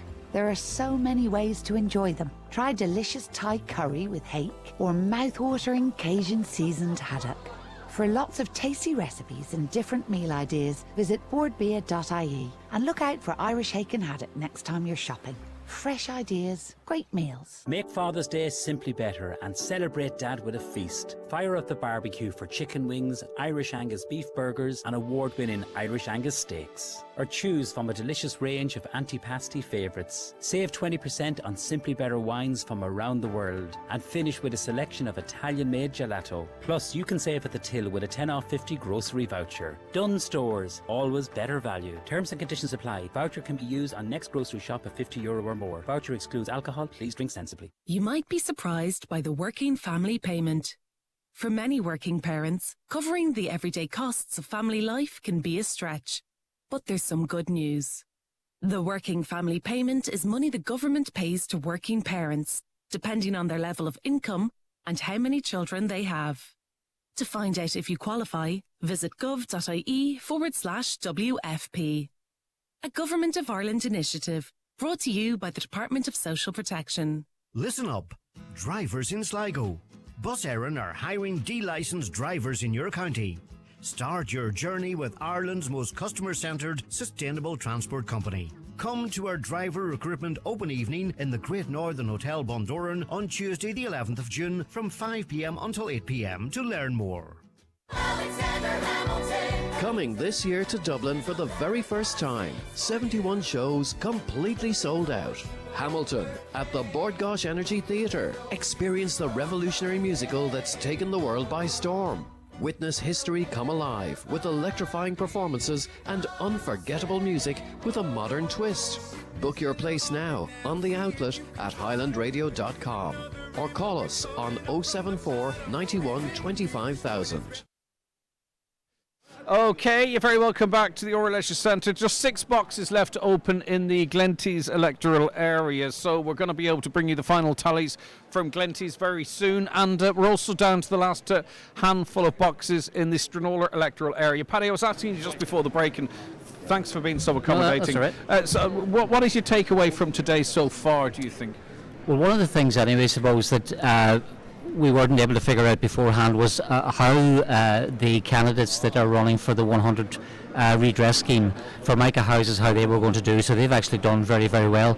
I don't know, are they happy or whatever about the final outcome, because they have 2 candidates, it looks like, in the bag, probably 3, and the third one in Letterkenny, whatever about anywhere else. So I think they have been very, very happy.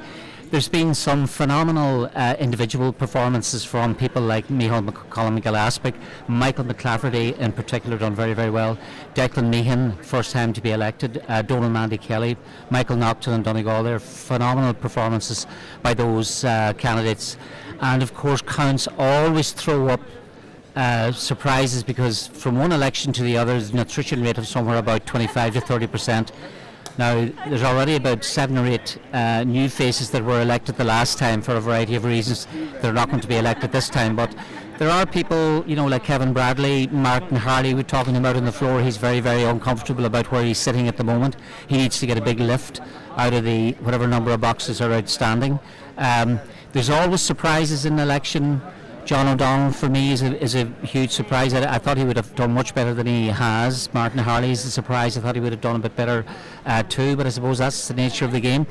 The big problem, I suppose, is when you top a poll the next time around, then people think, well, you're safe, I can afford to loan my vote to somebody else, and it's just always complacency is just a dangerous thing. Yeah, Noreen? Well, I don't know if it's complacency, but I think that just he will get the vote back from Gavin Connolly with a bit of luck, and if there's at least 50% of that, hopefully that'll be a wee lift for him and get him moved up. But then this is not the first chairperson of the Donegal County Council to not do as well as they should be doing. Just like, was it O'Donnell the last time? Was he not the chairperson? Yeah. Competition in the area rather than sort of a collapse in his personal vote? No, I think it's about the pressure of the post that you hold as chairperson, that you're not able to be out there doing what you'd like to be doing locally because you're representing the county and that's your priority. And while it's a wonderful thing to have, I just hope Martin Harley it doesn't cost him. You sound worried. I'm concerned. Normally you're quite. No, I'm concerned. You're quite bullish. But I'm hoping that the canvass that went with Gavin Connolly will bring back the vote there. I suppose.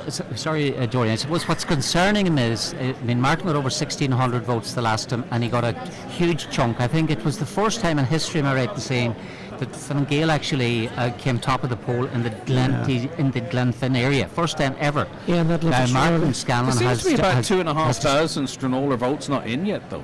That's US, and maybe that's where. Sorry, that would be his area. That would be on 100% turnout. Sorry, I'm not too so sure. half that. I'm not too sure what's going on here. The electorate the last time in Stranorlar was 9,839. Boxes counted so far with 5 or 6 to come in is just over 7,300. There's 2,000 out there. So maybe half. Those votes look small. Martin Harley's vote at this point is down very substantially. It's down 1,100. Did you tell me Stranorlar was to come in? I've got here 1, 2, 3, 4 Stranorlar boxes. That so that's where his base is. 702, 588, 588, 606, 633. So let's half that. Oh, well, that's his base. That's his base. Then that's a different story. 300, 300, 300. There is 1,200 Stranorlar votes there at a 50% turnout. So McGowan and Martin Harley should get them. McGowan is sitting on 684. Yeah, he's above him. Yeah, I would expect people like Patrick McGowan and Jerry Crawford and possibly Frank McBurty to be much higher than the stats that they have there.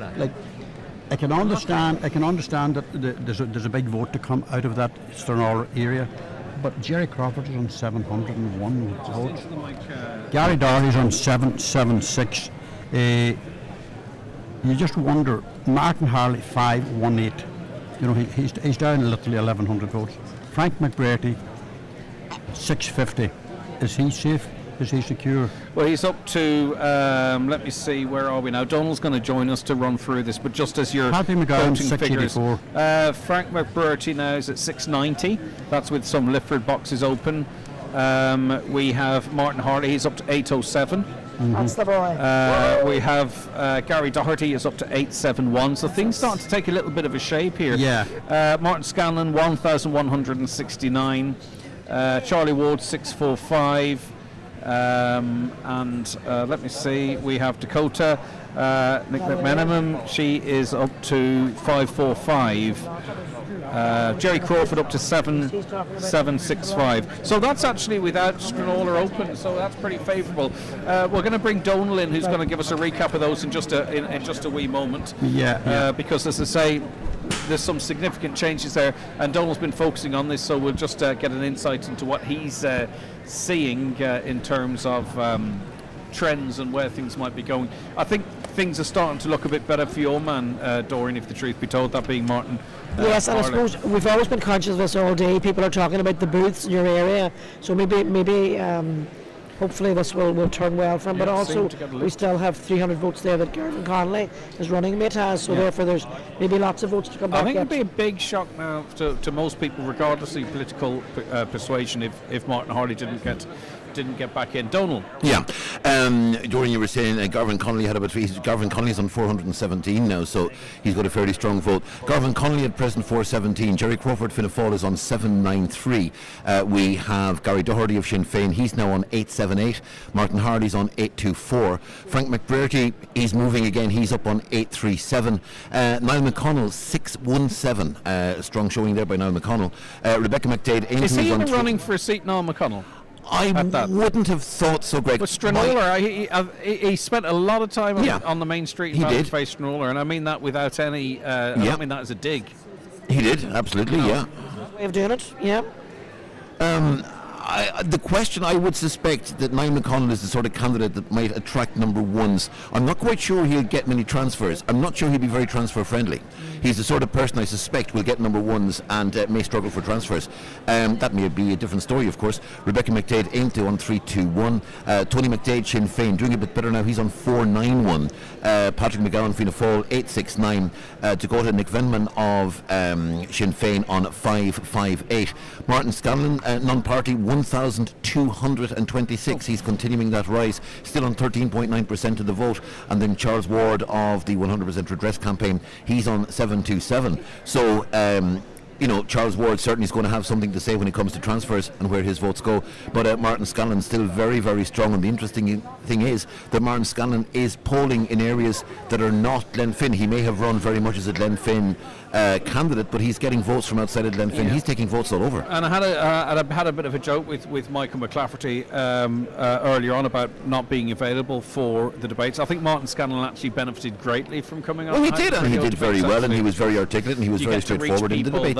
You can't knock on the doors of, But it was a very positive campaign, as he said too, Greg. He was very much saying, I will represent. He made no promises. He didn't descend into cliche. He just promised to be a hard-working representative, which I think is what most people want. Right, okay. John? Remarkably, there's only one candidate over 1,000 votes, and that's Martin Scanlon. And we're coming pretty close to the end of this. We've got 3 boxes to go or thereabouts. You're looking at Jerry Crawford on 793. I could never have imagined Jerry Crawford, because he's way up at the other end of that electoral area along the foil on that kind of a figure. Gary Doherty is slowly making progress, 878. Martin Harley is not out of the woods at all, 824. Frank McBrearty is still needs a lot of votes to get him up to 1,200 or wherever he should be.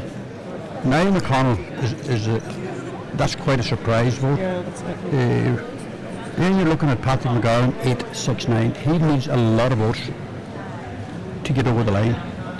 They all need a lot of votes. And the man in the driving seat here is Martin Scanlon on 1226. Right, we're starting to get some Stranorlar figures going in. Martin Harley picked up 62 and 81 in 2 Stranorlar boxes there.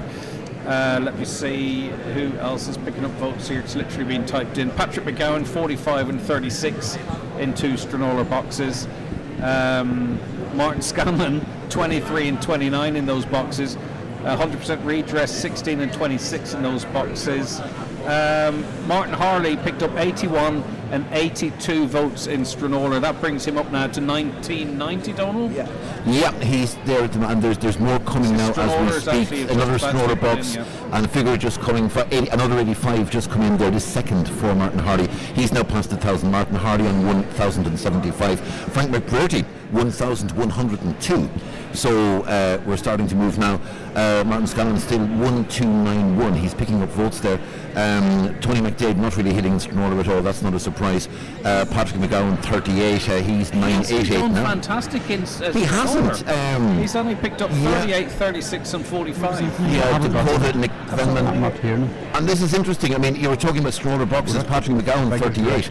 Martin Scanlon 34. In Stranorlar, which that's a surprise to me, I have to admit. And Dakota McVenman, again, she's picking up a few. She got 55 in that one. She's now on 704. But Martin Scanlon, he's now on 1325. He is continuing that rise. He is definitely going to be a factor tomorrow. There's just one Stranorlar box to go. One box in Lifford. Okay, so things very much starting to take shape. We're not, and there are then boxes in Carnone and Castlefin to be open too. And Castlefin, obviously, that's Gary Doherty's home, so he's Gary Doherty just got well 136 votes in one box in Castlefin. Frank McBurty just picked up 19. Niall McConnell picked up 57 votes. Wow, 794 now, Castlefin. We have the N2 candidate now just Rebecca picking McDade, up 6 6 there. 378 in Tony total. Tony McDade. Would he be expecting? He'd be hoping here? for 14. Well, it's Gary Doherty's home patch, so I mean, a Sinn Féin colleague is not going to really encroach too much there. Patrick McGowan will be wanting a high vote here too. 51. Reasonable. Not terrible. But Dakota 13. Martin Scanlon. This is going to be interesting. 11. He's picking them up. Yeah. He's picking them up everywhere. Charles Ward 16 again on 8:30. All right. Okay. So we are down to just. We just have. Sorry, I beg your pardon, John. Recap those. Can you do this? Yeah, okay, I'll tell you. We have.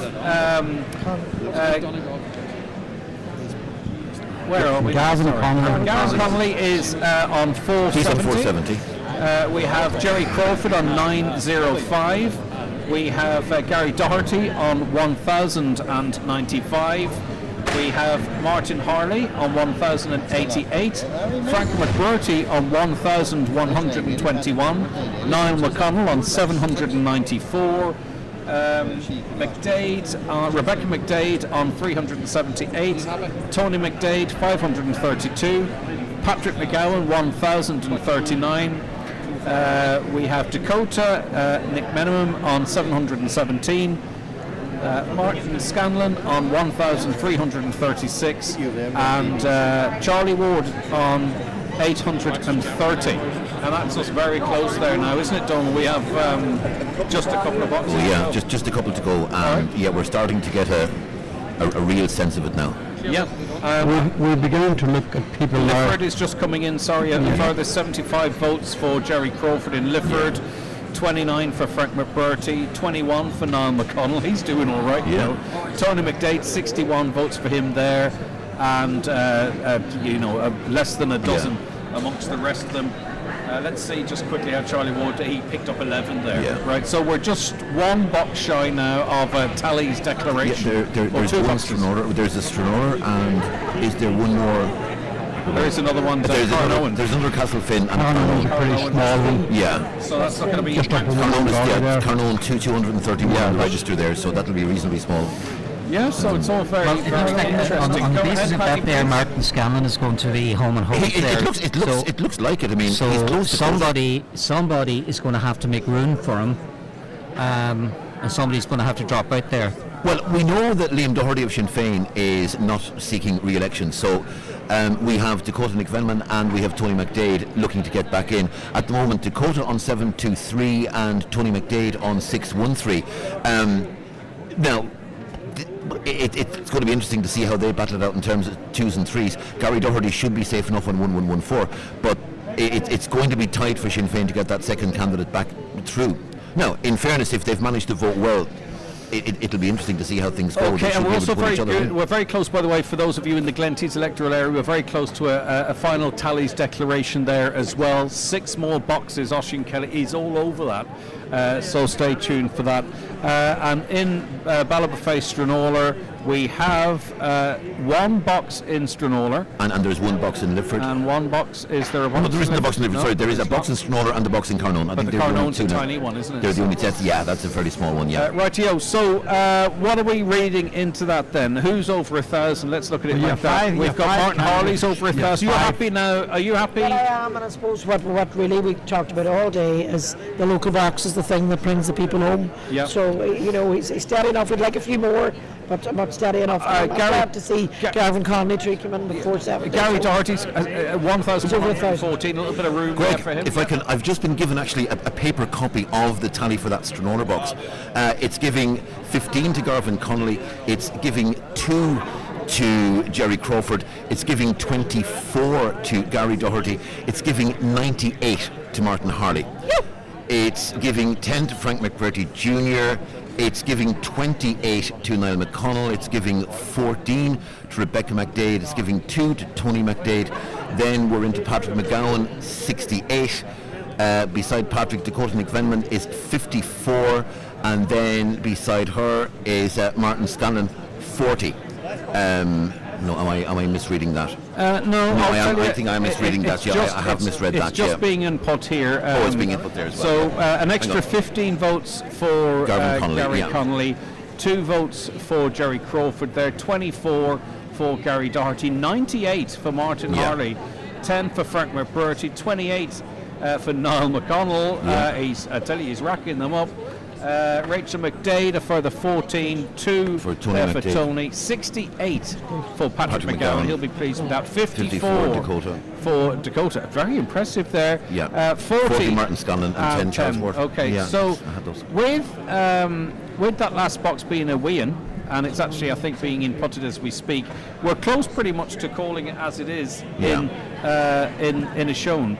Sorry, we've already done it in a shown. Lifford-Stranorlar. Yeah. Okay. Right, so let me take a break. No, I don't actually have to take a break. I tell you, I just want to try and get to a point where we can wrap up. So what we might do is work through 7 and we can all get done and dusted. Oisin Kelly, how long do you think we've got left in 5 boxes? Have you stopped doing updates? You retired, are you?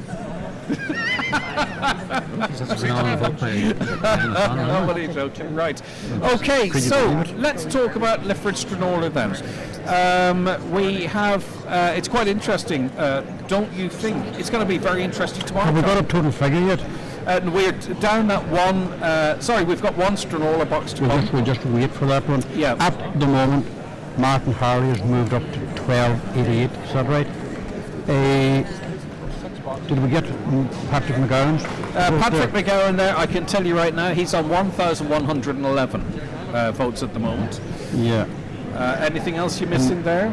Can you confirm Martin Harley's figure? I can, of course. Martin Harley is 1189. 1189. Those figures should indicate safety. Niall McConnell 843. Martin Scanlon is safe. Patrick McGowan is into he's into 1,111. Martin Harley is, as you said, 1189. Frank McBurty, where is he on? 1160. 1160. That should be more than safe. No, that's 1, 2, 3. Is it 4 candidates? We have over 1,000. I mean, the way that this is going to shake out here is that Sinn Féin are going to need an almost perfect transfer between Tony McDade and Dakota McMenamin, and I don't think it's ever happened in the history of PR elections, has it? And Gary Doherty is still well shy of Dakota. He is we're moving into territory here that Martin Scanlon may actually take one of the Sinn Féin seats here. It's looking that way, isn't it? Yeah. That effectively would be Liam Doherty's seat. It's looking that way, but we'll have to get that final check because we're sitting as judge and jury. Yeah, there's only about 250 votes in that last Stranorlar box. You know, but every last vote counts big time. I know, but it's not going to. Where they're placed. Where they're placed. Where they're placed. Yeah. 231 votes in Carnole. Yeah, but half of those. If we expect a turnout of even 60 to 70%, that's it is one of the smaller booths. Okay, it's all very, very, very all exciting. very, very interesting. Yeah, indeed. Okay, I wonder. I'm conscious I want to do a recap for right across. You have Jerry Crawford there on 960. Yeah. I'm kind of trying to hold off here. Are you worried about him? Jerry Crawford is 982. I'm just wondering where he's going to get his transfers from. It will depend an awful lot on the early eliminations here. The likes of Rebecca McDade from Ainto will be going out. I think Rebecca will be happy with her performance there. Gavin Connolly will be going out, he's on 470. Rebecca McDade on Ainto, it's 378. It's not been a good day for him. For Ainto? For Ainto. No, I don't think so. It's not been a good day. No, and I would have thought, given the outcome of referenda and stuff, the way we can tend to vote up here, that and with, as we discussed earlier on, Peadar Tobin's profile and Mary T's profile, that this was the election. Maybe they could have got a couple. Well, it's just down to what they were saying on national airways. There's a very different group of people when you're going to a referendum. It's a law, it's a constitutional thing in comparison to a local election. So that's really what people are missing. And they thought they went on a high thinking it was going to be of some advantage to them that they did so well. And their leader was the man to blame for that. You know, I don't think I actually heard it from our local councillors. Did you hear it from AT or from Rebecca, or from County? I think Aintus has a bit of an identity crisis, if the truth be told, because a lot of people thought they were an alternative, nationalist type party, and then they ran candidates. I wouldn't want to cast aspersions on them, because I never have more prayers said on my behalf by the candidates. Well, yes, is a lot of their votes religiously based then, or the local candidates? No, it's very religiously based. Yeah. Okay. Yeah, and that's not a bad thing either. We have to be very careful.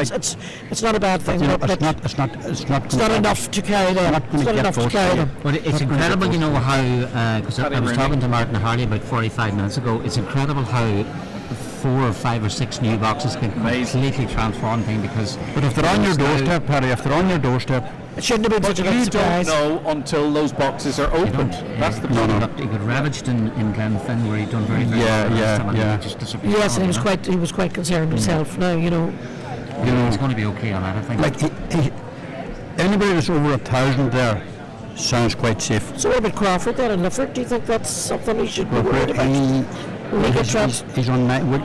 He's on 960 or thereabouts. So he's nearly there. He's nearly there, but not. Is he the last seat there, and somebody else? Well, I don't know who the other one might be. I wonder, is Charles Ward at the 100 redress? Is he too far back there? How's your microphone there? Sorry. He's on 830. Yeah.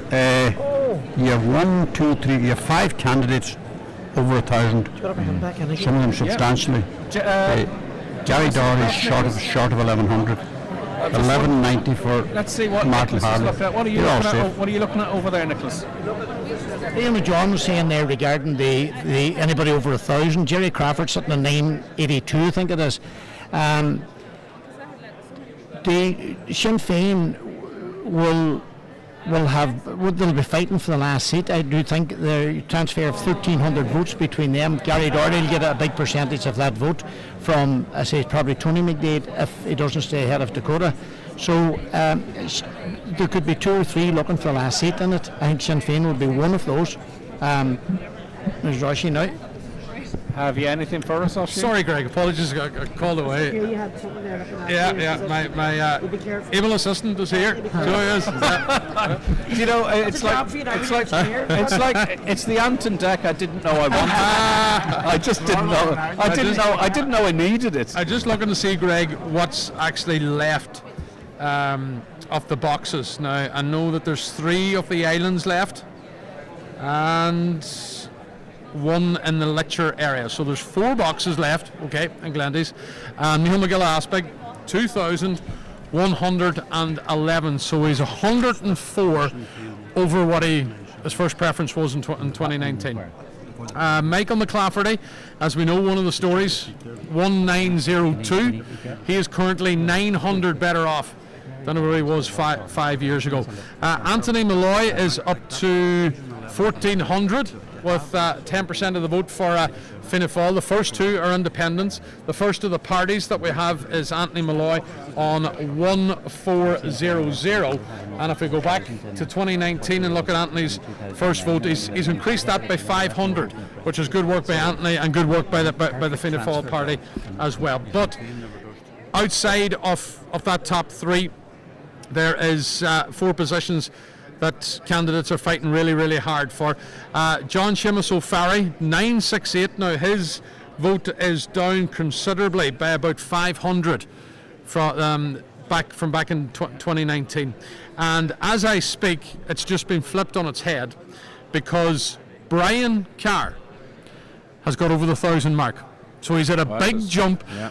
The boxes were in the Glenties general area, and there has been a huge jump. He's now gone to 1,003, and from 2019, that's now just shy of over 100 from where he was. So that would now put him in 4th position in the running, and he has passed out his party colleague John Seamus O'Farry, whose vote's down by about 500, 968. And currently in the 6th position and final seat position, the 100% 100% redress party, Dennis McGee from Maharoti, who's done very, very well, 876. But you can't rule out Kelly Rogers of Sinn Féin, who's just sitting outside the top 6 on 796, and Jonathan Stewart 778 is still in with a shout, and also on the fringes as well, Finn Gale's Joseph Malloy on 736. So those are the contenders, Greg. Brilliant. Stay where you are. I can tell you the turnout at Carnoan in Lifford-Stranorlar was 57%. And let me just scroll across here. The big winners there. 14 votes went to Patrick McGowan. We did say it was a small box. 28 votes there went to Frank McBroarty. 13 to Gary Doherty. 11 to Martin Harley. And a further 13 went to Niall McConnell. Niall McConnell, who has 7.7% of the vote across the Lifford-Stranorlar area. Okay, do I have someone to speak to? Or I do. Okay, Oisin, we're going to bring you back in, I think, for the final time, almost, isn't it? How many? You're talking a couple of islands and what? You're talking a couple of islands and one of the count centres in the Litcher area. Now that may have changed. I'll just scroll down here in front of me just to see all the way to the bottom. Yeah, we're still waiting on the Tranach Shan-Skull, which is in the Litcher area, and there's 82 votes set to come out of there. And now this is small numbers, Greg, when we're going to the islands. So Inishbofan is 56. There's 5 in Inishfree, and Angola Island there is 28. So those are the remaining boxes that were open. So we've got a very, very clear picture now as we go into those boxes how this is panning out. It's the independents all the way. Liam McGillaspig and Michael McLafferty. McGillaspig's over the 2000 2111. Michael McLafferty 1902. Anthony Malloy up by about 500. First preference votes 1400, and then Brian Carr up by round about 100 to 1003, followed by John Seamus O'Farry on 968. And as things stand, if it was to come to an end now, Greg, as we're speaking, and first preference votes alone, Dennis McGee for the 100% redress would have done a super job. He would have been in place 6 at 876. All right, a bit of a problem in the Lifford-Stranorlar electoral area in that the box 247 from Stranorlar is it's not been tallied, has it? It hasn't been tallied, so it is here. It's not been tallied. I'm not sure how influential it might be at this point, but anyway, listen, it's just more drama going into tomorrow. Well, I don't have all the information, but anyway, okay. We're joined now by Martin Scanlon. Martin Scanlon, independent. I'm not going to say you come out of nowhere, right? But I don't know what you were expecting or how you thought you were going to fare. But when we had you on, it was a very clear message that you came across with, and you've done fantastic. 1,387 first preference votes. What's your reaction to it? Greg, I am just overwhelmed with the level of support that I've got from the Finn Valley. I'm lost for words for it. I just can't express it. How did you reach the people? I don't know. I went out with a simple message, simple things that people wanted attention brought to, and it seemed to have fallen on the right ears. The people wanted a change. And you're facing the real prospect now of being a county councillor. Yeah, it's looking like it now. We're very close there now. We're not over the bar yet. But it's going to be interesting in your area tomorrow, isn't it? I think because in some cases it's clear, and there's going to be some battles there. I think there's transfers is going to play in a great role tomorrow. Just whatever way they're going to fall now. It's going to be a throw of the dice for some of them. Like some of the figures there you'll be looking at and you think they're fairly safe now, but it's just going to come down. The last 2 seats, I would say, is going to be interesting in a way. How confident were you going into this, honestly? I went in to get a seat. Yeah. Possibly the last one I was thinking on, but I didn't go in to lose. That was me. And why did you feel that you wanted to go in there? I felt like there were certain parts of our community was being neglected, and I think it needed a change. We were forgotten about. Yeah. We're the forgotten county and the forgotten area in the Finn Valley. So, and I think the people came out and they listened to my message that I gave them. They certainly did. All right, listen, we're going to chat to you, of course, tomorrow from the Finn Valley Centre. Donald Cavan is going to be there. But it looks like, well, you can sleep well tonight. Oh, I'll sleep all right now. I'll have something on to help me sleep too. Well, don't drink too much green tea. I presume you talked about green tea. Where are you going, by the way? All right, listen, thank you very much indeed. And Martin's supporters are here with him, and you can see they're delighted. Right, okay. So I'll tell you what we can do effectively now is we because box 247 from Stranorlar is not available. So that's what I'm saying. It's not available. So therefore, it'll be tallied tomorrow. It'll be counted tomorrow. It'll be tallied tomorrow. Right. So let's go through the figures then. We have. Well, is Donald there? Do you want to go through these final figures just for Stranorlar in the absence of box 247, Donald? Yeah, I mean we were. So we're not going to get that this evening, right? So this is we aren't. This is what we have for tonight. Yeah, what we have. So at the moment we have about a 51.6% turnout based on these figures. We have a total vote of 11,065 with a projected quota of 1,582. And the way it's standing at the moment, as we've said, we have Garvin Connolly on 509. That's Fine Gael. We've Jerry Crawford, outgoing councillor, Fianna Fáil, on 984. Gary Doherty, outgoing councillor, Sinn Féin, 1,151. Martin Harley, outgoing councillor, Fine Gael, on 1,200. Frank McBurty, independent, again outgoing councillor, 1,188. Niall McConnell, independent, 856. We have Rebecca McDade of Ainthu on 410. Tony McDade seeking to return to Lifford after a long absence, at present 615 Sinn Féin representative there. Patrick McGowan, outgoing councillor, 1,125. Dakota Nick Venman, 780 Sinn Féin. We've Martin Scanlon, independent, as we've said, 1,387. That's 12.5% of the vote. And then Charles Ward, 100% redress. He's 860 at the moment, on 7.8%. So right, okay. With all that in mind, then, we have 6 seats, with obviously all the caveats that are there. And anyone can jump in here because we all have the figures. Who's safe? So we can definitely say, can't we, that Martin Scanlon is safe? Yes. Okay. Can we say Patrick McGowan? He's getting his seat back. 1125. Yeah. We can say that, can we? Okay. Martin Harley, Fine Gael. Should be safe. Yeah, Martin Harley should be safe. Right? Yeah. With transfers, different things. Yeah, with transfers. Okay. So say that again, Nicholas. Gary Doherty. You're confident Gary gets through? 1151. So that's 1, 2, 3, 4. After that, does anyone want to call a fifth? Jerry Crawford. Jerry Crawford of full 984. And then Frank McBurty Jr. at the moment on 1188. Did we not call Frank McBurty? Oh, sorry, I didn't. Did we not call Frank McBurty? 1188. Well, like he is safe. 1188, he should be. Well, he's safe. Right, 1, 2, 3, 4, 5. Well, that, I mean, if it plans out like it does here, that's that then. Charlie Ward, sitting at 830, is still not out of it. No, of course He's not. not out of it, not by any stretch. Jerry Crawford is on 980.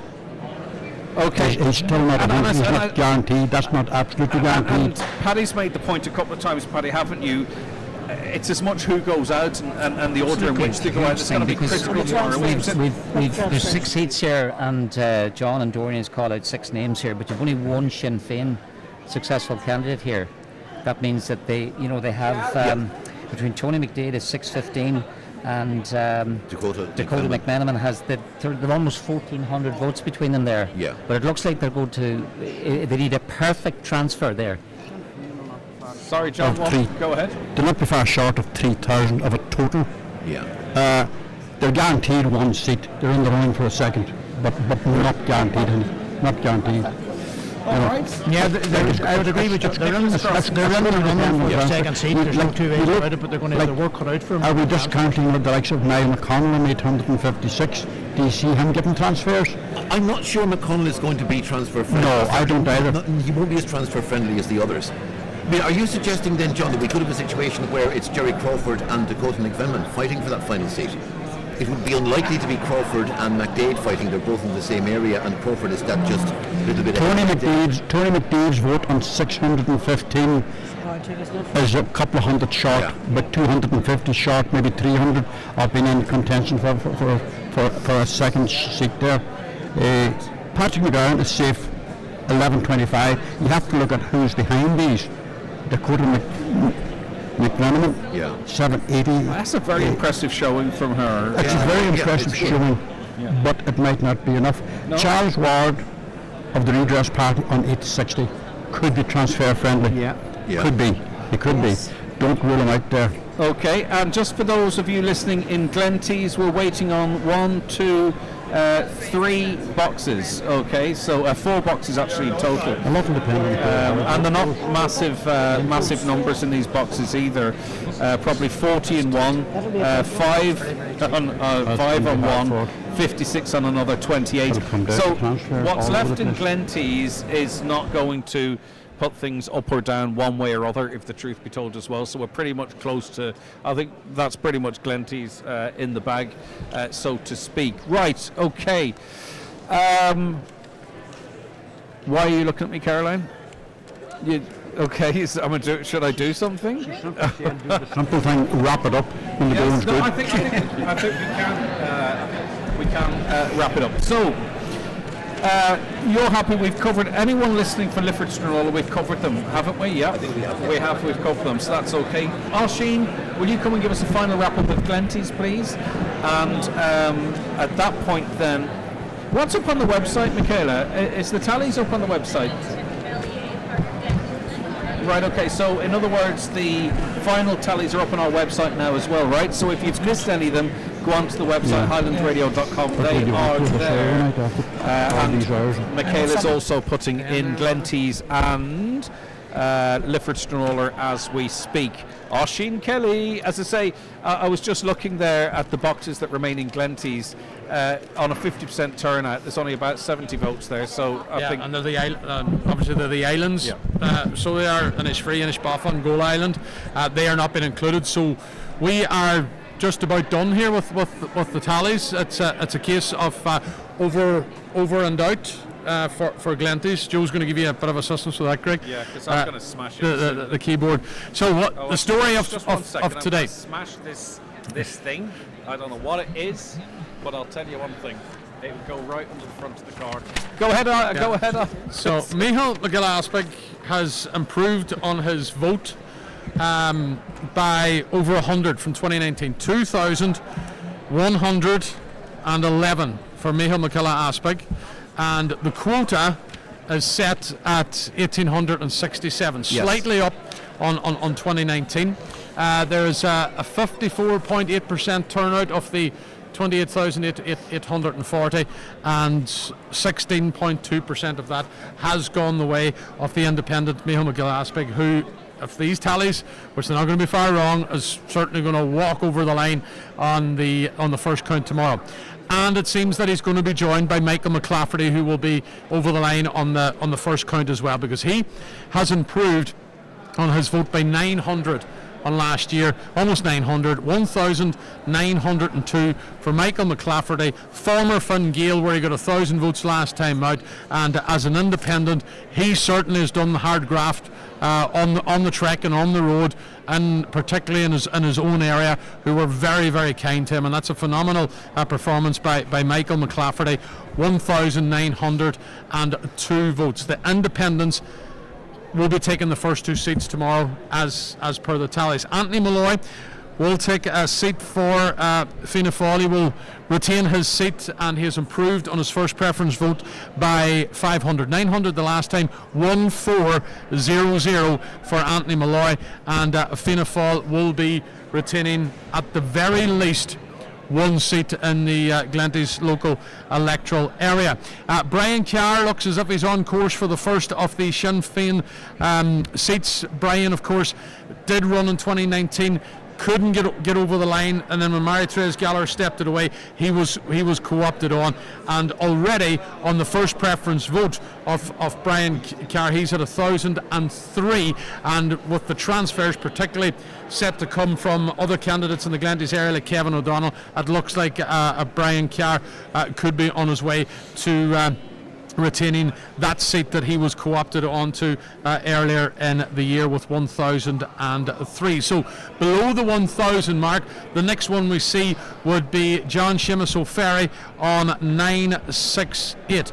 Now he will be disappointed, the Sinn Féin candidate, with the performance of first preference votes, because it has dropped considerably by about 500, Nicholas, by 500 on 2019, but he's still very much in the race with 968.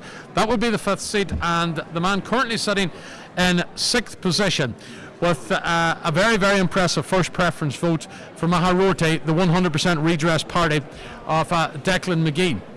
876 for Declan McGee there, which is a very, very good performance by Declan. And we said if it was to stop today, Declan McGee would have a seat on Donegal County Council. It ain't stopping today, It ain't stopping today, because a lot has to come tomorrow as well. And it's very much, excuse me, Greg, it's very much going to be based on where the transfers are going to go, and is there enough of the impact of the defective block, defective concrete, micropyrite in the area to help Declan McGee get over the line, because there is a number of candidates that are very, very close to him, sitting in the 7 mark, and one of those is of Sinn Féin, Kelly Rogers on 796. Are Sinn Féin going to take 3 of the six Nicholas seats? is saying no. Also, well, we'll have to wait where the transfers are going to go tomorrow. Jonathan Stewart is on 778.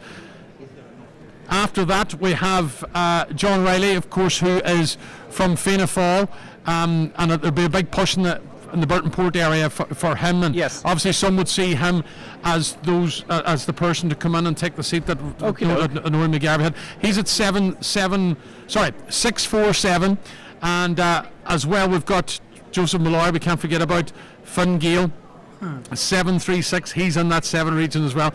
Apologies, Doreen. We're looking at these as we're going along on the sheet, and Nicholas is very much over the top of my shoulder here, making sure that I'm doing it right. Kevin O'Donnell, 568 for Kevin O'Donnell, and then we are going to drop into the 4s. 462, Michael Harkin of Into. The selected rest, we're looking at Anthony Doohan, 100, Jimmy Duffy, 290, and in 349, Anne-Marie Rogers of Fianna Fáil, and then he's itching to get in there. He's quick, Nicholas. All right, come on. I only want to see one thing in that there: the possibility that Fianna Fáil will lose a seat in that. Yeah.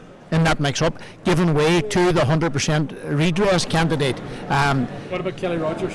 Kelly Rogers will elect John Hamish O'Farrell and Brian Carr. I don't see Sinn Féin taking. I can't see 3 at 800 votes. I can't see Sinn Féin taking 3. Okay, well, listen, we're going to get those final tallies up now. Oisín, are you finished with Glenties? That's what we have from Glenties, and apart from the islands, they're just about done. So they are. There's only about 40 votes. At a 50% turnout, there's only about 40 votes. Right, so you're going to the Highlands Hotel tomorrow, Oisín, from 9 o'clock. I can't wait. It's going to be brilliant, because we're going to be hopping between all the centres. You'll be able to listen to it live across the radio. You'll be able to watch it as well. It's going to be absolutely fantastic. We have 2,500 people watching this stream right now, and that's not even counting who are watching, who are listening on the radio, which is fantastic, and we're going to keep you right across it all tomorrow. Nicholas, final thoughts. We're in about 30 seconds. Back, Nicholas. Well, I have to say that we're going to get you 2 mics the next time. I'm very, very surprised at that. I did think there would be a few surprises, but I didn't think there would be as many surprises. Your top 3 surprises. The top 3 surprises is John O'Donnell, and Michael, the 100% redress, the vote that the surge that they got in Inishowen, and that's basically that's 2 of the biggest surprises that I have. Right. Just the other people that had huge votes in 2019 that has dropped down the leaderboard now. That is unbelievable. But the one thing about it is we live in a democracy. The people have spoke, and this is the result. You're in Carndonna tomorrow. Yep. So Nicholas, he knows his stuff. We've got access to brilliant brains here, and most of them are sitting around this table. Where Nicholas Crossan's going to be on hand tomorrow. Oisin Kelly is in Glenties. I'm blessed to be among so many fabulous brains. But I'll tell you one thing. For a fella that does sports and tech, you're pretty good at this crack as well. So thank you very much indeed. Thanks, Os. Really appreciate it. It's always a pleasure, Doreen. Well, just to say about, I'm going to ask you maybe just your 2 points for today. Well, my point is that Martin Harley is minus a box there in Stranorlar that hasn't been. It hasn't. So therefore, to me, and with transfers from Garvin Conley, I'm happier now about Martin Harley, and I'm looking forward to the two boys in Donegal. Please God, getting the transfers right and getting 2 seats there. Anything that's not to do with Fine Gael that jumps out at you? That's what I am, and I can't help it, and I'm proud to wear that on my sleeve. I am. Independents have taken over in a big way, and there's a message there that independence and people can do it. I'm full of admiration for people who put their name forward. Independents with a plan. They're the ones that are doing really well. And again... Well, no, they've got in. Let's see what they can do when they get in. No, that's different. Well, that's different. Another debate. We don't have an hour. But thank you so much, Doreen. You're welcome. John McAteer, I suppose the two things that are jumping out for you? Well, what's jumping out for me here is in the Glenties area, Fianna Fáil struggling to hold a second seat, given that John Riley and Anne-Marie Rogers have less than 750 votes, and Anthony Malloy is on 1,400. He has quite a bit to go to get over the quota. Okay. It's going to be very, very tight across most of the electoral areas. And it's going to be so exciting. Well, I suppose there's two things. One is about the relative success, I suppose, of the Michael candidates. I mean, it looks like that they have, I'm counting Thomas Devine in this, it looks like that they have 3 over the line, or they will have. And then Dennis McGee and Charlie Ward have done really, really well. They're probably on the outer margins of being in with the seat, but they're still there fighting, I suppose. The other thing is that every single local election that I can ever remember always throws up something that you can't see. And John O'Donnell, I couldn't have seen that one coming about what happened to him. He's not out of it yet, of course, but he's taken a big drop. And then just the opposite end of that then is Michael McClafferty, a phenomenal performance by him. I didn't see that coming either, because he actually might have been in commentary beforehand, might suggest that he might have had trouble being elected. But Paddy, listen, thank you so very much indeed. Doreen, we do have to go. Listen, everybody, if you enjoyed today's programming, either on the radio or on our social medias, we are live tomorrow morning from 9 a.m. for you to listen across Highland or for you to watch here and get involved. There's been a great conversation ongoing on our socials too, which has been really enjoyable. So thank you so much for all of that. I hope you did enjoy it. Michaela Clark's just putting the finishing touches to the website, by the way. So if you want to see how things have gone, it's sometimes hard to pick it up over the radio. I understand that. You can go on to highlandradio.com, but please come back tomorrow morning at 9. Either watch us or listen to us. I don't really mind as long as you are with us. Keith Fletcher, are you there? Keith Fletcher. How the hell are you, Keith? How the hell are you? How's it go? Have you got a banger for us? I've got a song called Point of View. I thought it was appropriate. Right, okay. Well, come here. Listen, thank you so much for sharing your airtime generously. I'm going to stick you on the radio on the way home. And as I say, we'll be back here at the Aura and across all the count centres from 9. But Keith, I'll let you take it away, bro.